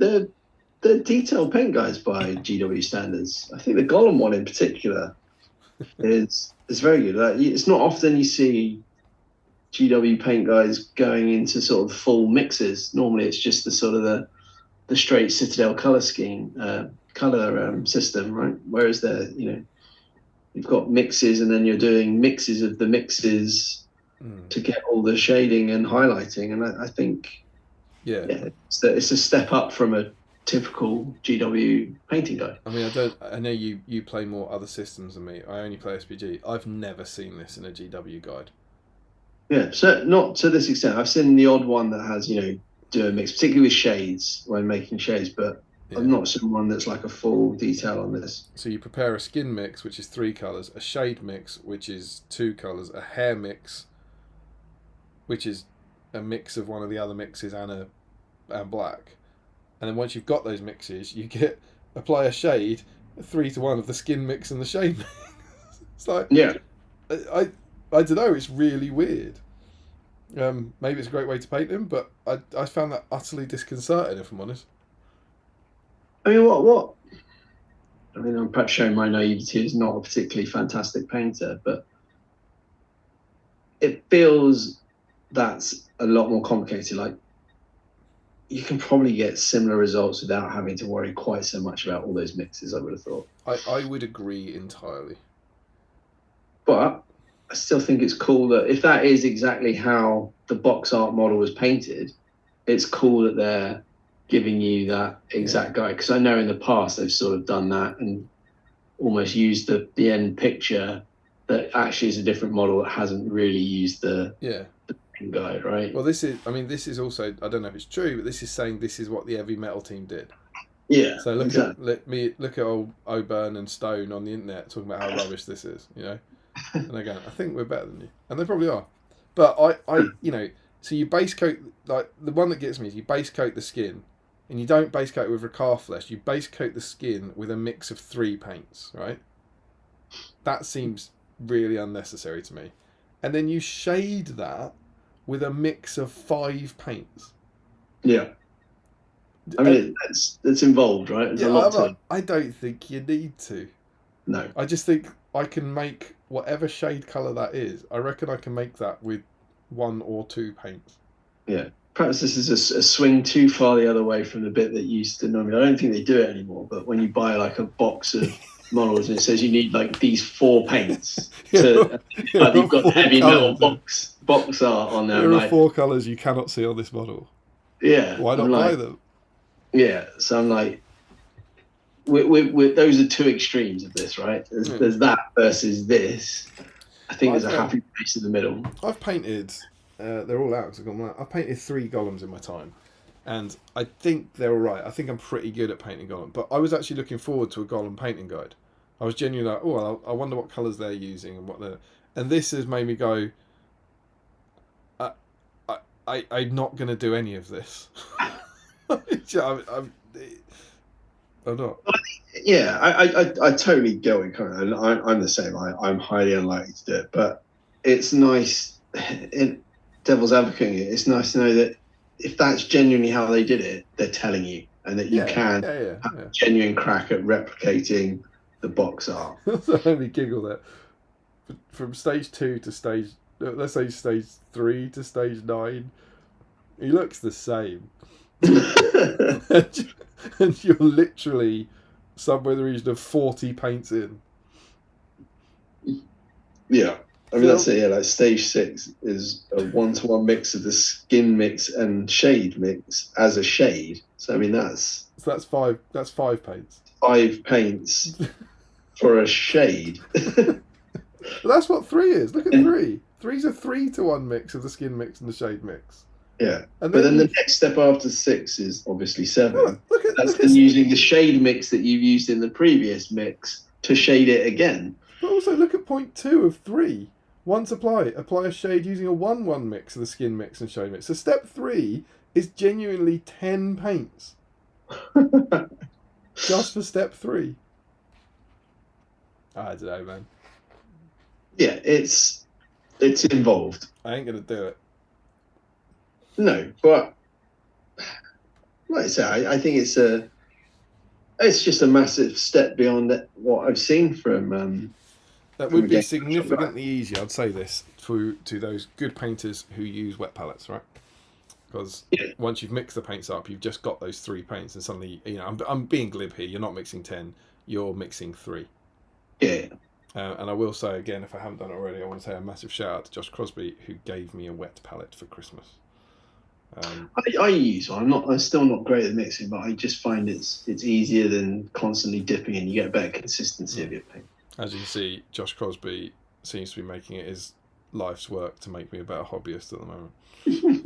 He's adopted you. I found, Little stray Damien struggling around with his paint I pot. found this awful lunatic hobbying badly on the internet, and I want to help him. Spraying activator So all there's over. the Sheila. remarkably elaborate how to paint Gollum guide that I'll ignore. Then I was really looking forward to this because I want to do Shelob this year, and I don't know how to paint a black spider. Oh no. I think it follows a similar thing. Like there's lots of mixes, but I think it works better on these bigger models, and particularly with something like black. That, as you say, like I don't like highlighting black. I've never been good at it. I think it's very hard. And this is one that I would be more tempted to have a crack at. Is this what they're doing for everything? Like, so this is, you just make 4 mixes and then you mix the 4 mixes, right? So That's just, I don't know. I mean, it looks great. It's an amazing paint job. It's an amazing paint job, the finished one. Then a little bit of modelling sand on there, which I like. Again, they're doing that. I like the How to Paint Webbed Frodo. That one only requires 43 mixes. But that one you can do. That was use a mix of Crackstone and Deepkin first. Then the next one, apply a shade of Crackstone and Sons of Horus Groove. It doesn't say mix the mix, you know. yeah. But I just think I say, sometimes they're criticised for having overly simplistic paint guides that then present you a heavy metal painted model and an unrealistic expectation. Whereas at least this is going, hey, if you want your model to look like this, this is the length. This is the length. How on earth is the Gollum paint guide 17 steps and the Shelob And one 10? 10. Like Yeah. That can't be right. That's not natural. Anyway. So yeah. Sometimes these bigger models are easier, right? Like, I quite like painting. Shut up. That's like it's harder to play against 10 men. It's just nonsense. Paint a dragon. Like the dragon's not that difficult to paint. I'll paint your Gollum if you paint my Shelob. Are you gonna do all those mixes? It's the only way to do it, mate. It's the only way to do it. But then we are into what I think is really, really good hobby content, Yes. which is the 3 scenery bits. So we've got Shelob's layer. We've talked about Shelob's layer, but this is great. And I will pick up on Larry's comment because it includes something I've never seen in a GW publication, which is this guide gives step-by-step instructions on how to build ties representing the layer of Shelob complete with web markers. Please note, Games Workshop bears no responsibility for any non-Games Workshop projects or materials used in your process.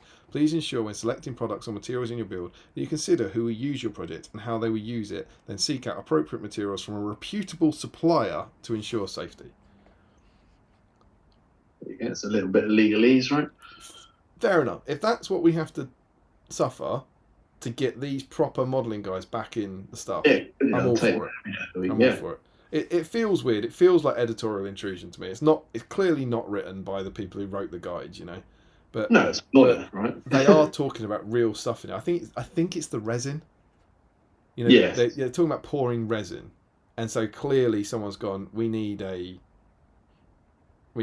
like a disclaimer in here, and fair enough, because these guides are great. Like the War of the Rohirrim one, these are old school GW modelling guides, and you mentioned it earlier, right? The change in the terrain thing, I think.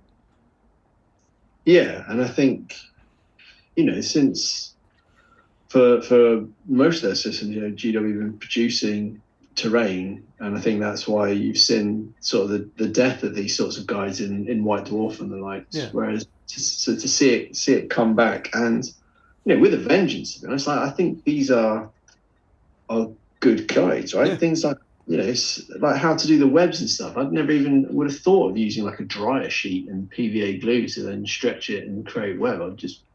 So like even just stuff like that is great to see it back in here. And I think, you know, back to the point I was saying before about, you know, just having a go. I think when I first saw the scenario, like you read it and you go, actually that board looks quite daunting to build. But when you break it down into the steps that they've done here, you're like, actually it's not. It's cutting some foam, sticking some filler on it, and dry brushing the heck out of it, right? I'm glad you picked up on that, so it was a good thing, because one of my major questions is, what the hell is a dryer towel? A dryer sheet. I think, and I could be wrong with this, and this might be one for the chat. I was thinking it was one of those, like, almost like a colour sheet thing you put in your washing machine or tumble dryer that collects all the dust or stops the colours running, something like that. Oh, I don't know what that is.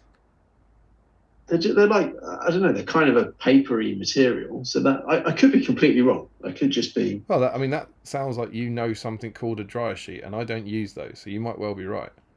I mean, to be honest, I don't. Kath told me they existed. I trust her in these matters. Did you take this to her and go, what is this, please, mother? But I think I agree with you. I think they look great, but I just didn't know what it is. And looking at the picture of it, hasn't helped. But you might be right.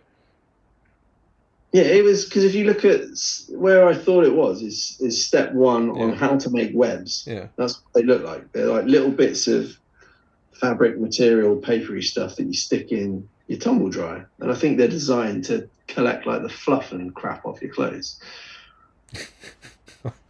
I refuse to believe that Joe has typed this from his memory. Dryer sheets are fabric softening scent infused sheets used in tumble dryers to reduce static oiling, minimize wrinkles, and add fragrance to laundry. That's what I said.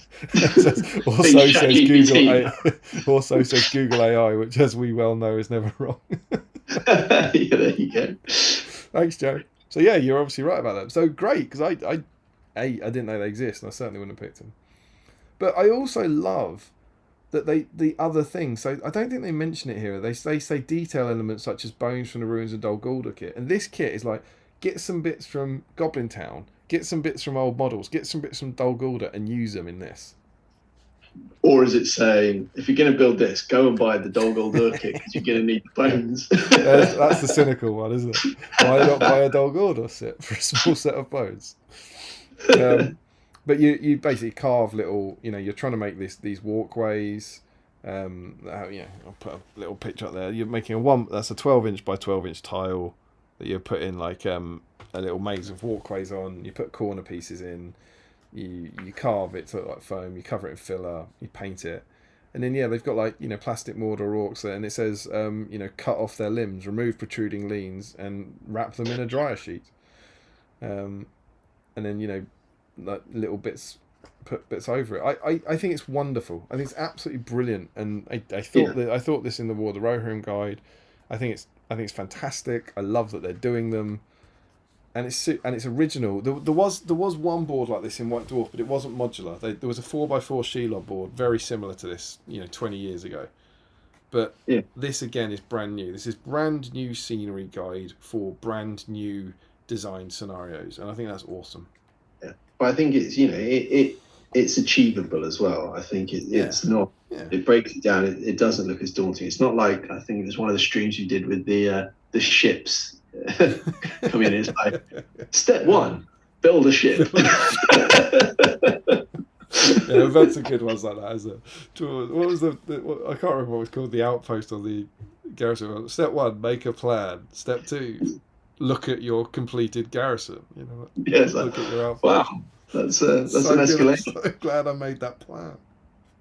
But that shot, I mean, it looks amazing. Like, I want that.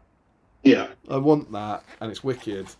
And I think what it also did for me as well is when I was reading the scenarios and sort of seeing the web markers, I didn't really have my head around how they worked. And then seeing them like this, where they sort of block off the tunnels, all of a sudden I'm like, ping, okay, cool, I now understand that scenario better. I really, really want to play this, but it is, even if it's achievable, I think you're right, it is achievable, it's a big buy-in of energy, isn't it, to build it? Yeah, it's not quick, right? Like, you're talking a few weekends. It's like the Dwaradov, and I'm lucky enough to have the Dwaradov, although I did buy it. I bought it off Zahir and then painted it. And, you know, I bring that to 7 stones. It's like, if you were going to make that, it takes a while to carve, it takes a while to glue down, and it's just that scenario. Yeah. And then you have to store it somewhere, and it's like... At least there's 2 scenarios in the book. It's still like, what do you want to do today? Do you want to play my Shelob scenarios? Nah, but look, 43 is my limit, mate. Like, I can't keep playing your Shelob scenarios. I made this board. I know, dude. Now, looking at some of the other little photos as well, you're like, you know, it's right for sticking like green LEDs behind some of the webbing and stuff like that. Yeah. It's mega. It's awesome. Really, really good. Then we're on to Dead Marshes, and again, very, very similar. Again, good use of the models. I love the fact, again, I think we're being silly here. It's being cynical, but it's like why not buy a sprue of Mordor, or I buy it's not like having some broken models. Here's your sprue of 12 Last Alliance warriors available for Games Workshop for £20 or whatever. But obviously no one would do that. And it's not often you see them saying, like, certainly these days, like, just chop up your models and chuck them in the scenery kit. Exactly. Right? Yeah, it's really, really good, and it's clever. Prepare the miniatures, remove any weapons, reposition the arms left desired, sand down the back of each model so they rest flat, and then you put them on the bottom of the pool. Super good. You put modelling sand to the whole marsh. Imagine these are being put into craters, ensuring the majority of each model is unburied. Then you put some rocks in and you paint it and you fill it with resin. And I think that's cool, right? I think, you know, seeing them suggest doing things like that, you know, I think it's just a departure from where they've been. It's right back to the old days, because I think if I think back to like not early White Dwarfs, but ones that I used to read as a kid, pretty sure they had like scenery pieces that had like this style of watery base on it. But even back then, they never really went into how they did them. Yeah. So to see that and say, yeah, cool, like it's resin. I mean, my memory of it from those guys, and they're the same guys that you're remembering from those days, are like they were varnish. The rivers used to be varnished, didn't they? They used to be like cardboard painted, and then that was how they did the gloss back then. But you're getting these kind of things. Yeah, but I think they look fantastic. Yeah, they do. They look great. They look absolutely brilliant. And I don't know if we can we see, is that I think that's a little Numenorian. That's his little head. Yeah, I think. And look, we've got the little bodies lying in here. The little elf in there. And something they do, I think Josh pointed this out to me with the previous book, that it's not naughty, I think you get away with it, but then these down here are these, right? So, I think... Yeah. Is that right? Yeah, so yeah, that pool there... is the big one. Is the top pool, right? Yeah. And then they Photoshop the edge. Yeah. So they do it with all the Dunlending camp in War of the Rover and stuff, which is fine, but it's like... So build these, and then they'll just fit flush on your board like this. Yeah. And I just find that I'm fine with it here. I'm fine with it when they do it here for this sort of stuff. But for a guide photo, I'm kind of like, it's slightly disingenuous. Are you saying that photos in a magazine or fanzine should accurately reflect how they were actually set up? True fact, Mark. Sorry. One of our rules is that if you look at when you see us playing over a board, for example, in SBG, you will see the edges of all the scenery. Yeah. You know, because it's meant to be people, humans playing at a board. But then when we do the sexy glamour shots like these, that's when we'd get rid of all the edges. I know. And that's just our I'm rule. being deliberately facetious. No, I know, but I think it's a good point. I think it's a perfectly fair point. But I just kind of find it. But maybe this is a glamour shot, I guess, that they didn't necessarily know was going to be here, because they do it for the others as well. Yeah, no. I mean, if I'm being serious, I do agree with you. Right, if you're doing it as a guide, you should reflect the true finished result, right? Which they do in that top picture, but that table is not an accurate reflection of how that scenery will look. Because like Shelob's layer, they've got rid of the cracks. I haven't spotted that. They've got rid of all the joins between the pieces. Yeah. But, you know, it doesn't matter. It just Tricksy. it's curious. Very tricksy. You know, I don't know if this is like a kind of bedbug epidemic thing, but I saw one video. Has the world run out of green stuff? Someone might know in a chat. I feel like someone went, that's it for green stuff. Like they're done. Do we not have green stuff anymore? It seems crazy, but I didn't click on the video, but there was something like that. I don't know if the company's folded or something. I don't know. But yeah, they're good. And then the last one is Ashley's wonderful sewers guide. Yeah, I mean, this is just glorious, right? Yeah, it's easy to say now because, you know, he's here and he's one of us, but it is the best one. It is amazing. Now, the difference here is this requires, like he said, it does require a financial buy-in. Yeah. But this is what he's done that's clever, where you have the gaps. So you can use the broken bits from the ruin sprue to be those. Great use of the stairs. And it is different because the ones in Battle Games of Middle-earth that he was inspired by are completely homemade, whereas what he's done is, well, now we've got this amazing Gondorian terrain, let's use that.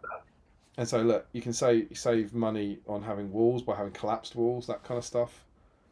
And again, that's got to be several kits worth there, right? Yeah, I mean, I don't know how many this is, but you'd get through a lot. I think he said the floors are the thing you get the least of. But then I guess floors are a bit easier. You could use like plasticard and just score it for floors, right? Mm-hmm. And then there's a resin pour, which isn't in Battle Games of Middle-earth, so he's recessed it and done a full resin pour to submerge stuff inside it, which just looks great. And then he how did he do it? Did he blow it or something? For ripples, dab water effects on top, then lightly blow air over them with an airbrush, and that gets this kind of rippled effect. I think it's stunning. And then this is a top-down view of his tiles assembled to match the scenario. Really. And again, great use of. I don't really think it really shows it there, but this is a great photo to show it. Great use of that's the Lake Town kit, I think. Yeah. So Lake Town wooden bridges, lots of little crates from the various Lake Town and Goblin Town sprues. They even have like barrels floating down the sewer and stuff, and crates floating in and it. then I think 46 and 47 are the real wonderful kind of glamour shots of it. Yeah. Just absolutely gorgeous. Right, another collapsed wall here, which is great. Yeah. No, I think it's fantastic. Like I say, we can talk about the practicalities of some of the paint guides and stuff, but I think I'd rather see that than the oversimplified stuff and only, plastic terrain kits as they come. And that's not criticism. I think it's fantastic that GW make the plastic terrain, but this feels like a good compromise, doesn't it? Because it's like, we've made you the Gondorian kit, but why don't you use the Gondorian kit to do something completely different?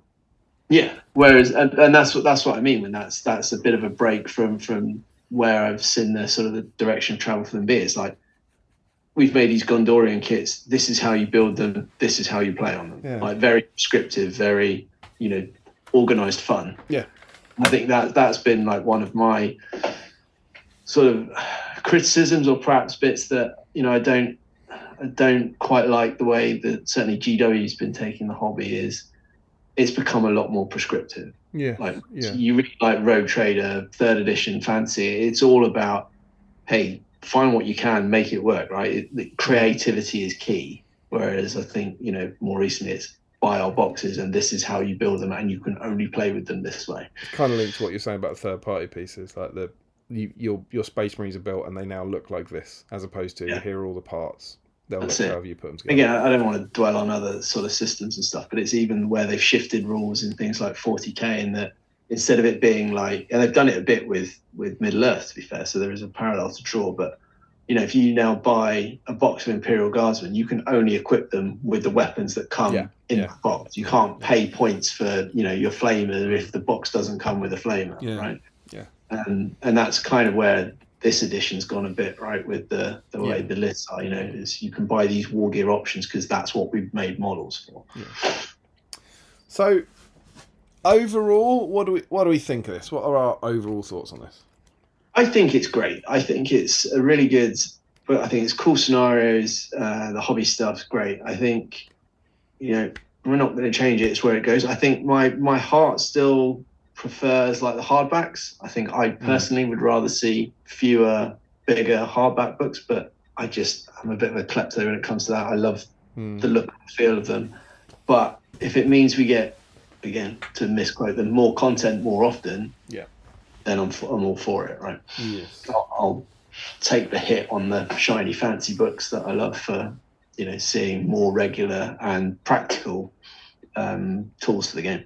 Yeah, I mean, you can't have both, can you? That's it. The hardbacks are clearly nicer. Everyone will think the hardback books are nicer. These are cheaper and smaller. Yeah, exactly. So would you rather have two? Your choice is actually about the content. Is it two different smaller ones or one big? Do you want War of the Rohirrim and Treachery and Gollum, or do you want War of the Rohirrim? It's that, isn't it? That's your kind of choice. I genuinely don't know. I mean, I look at the sort of the shelves that I've got over there, and it's nice to see the rule books next to the hardbacks. Yeah, they look good. And in 10 years, 20 years time, whatever, that's still going to be like looking great on a shelf. Whereas the sort of the flimsier paperback ones,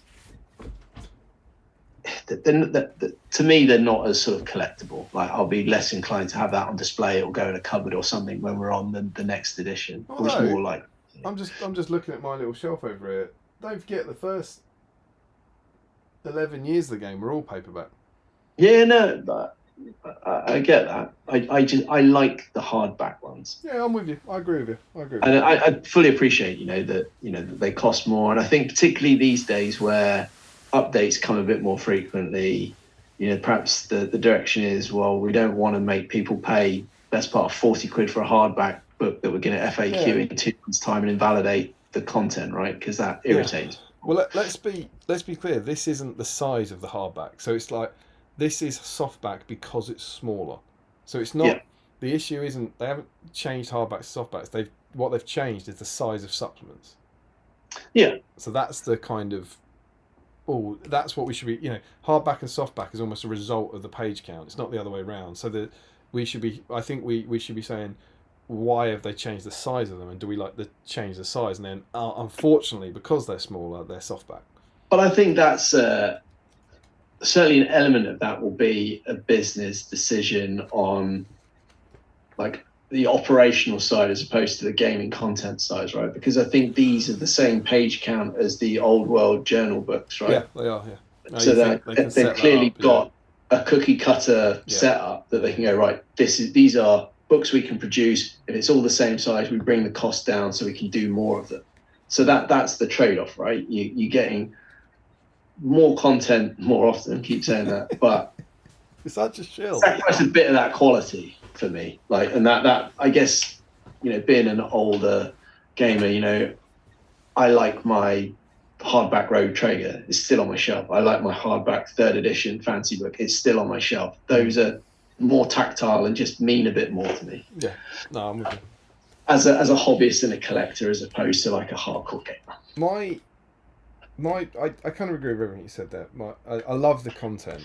My niggle with it, and there's no answer. Why? I don't get it.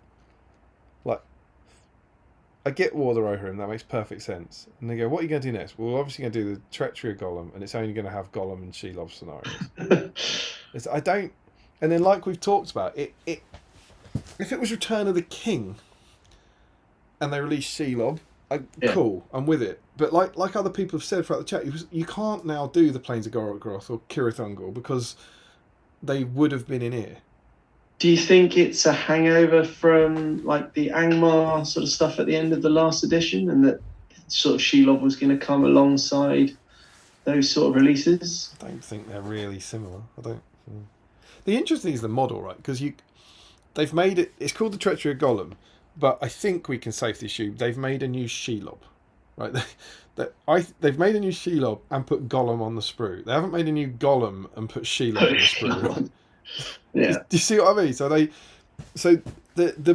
I don't know how it works, but they've got a new Shelob model. Yeah. That they want to sell, and this is how they've decided to sell it, I guess. But Gollum makes sense from the narrative point of view, though, because he's a much more active participant in the story, right? Yeah. But I'm curious to find out. We will never find out, but I'm curious to know, like, is this going to go from their brainstorm? Does it come from a supplement? I don't see how anyone goes, let's do a supplement based on Gollum and Shelob. I don't get that. Which makes me think we need a new Shelob model. So someone sculpts a new Shelob model, and then it rolls from there. Okay, so what? Perhaps it is as basic as that. Someone put the model together and they went, because it is a great model. I think it's a massive glow up on the old one. Yeah, it's gorgeous. We want to get that to market. She even looks good with only 6 legs. It's like cool. I don't know. I just find it odd that because I kind of think of this as the first supplement, right? We've got War of the Rohirrim because we should have had that earlier. It's part of the launch box to me, you know. Yes, and that's why, like, initially I was like, this is the first one. I just kind of always bunched the whole War of the Rohirrim stuff together. Yeah. And I know they've had the PDFs that they released and stuff. It's just a weird thing, and it's different, and it allows them to make brand new scenarios, and that's cool. I just think it's a bit odd as a release, but I think it's odd, and I think it's great. And yeah, I mean, it's interesting to see what comes next, right? Like, is it just going to be a scattergun of whichever bit of the film? The Adventures of Bill the Pony. Yeah, quite. But that I think that's a great point, because this doesn't help in any way as part of a roadmap, does it? No. Like, all this does is go, well, it really could be anything. Yeah, 100%. It could. And maybe they need the new Shelob model because there's something wrong with the metal mold, or because the metal Shelob is over 20 years old and they wanted to do it, and they were like, and it might be someone's like, I really want to have a go at a new Shelob. Like, okay, so we've got a new Shelob model. Brilliant, let's sell that and let's put it in a supplement or something. I don't know what that order is. So then the next supplement might literally be someone going, I don't know, I've sculpted a new Balrog. I've sculpted a plastic Watcher in the Water. Okay, cool. Let's like the Watcher in the Water's adventures. Balrog needs a new sculpt, and I'd love to see a new Balrog. But do you know what I mean? It might be driven like that. It might be going forward. It might be driven by new models. Yeah, potentially. Because you think logically, like if they wanted to focus more on Gollum, they'd wait a year, right, and tie it into the next film. Gollum. Yeah. And they don't. I mean, they must have. I haven't actually checked. I presume they've removed the other kit from sale, so they've removed that. But they're just swapping one for one. It's like this kit doesn't necessarily save them lots of kits, does it? No. And if anything, like, as much as it's a blow up, you're getting less models, right? Because the other one was you got Frodo and Sam, as well as webbed Frodo, right? Yeah. You didn't get a Gollum in it, did you? So they've shifted. No. Yeah, you've basically swapped Sam for Gollum. Yeah. And now we have plastic Gollum. But I think I'm not sure they'll be able. We talked about it a couple of streams ago, I think, where they were saying there's quite a lot, aren't there? There's Riddles in the Dark, there's the Mount Doom, and there's the Emin Mule set. And they're all kind of required. Like, if they're gonna, now you've got 4 Gollums on sale. Yeah. Like one's got Hobbit Bilbo with it, one's got the Mount Doom Frodo and Sam, and one's got the Emin Mule Frodo and Sam. They're all different. So maybe now, if you drop the Emin Mule one, we don't have that Frodo and Sam on sale, and if you drop the Mount Doom one, it's probably that one because they're just the narrative pieces. I don't know. But they're some of the coolest ones for me. I love the Mount Doom Frodo and Sam. But bear in mind what the range is like now. It's bloody odd that they're selling 4 Gollums, right? Yes, absolutely. So I would say if you want any of those Gollums, I'd pick them up because I reckon at least one of them might vanish. So. My kind of last thing that I wanted to say on it was, again, I've heard this is normally your kind of typical moaner, I think, online, but I've heard a lot of time it's low effort. I've heard that a bunch. People going, "Oh, it's so low effort." They're, and whether that's the repeat of this, I don't. They rarely elaborate on what it is, but it seems to be down to the fact that it's only 48 pages. There's no profiles in it, and maybe some of the repeated scenarios. That seems to be it, right? It's not low effort. No, I think that's unfair on that people put the effort into. Like you say, the production in terms of what's on the pages is good. Like you say, a whole bunch of new pictures. There's new art in there. New scenarios and those hobby guides. That's all created from scratch. I guess my take on when people are saying low effort would kind of be what I'd say is that a flimsy 48-page paperback is not a nice 150-page hardback. Yeah, but I don't think that's when you put 3 of these next to each other. I'm not saying they'll look better. I think they might look like there's more effort than one of those. Like there is no reason. I agree. If this is a niche game, there is no reason for them to build that Shelob's layer at all. You don't need to build it. You can just draw the map. There's no reason for them to get Ashley to do the sewers. There's no reason for them to show you how to build these marshes at all. Think about it, like Quest of the Ringbearer. Quest of the Ringbearer didn't show you had that scenario. It didn't show you how to build the marshes. It showed you how to paint the Ammon hen set that you could buy. Yeah. And so there is a whole hobby team making stuff and photographing it and then talking to the rules writers to make new scenarios. Yeah. Like to use this hobby stuff. And then, I know it might well be their jobs, but the photography is all brand new and there's graphic design in it that's all brand new. Not just the layout, but elements. Yeah. So it's not, I think low effort's a really unfair. I think it is. And when people talk about, there's no new profiles or anything, I think that's just another symptom of the direction of travel that the game's gone, right? Like you don't see different profiles for the same heroes at different parts of the story anymore, right? There is one Legolas, there's one Aragorn, it doesn't matter. So, and given that they've kind of, they've trimmed the fat where they didn't want some of the content that had been created historically. So I don't think GW are in a position that they can create those sort of their own creations anymore, it seems. Like they're tied to what's there. So we are I know War of the Rohirrim's kind of different, but this is 2 supplements, no profiles. Yeah, but I think what would be a new profile at this point? Like if you look through the books that came out just with now that the Armies of Middle Earth is released. Yeah, I can't see what they would be creating profiles for because that literally covers everything in the films, right? Yeah, and, I agree. And book stuff that they're sort of tied into. They trimmed out a load of the stuff that they had created, and I agree with you. I don't know the details, but I'm assuming that's down to the licensing side of things, right? So they're not going to be churning out new profiles to expand lists for stuff that doesn't exist or isn't already covered. Yeah, I agree with you, but I think you could have said exactly the same thing at the launch of the last edition. What are you going to put into it from the films? And every supplement they release put new stuff in. Do you see what I mean? So I think it's a perfectly valid argument, but I also think if you wanted to put new stuff in, you could put new stuff in. Like Warriors of Khan'Dûm, for example. Like, you put them in. So, it's interesting, and this one got more moaning about it than the War of the Rohirrim one. Do you know what I mean? Everyone was like, okay, there's no new profiles in here, whereas this was like, is there no match play stuff? Oh, I'm not really interested then. And but I'd just again, be curious.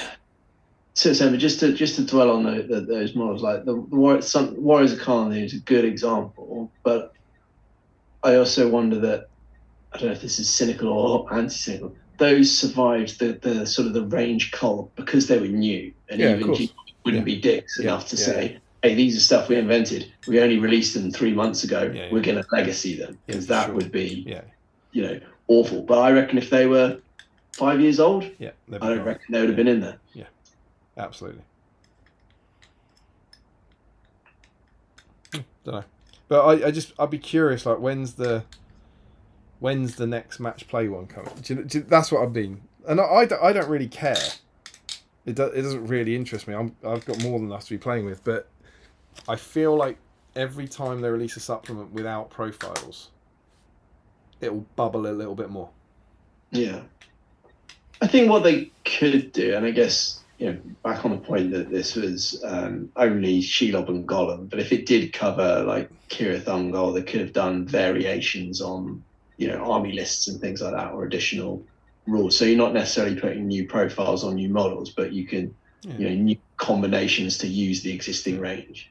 I'm thinking like I love the Fornos list because it's just something a bit different. It's particularly as there's no allies or anything like that anymore. It's a chance to smash together two sort of good but quite disparate factions and say, I can run this army. I mean, you can always add stuff, can't you? Like, ultimately, if it's your job, if you're there as a games designer, as a rules writer, you can always add stuff. You can find stuff to add if you want to. Yeah. And it just seems at the moment they don't want to, and that's cool. That's interesting. So I think I like it. I really like the content, and one of the things that's intriguing me the most is I don't have a bloody clue what's going to come next now. No, it could come out last edition, Gondor at War, and I think it was like, it must be Rohan next. Yeah, it was quite must be Rohan next, and then after that it was tricky.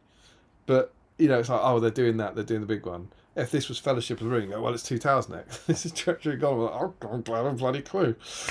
What would you want to see next? Tariel, the Adventures of Tariel, I reckon. Tariel. Well, I want Unexpected Journey, but for the Quest of the Ringbearer, but for the Hobbit, because we never got that in the last edition. That's what I'd like. I'd like the Hobbit to get a bit of love, I think. Yeah. You? I don't know in terms of supplement. I do think there's some cool models. I'd like to see things like Moria get new models, like new Goblin sculpts, new Balrog. Some of the monsters could do with updating. I think that's a cool range. Lots of people are playing it at the moment as well. So you know what you could get based on this, and I'm making this up, so I don't want to get you too excited. It could be the Journey of Boromir. Oh, do you know what I mean? They might do. I wouldn't even dare to dream of that. And then, but that's actually quite similar to this. It would have the reclamation of Osgiliath. It would then have him on a horsey going to Rivendell, and then the bits of the losing his horse. Yeah, and then getting to Rivendell, and then do you know what I mean? You could, and then have Amon. That feels quite in keeping. Like have him fight in Balin's tomb, have him die at Amon Hen, and then skip all the other stuff. I mean, you could start sort of right back to Reclamation of Osgiliath, right? So he's that's trapped what I mean. in the White Tower. Maybe that feels quite similar to this. Yeah, it's almost his decline through it, right? He starts off like this super powerful Boromir, and in the end, maybe that's what we get. Maybe it's like on Henry dies in the first two turns. Maybe it's hero focused. This one's about Gollum. Yeah, and maybe the next one's about Boromir, and then the next one's about Tariel. Let's catch up on the chat and then see what people have been working on, shall we? Yeah. This has been dangerously chock full of Middle-earth content. I'll do this if you want to keep going. To be honest, all I've done is glue the feet onto the wet road, stick him on a base, and upload that to the whip thread. It's good. I've been trying to help, man. I've been doing the chat for a while. I know, but I've been enjoying the chat. It's been good. Yeah, it's been good.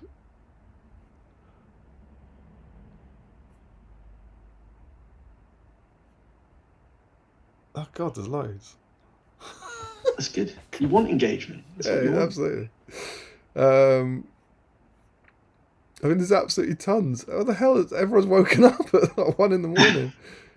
I'm going to go for a quick wee once you... Sure. It wasn't that, yeah. Frederick always having it. This is not the patron chat. Are they mixing paints and mixing them again? Larry says it's a very in-depth guide that I will completely ignore and use contrast paints for instead. Frederick, some next level mixing going on. Ricky drinks paints, maybe because I'm just a simple Isle of Wight smooth brain. I really struggled reading the mixing paint guide. No, I did. I really struggled to get my head around it. Joe agrees that the word is confusing. Frederick says, game idea, drink alcohol. Every time they say mix, have fun, then die. Larry, I love that you are pre-mixing all those paints for one time ago. Yeah, quite. Maybe they're expecting to paint their entire BSIME, their Gollum collection for a BSIME stream. Rob Lynchbury, good night all. Not at the GP tomorrow, but I am at a charity SBG event on Sunday. Enjoy, my friend. Stana Carlson, I have to head off. Good night, everyone.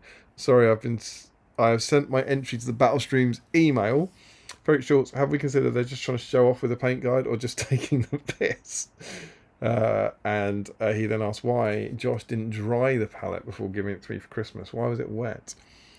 Joe Holzman, as a Villa fan, it is harder to play against 10 men.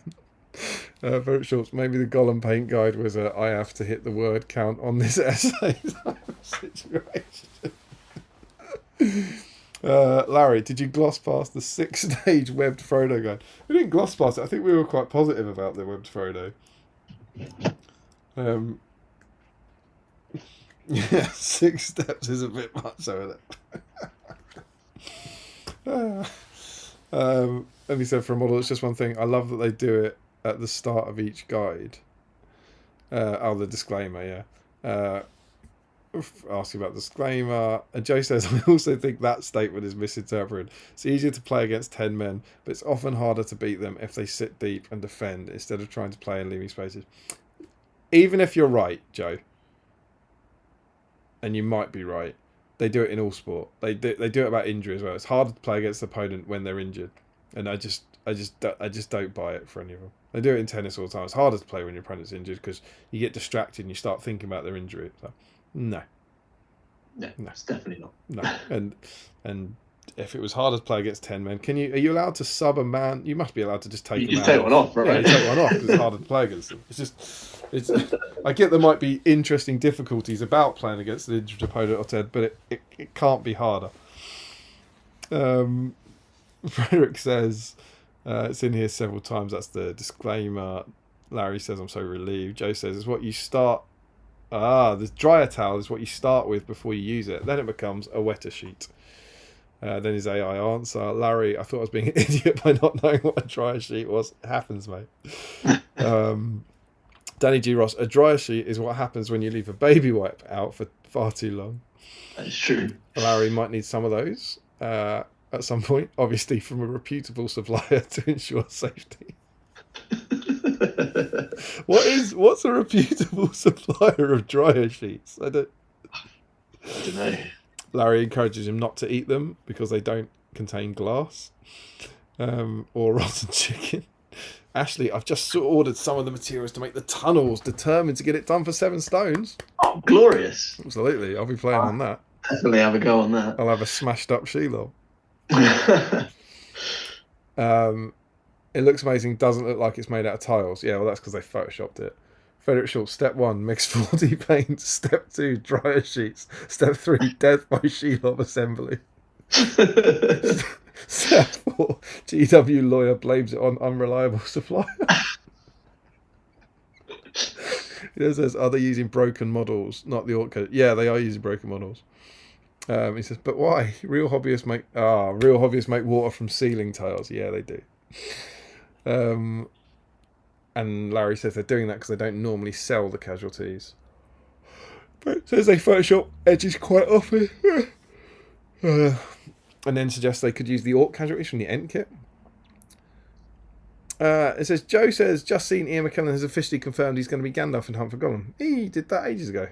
I thought that had been confirmed a while ago. He then goes on to say, I know he'd strongly implied it, but I think that's the first time he's confirmed. I mean, he said at some convention about a month ago or 6 weeks ago, when he's on stage with Elijah Wood, and he sort of said they're making a movie and Gandalf and Frodo are in it. It might be like an official announcement, but I think we all knew those two were in it. Just gotta hope he holds out, right? Yeah. He's in danger zone. Yeah. Larry, wait for whenever the next time they get a made to order. If they ever do one, probably wouldn't fly. Oh, as in the guide, how to get the casualties. Very shorts, tell them to use Ent kits to make dead marshes for extra profit, just like the dog order. Larry says they probably forgot there was one in the kit. I always forget it does. Frederick thinks it's interesting to see green stuff in a hobby guide again. He confirms there's 2 dead orcs in the Ent kit. Larry has also heard that about the green stuff thing. Ashley says, on the Sheila board pics, have they photoshopped out the cracks, or is that the OG board from White Dwarf? I'm sure they've just photoshopped out the cracks. I'm sure they have. Because that's so similar to everything else they've made. and the tunnels will be 80mm wide for Shelob. I'm sure that's exactly the same thing. You can even tell from the colours on the top where they have the black patches and the kind of grey lines around the edge. They photoshopped out the cracks. Larry says they could definitely just be built on ceiling tiles. Yes. And Jack Brown says the White Dwarf board I'm thinking of looks pretty different. Yeah, it's a similar thing, but you wouldn't be able to put them on pages after each other and think they were the same thing. Larry thinks he could one day see himself building Shelob's lair, but as lovely as the sewers are, it's a lot of effort to put into a thing that isn't in the movie and a lot of cost, even if the scenario looks fun. Yeah, that's kind of what we talked about, wasn't it? It's a lot of effort to go for relatively minimal scenario options.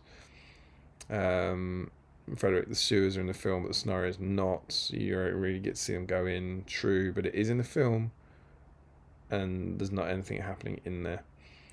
He says there is. It's walking, which is quite important in the film, as they simply walk into Mordor. Larry likes it a lot. It does feel very niche. A lot of the scenarios need specialist terrain. Frederick asked Larry how the book tastes. Just Crosby loves the book. It's got everything I like in the hobby done with passion. Larry, not a lot of people will make the scenery. It'll be great for those that do. Without game rules, I wonder how much this book appeals to people that aren't like us. He says it doesn't really taste of anything. One day, Larry, and he says, I don't think she is something. Frederick, I actually shocked how you admit you're eating your book. No one's surprised. Jakey, just sniffing out to collect what I suspect will be a relatively drunk other half. See you all soon. Joe Holzman, they could do them if they did a Quest of the Ringbearer style supplement, just made you refer to other books for the scenarios that already exist. Yes. I don't know if they have ever done that. Have they? From a business point of view. Because they're not going chronologically, right? It wouldn't work, because effectively you'd need to refer to scenarios in books that aren't out yet. Yeah, I'm more thinking about the standalone aspect for it of will they sell a book that refers to books that might have been taken out of print or something. I don't think they generally do that. It's a nice idea though. Larry says if the model, I think this is Shelob, was made before the rulebooks came out, I think they would have had the base size change when all other bases change. I agree. I think Shelob's been sculpted this year or end of last year after the new edition's finished. I think this is my suspicion is this is the first new thing that's come out since the new edition. I reckon all the stuff we got in the summer, Beachbone, Catapult Troll, Ballista, I think that was all done prior to the new edition. And I think this will be the first model done since they finished work on the new edition, I suspect. There's no date on the sprue. Oh, bit of investigation going in, you love it. Frederick says, I assume you're eating your book dry, correct? No sauce, no milk? And he says he just licked it a couple of times. Frederick says, not sure I believe you. I absolutely believe him. Joe would like absolutely buy the Adventures of Bill the Pony. Larry says, you joke, Damien. I'll be all over a Bill supplement. Jack Brown says, me too. So give me a scenario where he obtains Orcrist. Yeah, Larry would. Oh, that'd be a good one. Larry would absolutely lick it. Jack Brown, I think it's a narrative campaign that starts with him being released at the gates of Moria and follows his adventures. Oh yeah, ditch all the stuff with the Fellowship.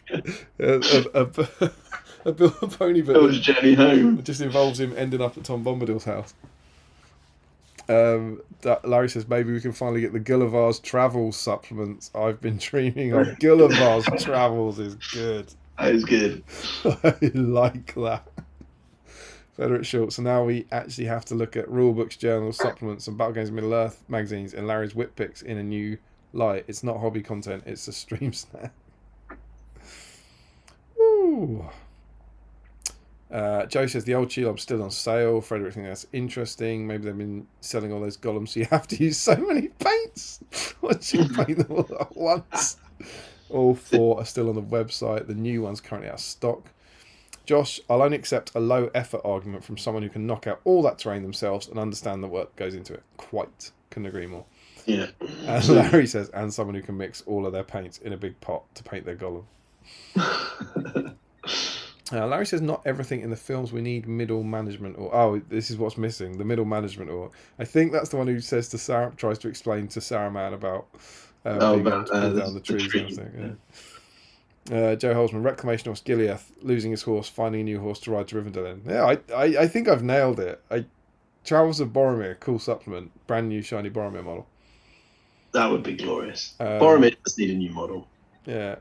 Well, it could be either plastic Fellowship Boromir and plastic White Tower Boromir.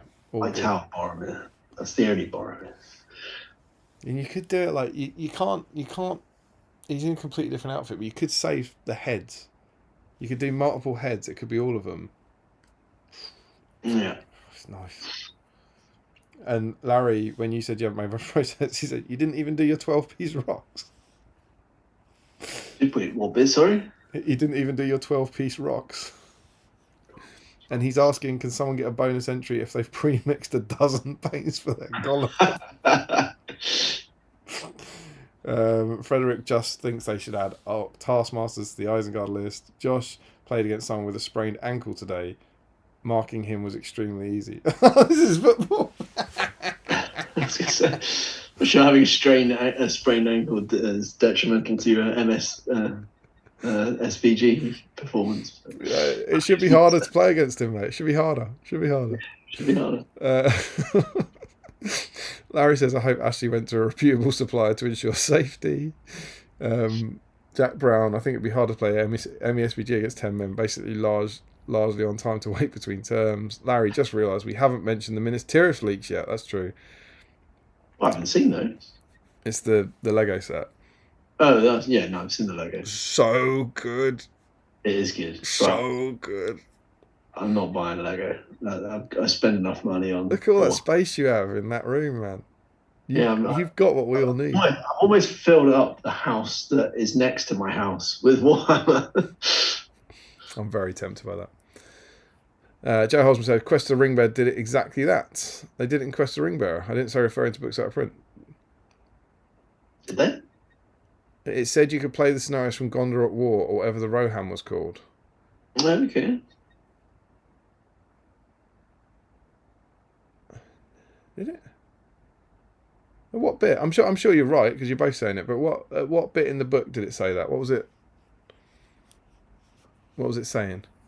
I meant it in the sense of like not having a Balin's Tomb scenario and saying you can find the Balin's Tomb scenario in this book. That's what I was saying. I don't think they'd do.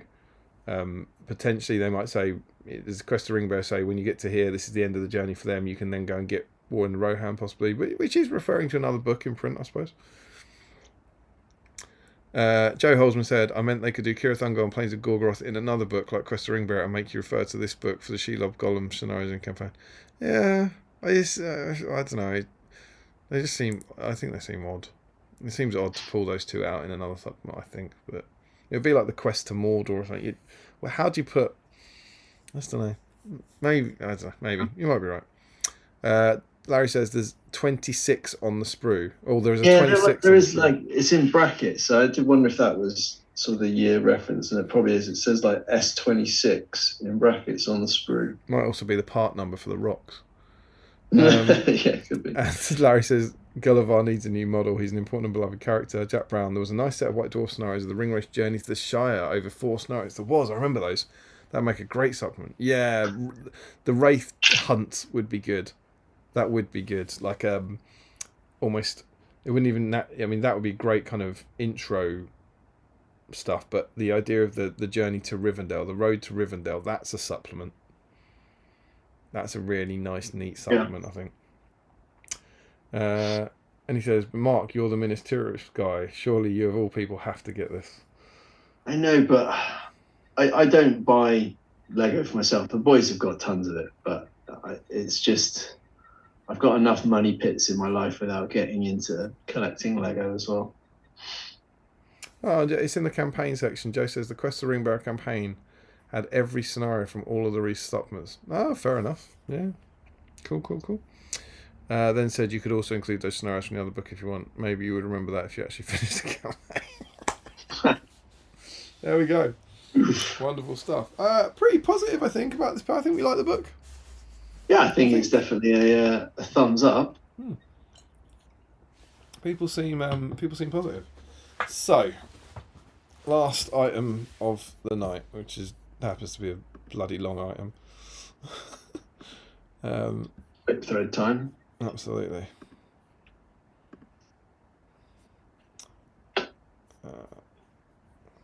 That one is undercoated.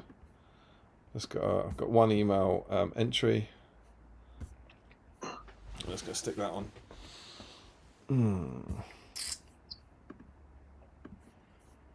It's been a popular one tonight. In terms of like viewers, certainly. We were bouncing around at 40 for quite a while. Which is cool. So thank you all for joining us. It's lovely to have you. I've just opened Facebook and the last message from you. The last message from you said, "I've read most of the book."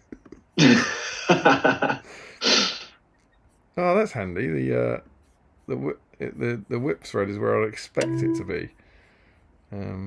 At the top of the GBet show, which is not where it's been recently.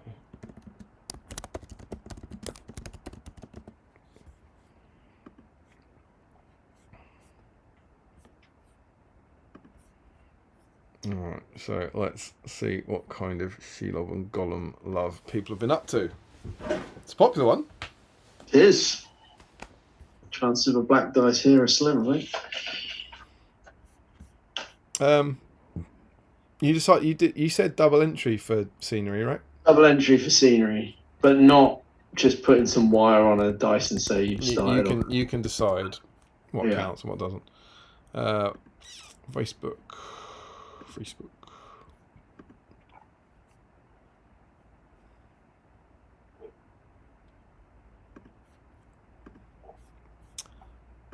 All right, so I'm hoping we are seeing some Facebook stuff appear.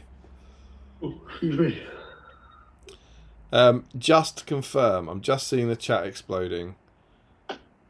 It seems like Larry and Frederick are just nattering. I'm going to skip all of this when we catch up. So just please stop putting one word responses in the chat because we'll just skip it all. Right. So can you see that? Is that all right? I can see you.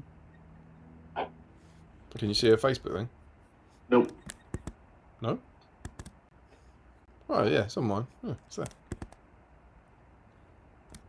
Right, cool. So, in a crazy twist, Jamie Wiggins is at the top. Current progress on the spider. There she is, looking rather fabulous. Looking good. Congrats, Jamie. You have kicked us off and you're in. Frederick Schultz. Got a plethora of the most exquisite drinks, snacks and minis on the table, including this fan favourite Spezzy and Frodo, Sam and Gollum Smeagol set. Ah, look at all the kittens.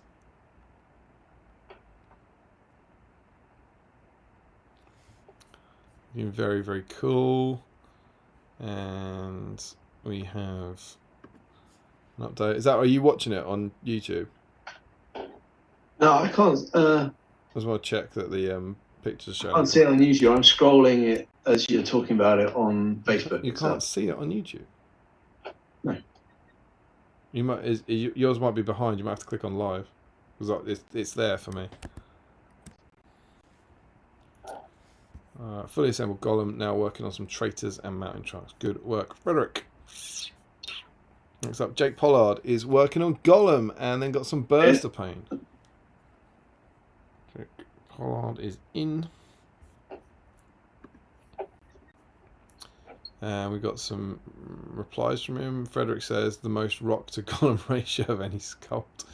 He's done some base coats, washes, highlights. So this is Gollum as far as he got. It's looking very cool. Yeah, he's looking good. Doesn't look like he's used nearly enough paints on that Gollum. Yeah, needs to mix more paints. And then 3 Cobain done. Not sure it reads, but some are black and some are dark blue because I clearly hate myself. Decided to dot the eyes white and contrast them yellow. God, when I did mine, which was 189 Cobain, I think, I painted the beaks individually, but I stopped there. I didn't do eyes on Cobain. Ricky Colebrook building the new kit and some Tony chocolate for stream snack. Lovely stuff. Yeah, and he's got it built as well. Colebrook. And a web marker as well. golly. So there's the built one. I agree the legs are a pain. Thanks, Ricky. I appreciate the solidarity, man. Now to attempt in making a web marker.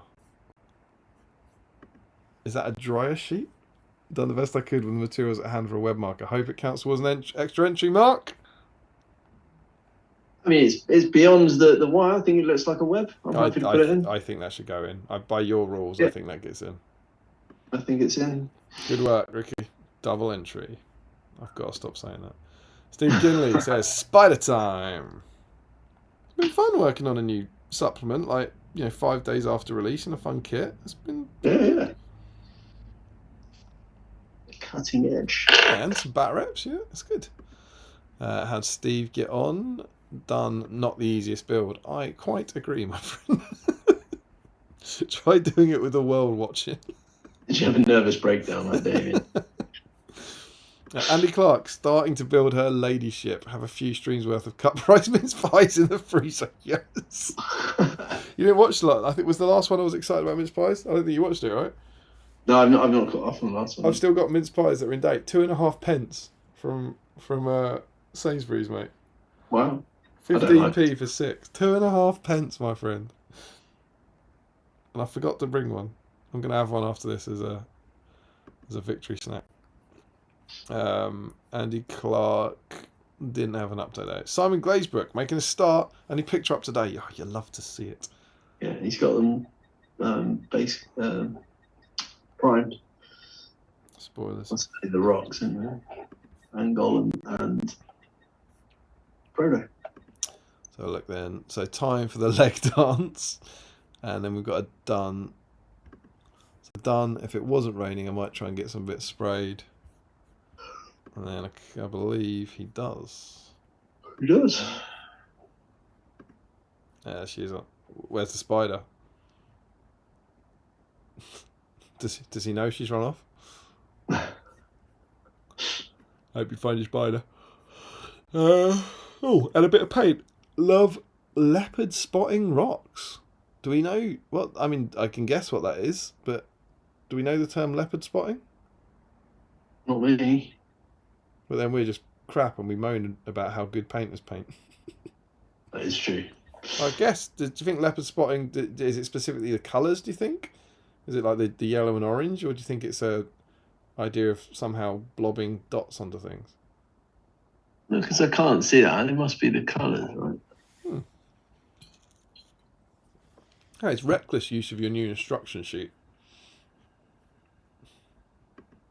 Not a fan of the new Games Workshop logo. Going. Shut up. Has zero impact on your life. It does have zero impact, but it doesn't mean I have to be a fan of it. As well, like when it was above the shops, I'd be with you. Like, when do you see it? When do you ever see it? Just removing another aspect of my childhood. Reminds me that I'm getting old. I'm totally with, like, it's another one that I've seen lots of people like. Not really in the MSPG. It's when I do it. This is terrible. It's awful. They've I'm just not corporated torching it. pitchforks about it, but But it's like you never see it. You never see it anywhere. It doesn't. yeah, they phased it out quite some time with. Yeah, it's also that they've had that one for several years now. It's just because you don't see it anywhere, no one noticed, and then some angry guy pointed out on the internet, and then everyone was suddenly angry about it. Must be one of my other accounts. But I mean, I forget because you see it so rarely, and it's weird. Is it on the supplement or something? I picked it up because it was on the. It's on the instructions, yeah. On the front of the instructions. I think I noticed it on the back of this, like the other day. I was like, oh yeah, the new logo. You know, I forgot. It's they got rid of the pretty bit, but it's like 2 words at the bottom of a book. I know. Once it left the top of the shops, I don't think it matters. Let me be an angry middle-aged old man. Yeah, well, I was quite angry middle-aged man on the last stream. So if that's the thing that's grinding your gears, you're welcome to it. Michael Haskell, I like Mark Stone on Michael Haskell's picture showing off his Sheilov kit. I think he looks very pleased with it. That is a good shot.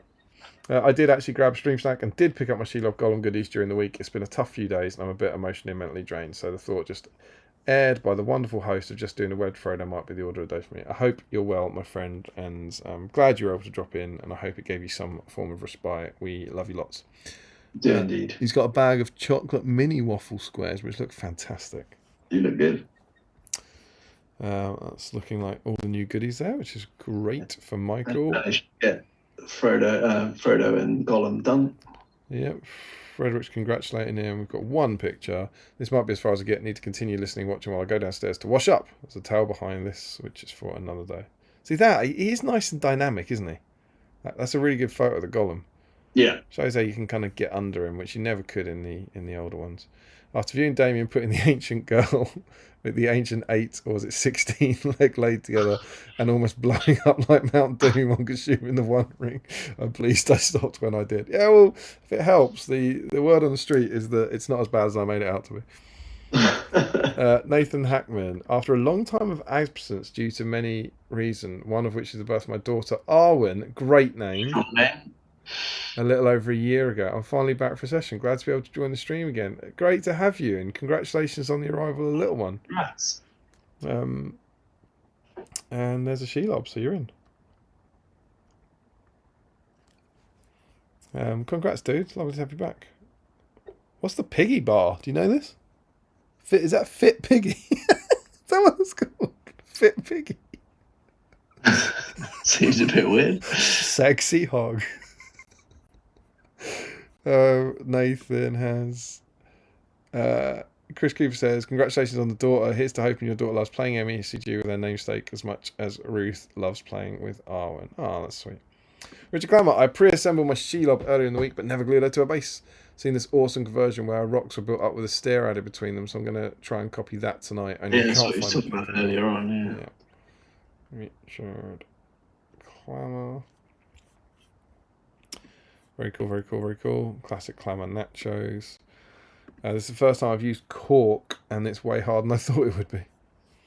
Well, if it helps, that's the first time I've used legs, and it was way harder than I thought it would be. Here we go. Made some steps out of sprue.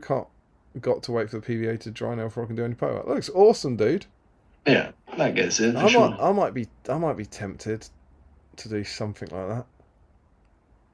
It does look pretty groovy. It's the idea. I think the goal of this is to be able to put Sam on the base underneath her. I think that's the. Yeah, so that hot fighting. Lovely. Cool. Michael Dublay's in. I love the smell of new plastic in the morning. / start of Battle Streams Middle Earth. Lovely stuff.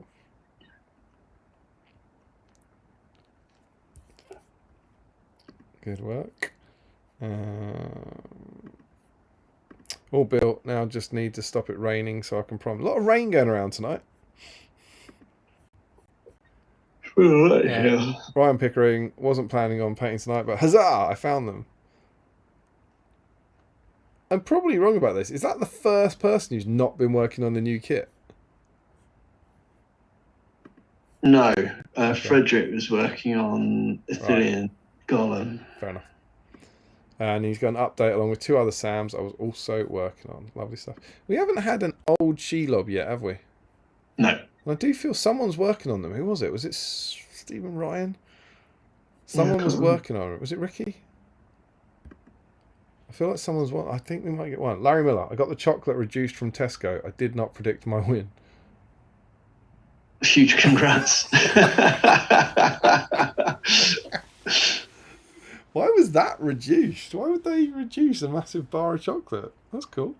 That's some fine. Cookies. Well, congratulations, Larry. I'm glad you're able to dine in style tonight. Harry Miller.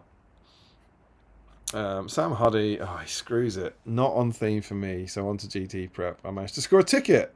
Thanks for no notifications, everyone, Brian. Well done. I think Sam's gone to bed, but if you catch up, how did you get it? Did you get it from a friend, or did you just refresh on the page and find one? If you didn't get the Brent right, I'd be curious to know how you got in. Bits of Whisper, always a good one. Andy Clark says, does this count?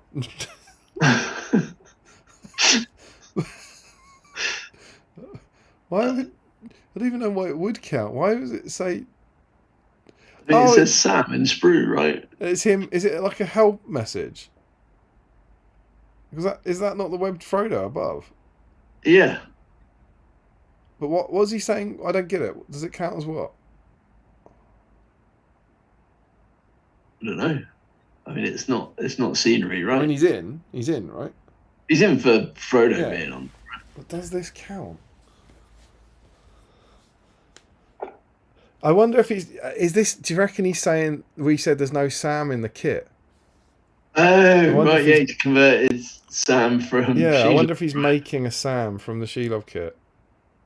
And Frederick Shaw says has to be double entry. Incredible scenes. I don't think that's double entry, right? No. You wouldn't believe what Adam Darmody's done. There she is. It's the old Sheila. Thing is, I've never done it. I always liked the old sculpt, but looking at that now, you're like, oh, the new one's so much better, isn't it?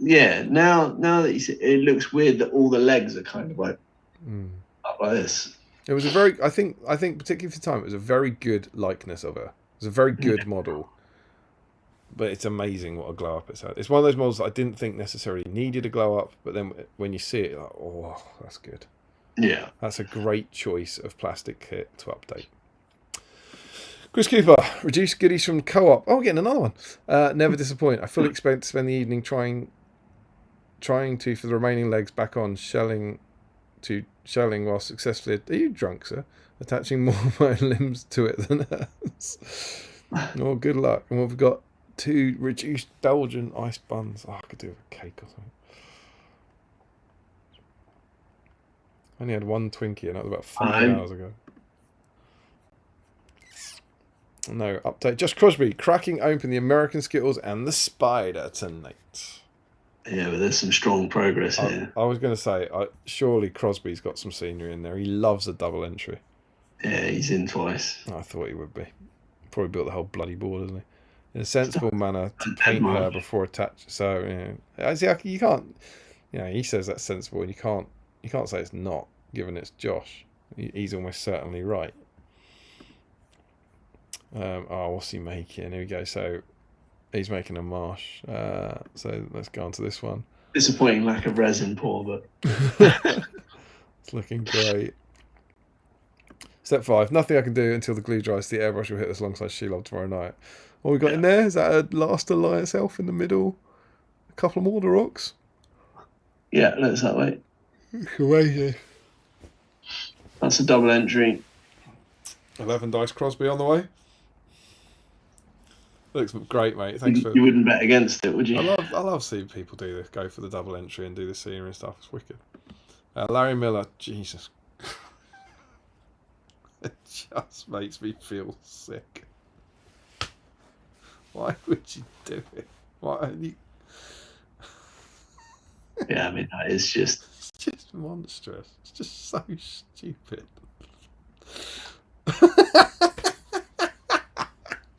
Bon appetit. Oh, that's class for Frederick. And he says, random fact, just found one of the done lending axes in last night's picture.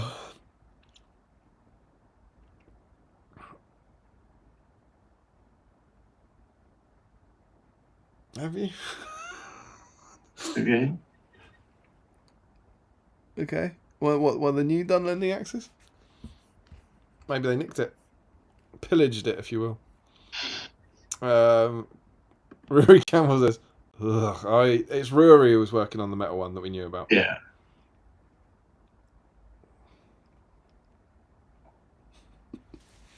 He's got Larry to assemble the pieces from. What have we got? This will not be done tonight. From a glorious... Oh my god, look at... From a glorious high of 6 legs attached, we now have 4 attached. He's going backwards. He knows you a dice. Less assembled than when I started. I think the mini drill is now required. Oh, good luck, mate. Good luck. I'm actually going to go click on his middle one to where it was a step backwards. I just said, this will not be done tonight. That's good. Larry Miller says, this is the most expensive for me. Spider-Man logo. Why is it the most expensive? Most expensive Lego kit he's got. I don't know. It can't be. It's not very big. I don't understand that.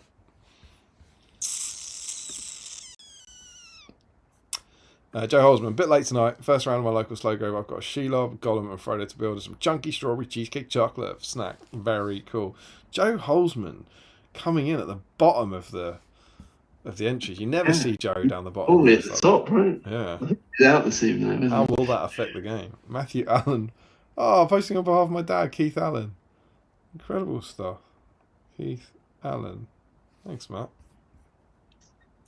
I just realised I'm just connecting Keith Allen now. It hadn't occurred to me that was your dad, Matt. All right.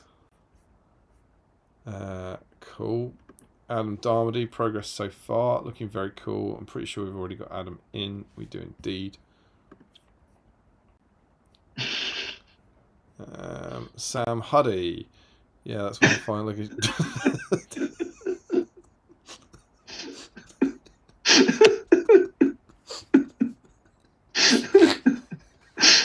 I enjoyed that one. Good. Brian Metalhead. The mould line is along the spine. Wonderful. See, a 6-part Gollum wouldn't have a mould line. No, absolutely not. Alright. Jack Brown, I'm going to try and start this as I don't have the plastic. Well, to be fair, that metal Shelob's caught up a bit. I think there's 4 people working on classic metal Shelob, which is great. We've got some updates. Let's see how he's doing compared to Riri. So we've got... Oh, she's alright. Is she alright? She looks a bit ill. She stumbles out of the plastic. Oh, and here's the Shelob one. Yeah, so there you go. It does look... Where are you? Jack Brown's comments. You know, to be fair, that does... I don't think that is the one. That isn't the one that's in the book, but I'll say this much. The top of it looks far more like the new one than I thought it would. You can tell from the webbing that it's not, but that grey and black patch, that's weirdly similar. And snow. Yeah, but that's the one I remember. I remember thinking for years that looks really cool and I build it. Never did, for much the same reason I won't build a new one. Stephen Ryan, not getting the chance to do much tonight in the end as parents are visiting. I've clipped Invisible Gollum and glued him to his base. In you go, sir. I've got Invisible Gollum, but he's gone a bit yellow. That's what I do. You know, Matt Davis said if you leave them in direct sunlight, they clear again. Oh, do they? Apparently. Interesting. I thought it was the sunlight that turned it yellow in the first place. Yeah, a lot of people do, and supposedly it reverses it. Incredible work, Stephen, you're in. Ashley Fisher, assembly done. Glad that's over. I think we've got Ashley already, haven't we? Yes. No, we don't. I do not.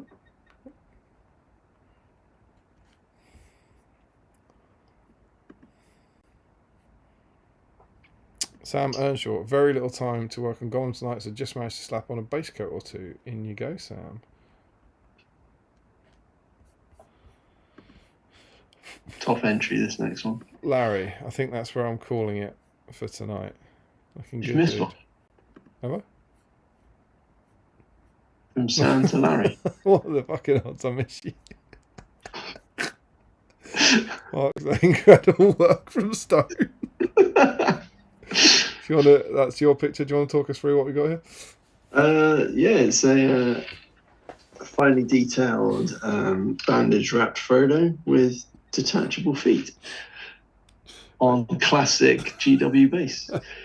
I know you've been doing some cracking co-hosting work and reading the chat. That's 5.5 hours work. It's not bad for me, to be honest. I'm a slow hobbyist. Oh, mercy. That's good, mate. Now, just to confirm, I have now put you... Oh, no, you're under Sam. Sorry. I thought you were meant to move, but it's because I went back to Larry. You should be underneath Sam. Because otherwise, can you imagine? Want any controversy? Yeah, Larry, that's where I'm calling a knife. All above board and by the book. Left the rock separate to paint. Jeez. Jamie Wiggins. Here's the finished Shelob.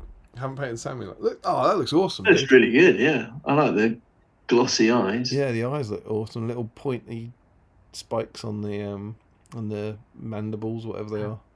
And he's got Frodo on the base. Oh, that's class, mate. Yeah. But he was in there right at the start. I'm hoping, mate, the stream was able to help you through that. Nice lighter rocks as well. Danji Ross is in. Not Shelob, but maybe a full few Kirith Ungol orcs. Very, very nice. They're looking groovy. Love the kind of bronzy, rusted metals in there. But alas, no dice for you, my friend. Lovely to have you back there. Andy Clark. 6 out of 8 legs in place, finishing off tomorrow. My friend, that is the choice of kings. All the best people just put 6 out of 8 legs in place and finish it off tomorrow.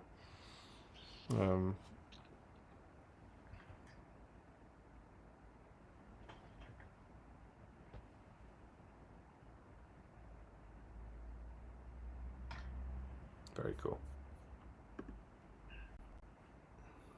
We've already got Andy Clark in there. Larry Miller, first roll, not great, but there is 1/6 at least. That is not a good roll. You only need 1/6 for the fight, though. That's it. Oh, crap. And Frederick says, are your dice a stream stack as well? Sean Byrne is in. There's a double Shelob from Sean. This is going to be a recent record, I reckon, the number. Not an all-time record. Old Shelob is off to Mirkwood to dethrone a Spider Queen. Yeah, that's a very cool use of that. And we've got some Dark Angels goodness going on. Ethan Walker. Lovely looking Shelob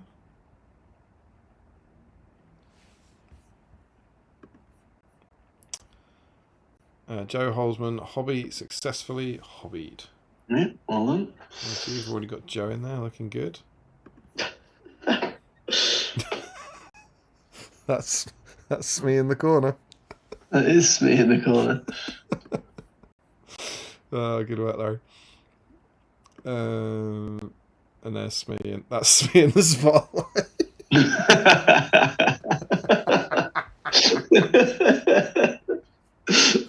I've never heard of the Smee thing before. That's tickled me tonight. And Larry Miller, I presume, is this a date? New Line Productions, Middle Earth Enterprises, New Line Productions, S26. Intriguing. That would make sense to me. I think that's new. Chris Webster, not on theme tonight. I do need to get my shield off sort of before March. I managed to get a couple of tin cans finished tonight to test my scheme for a good GTR. That looks so Those good. are cool. Chris Webster's a disgustingly good painter. Yeah. What Cover up my worries of Minas Tirith. what an idiot. What a jerk. They look beautiful, man. I love the green or the teal or whatever that is. Steiner Carlson is in via my comment. Oh, that's a great Gollum. Gollum with fish. I look forward to knocking him off the dice tray in a few minutes.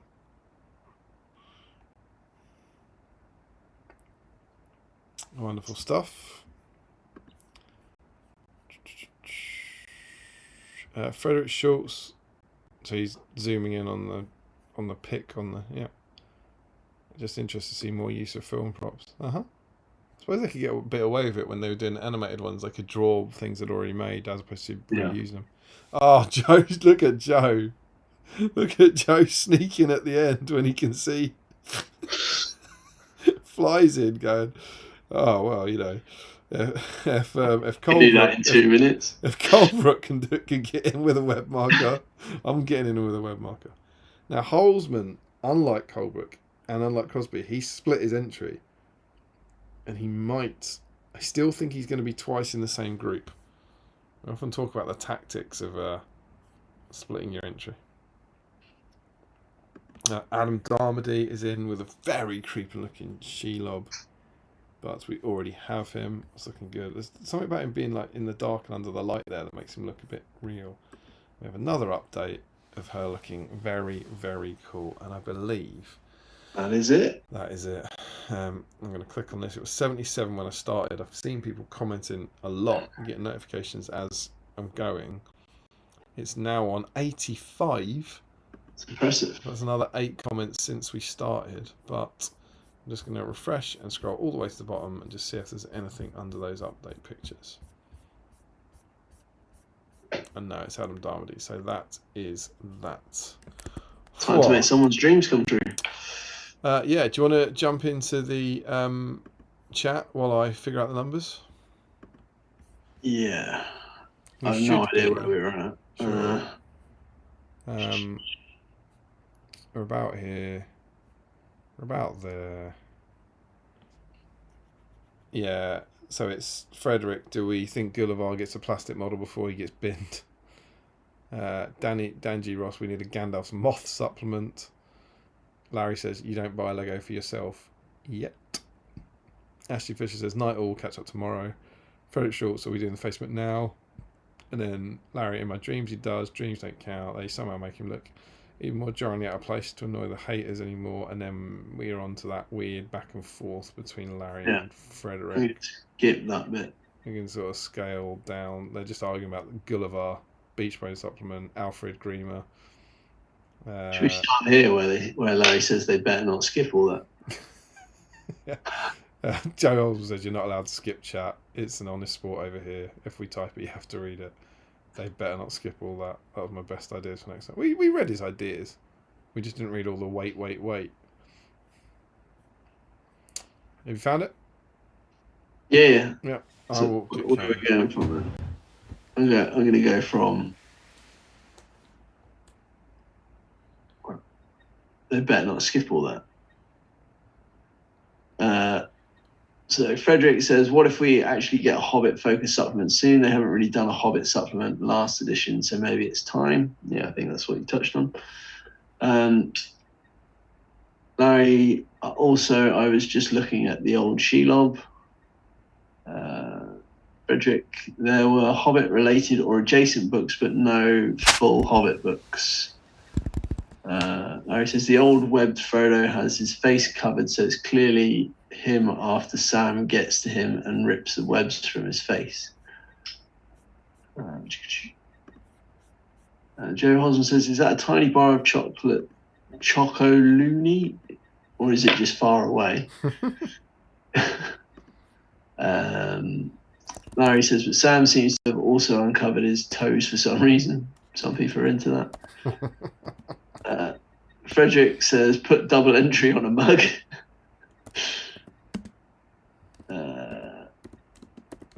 Joe says, double entry in the wrong hole. Larry says, but the drink will just spill everywhere, Frederick. And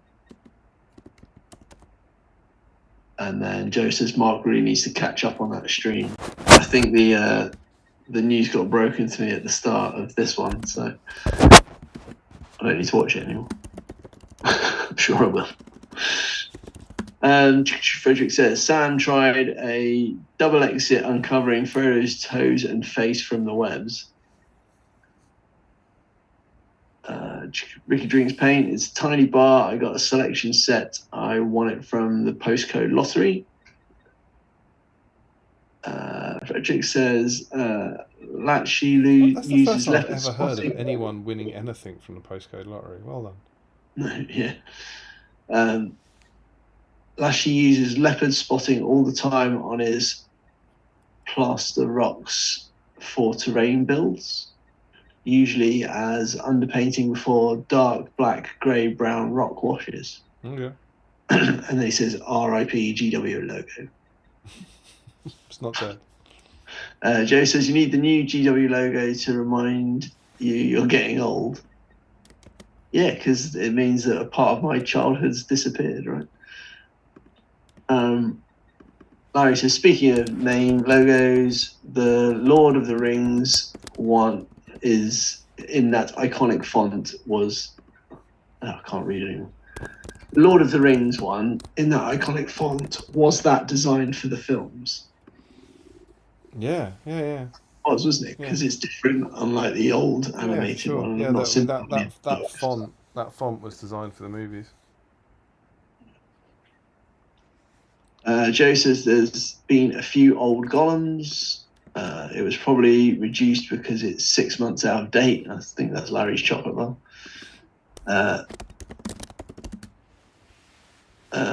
Larry says down from £5 to £3.50 because it was cracked in the middle.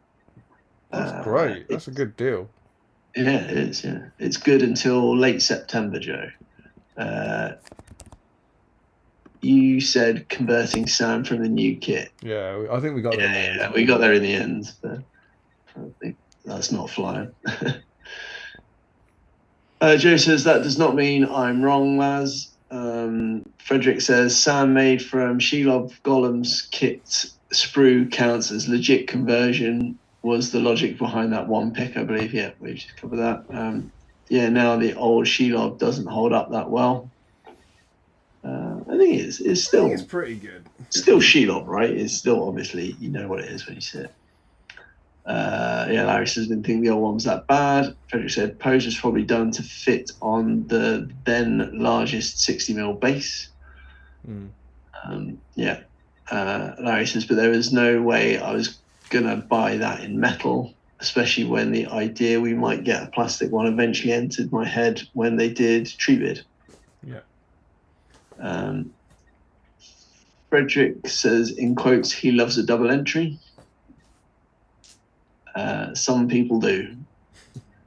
Simon Glazebrook, my eyes are getting tired, or on the Frodo in the web bit of the kit has got his toes poking out of the webs. Yeah, he does. And if so, is anyone planning on painting them? Yeah, he does have his toes poking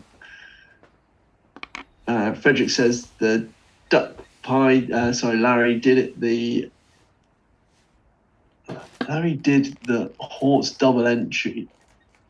Did the thought double entry your head? I can't work that out, sorry. Joe says, wait, there's a double entry chance. Why has no one mentioned that in the last 4 hours? You got to be in at the start, man. Frederick says, quick, Joe, you have like 1 minute left for your double entry. I love that he was making that panicked as we were going through the thread. Oh, fair play. We got there. Larry says, you say it's stupid, but I had less issues assembling her than you, Damien. All laid out in numeric order so I can find everything and work out what goes where. It's the most I paid for head. Normally when Joe enters late, the person in the first place makes it to the head-to-head. Frederick says, Larry, you know that eating plastic bits doesn't count as assembly and putting it in your mouth hardly counts as what goes where. True, a 6-part Gollum would have 12 mold lines. Joe says, web marker in for double entry. Had to do with what I had to hand, so it's a paper clip and a wet wipe. We'll allow it. Larry says, why are you webbing up your double entries? Joe says, you should always wrap it before you tap it when it comes to double entries. Larry, sound advice. I can't pronounce that word. What's that? Chelicare? Don't know what that is. It's Larry saying something. It's when the fancy name for spiders comes from. Chelicraters. It sounds Latin-y. Greek or Latin. Son of Carson, you're still going strong. I'm back after doing a couple of errands. Joe says not intentionally. Frederick says Holzman splitting his double entry almost sounds like a freak accident. Joe says you didn't mention the double entry possibilities between me joining and you starting the Facebook thread, so it had to be rushed last minute. Larry says, what you skipped was obviously the next supplement would be the journey of Alfred, everyone's favourite character. Joe says, have your eyes gone, Mark? Yeah, I'm struggling a bit to read at the moment. Nearly there, dude. It's late. If it helps, I've just glued one part of Shelob's leg on upside down to the other part. Good work. Larry says, this year's September, they wouldn't be allowed to sell it if it was last year's. Talking about That chocolate. was the Lego. Kalis is how you say it. Okay, that's what I'm saying. Kalis at 8 for the Spider Group. Fine. Frederick says, let's do the dice roll now. Almost BSIME bedtime. And that is the end of the chat. Good work, my friend. Slowly catching up. That's good. I have some exciting news. It's Oh, crazy to me that was 77 comments, and clearly felt like the best one in ages. And we had 29 people. So Okay. that's great. It's really good, but it really does go to show that when Dear Sweet Aragorn had 51. So it's mad how far off we are, even on ones that seem crazy popular. Yeah. So it's 32 entries, but 29 people, and that is the most since last April. So it's nearly the most people we've had entering in nearly a year. That's awesome. Yeah. So we're going to do groups. So I'm going to do 10 to begin with, which is there, and then we'll do 11s.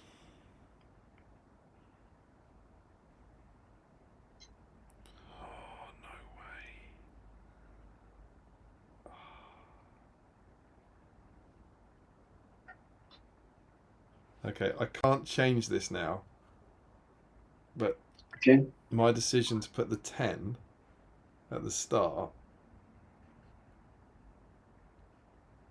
is big. Go on.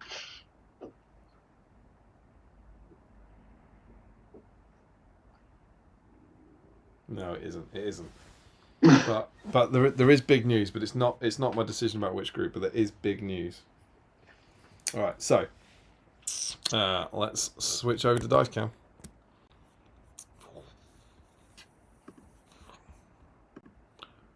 Boom. There we go. There we go. Right. See how many models you can kill. Let's bring it down. Yeah, I left them. I thought I'd leave them there for the added sights, added drama.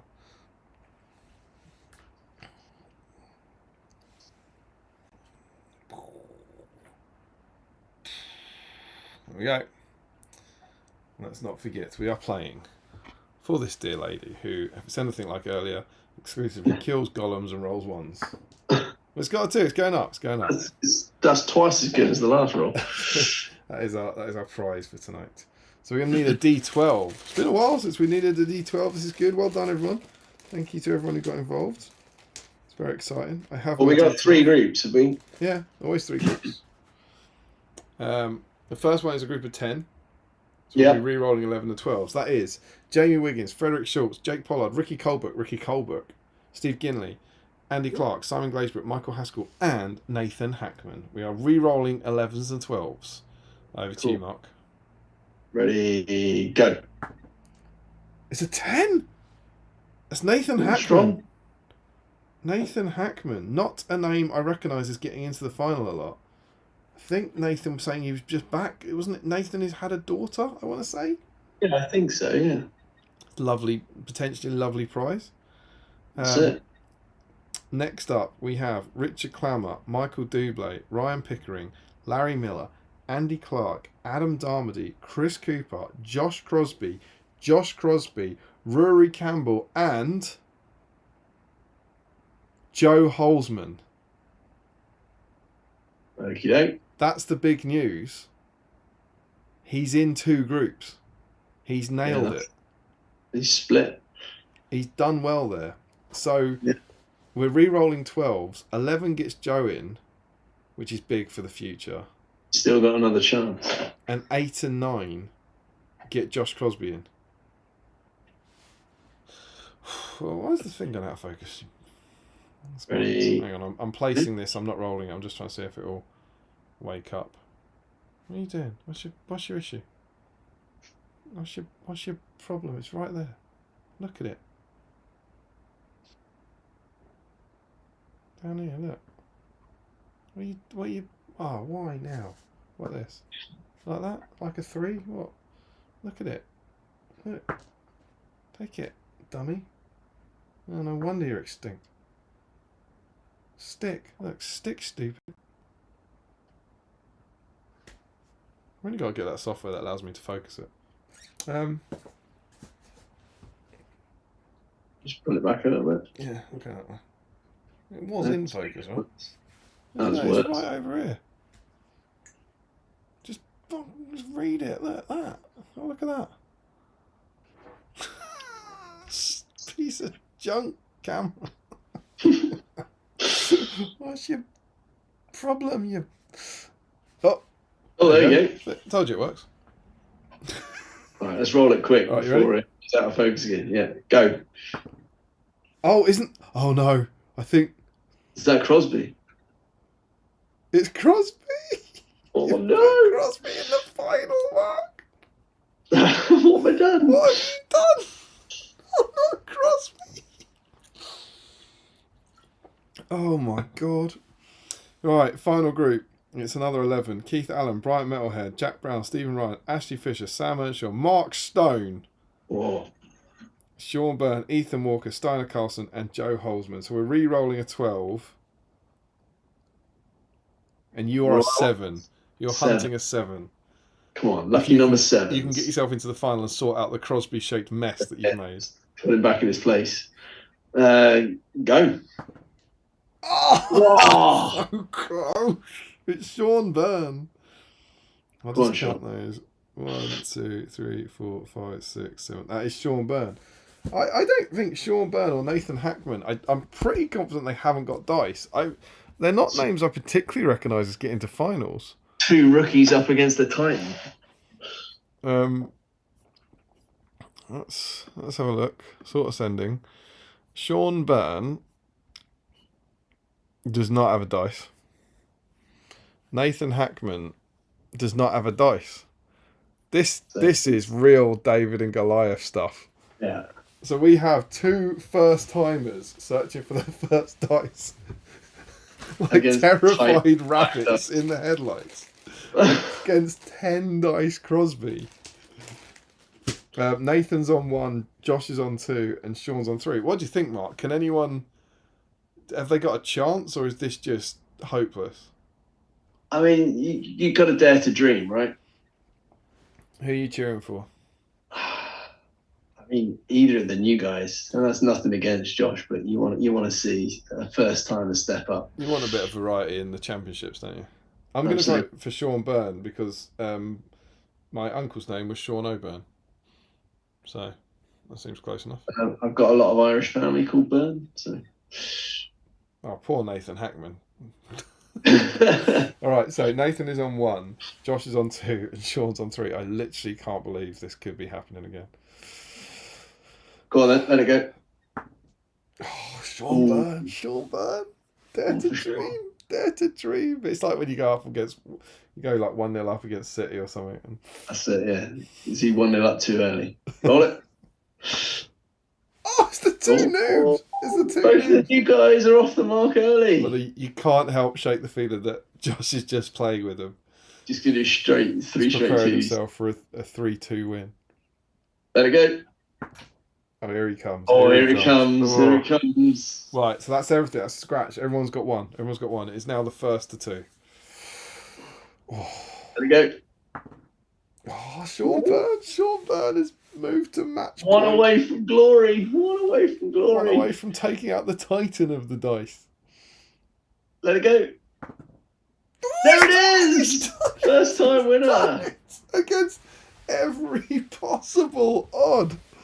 Oh, Sean Byrne, congratulations! You have won this black Battle Streams in Middle Earth dice. Not only, oh Oh, god, it's killed another Gollum. At Oh. least it rolled a 5 this time. I got too excited. The same Gollum. Turn the camera off. Turn the camera off. No, it's two. It's two that are chipped now. Oh, Sean, I'm delighted, and I'm sure the vast majority of the chat will be delighted. That was Sean Byrne winning his first ever dice. So Colin, yes, take that, Crosby. I mean, Gratz. Who was that? It was Joe Holden. Sean Byrne is on 1. Incredible seeds. 131. Boom. And there we go.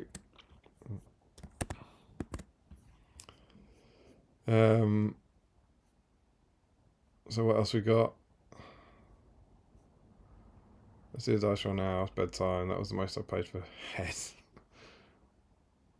I got one of the cute cuddly mammal groups that most people wanted. We were allowed to swap, so I swapped for the spiders because they're cool. Larry says I don't want to win. I've already won once today. Oh, that's nice. Although I'd still rather win than Josh. Jack Brown, so you did end up letting Andy Clark in for the sound conversion. Good. He didn't get in for the sound conversion. He got in for the working on Shelob, didn't he? Yeah. Dark said, no, this must be about Josh getting in. Come on, Sean, or whoever the other person that wasn't Josh.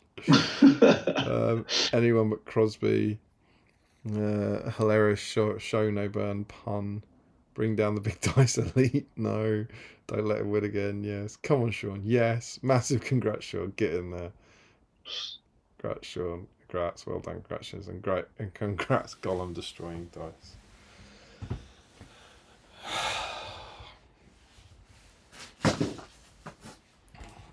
All right. And here, Mark.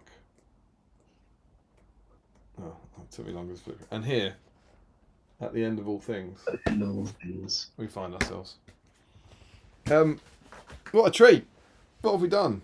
We've reviewed the supplement. We think it's pretty good. We've played 3 bat reps. Is that a first? It's got to be a first, isn't it? It's definitely a first. 3 bat reps in one stream. And it's definitely 3 bat reps. There are still 19 people watching at 2 in the morning. I've assembled most of Shelob, and I'm very happy with her. The kit's really cool. I think it looks wicked. And I'm quite excited. I've been less successful on the hobby front, but You did I've that, had Frodo. a wonderful time. Yeah, thank you. Thank you for fronting the chat for the first couple of hours so that we could have a Shelob to play our scenario with. I hope you enjoyed watching the bat rep guys. I hope that was cool. Yeah, and we gave away a prize to Larry Miller. So Larry and Mark, I'll loop you into our prize chat, and we'll have a Zoom call at some point. Give you some goodies. Yeah, it's been fun. And lots of people hung out together and built the new Shelob and Frodo. And 29 people working on a Shelob is always impressive, right? Yeah. So husband said, you've not sounded really happy with her for pretty much all of the stream. Larry thinks your hobby was less successful, but you did scream and swear less. So you can be happy with that. So that's a win, right? Amazing work. We have previewed this in advance because it was meant to be the last one. This was a week later, so it was after release day, so we changed it. But next up, we got this. Next up, we got the Barlin story. Very exciting. My sincere hope is to do that 2 weeks today. Or technically 2 weeks yesterday. So my hope is the next stream will be on Friday, the 20th of February. So back to 2 weeks, which is pretty cool. It'll be I think we worked out there were 7 Barlin sculpts. Will be eligible and move back into the magazine. And yeah, be excited to that. Anything else, Mark? It's 2 in the morning. I think we've done bloody well. It's been a joy. I've had a wonderful time. It's been great. It's the first one I've done for a while, and it's been a pleasure to be back in the hot seat. And quite a disturbing amount of kind of Lord of the Rings and hobby content in this. As I said, surprisingly not off on a tangent. Yeah. always disappointingly full of bat reps and modelling and stuff. A few guest spots from William. But... Absolutely. A lesser spotted Charlotte turned up as well. So, and of course, always great to spend a night with Circlehead. Well, yeah, quite. I'm pleased I've got that new nickname. Words live the next time I'm over. I think that's it. I'm knackered. It's been a joy. I love the new Shelock kit. I love the new the supplement. So congrats to Keith for sculpting it, and congrats to the whole Middle Earth team. Was it Keith that did the Shelob, was it? Keith did Shelob. I'm not sure if he did Gollum, but Keith did Shelob, yeah. Okay, cool. Which is awesome. And yeah, just well done on the board. I think it's cool. I think it's a great time for Middle Earth. It's nice to have new supplements, and I guess it won't be long before we hear about what's next. Fingers crossed. We've got a made to order. I hope you all get your goodies when that goes on sale in March. And yeah, I reckon maybe in the next 2 weeks we won't know anything. We'll have an FAQ. I think we've got an FAQ coming. So that'll be cool. Have fun, everyone, at the GP this weekend. Ricky said, fantastic streams always. I absolutely adore these streams. Looking forward to the next one. Thank you, Ricky. You're very kind. Yeah, very kind. And we adore you all joining in. But yeah, have a lovely weekend. It's been a delight, and we'll all see you very soon. Take care. Cheers all.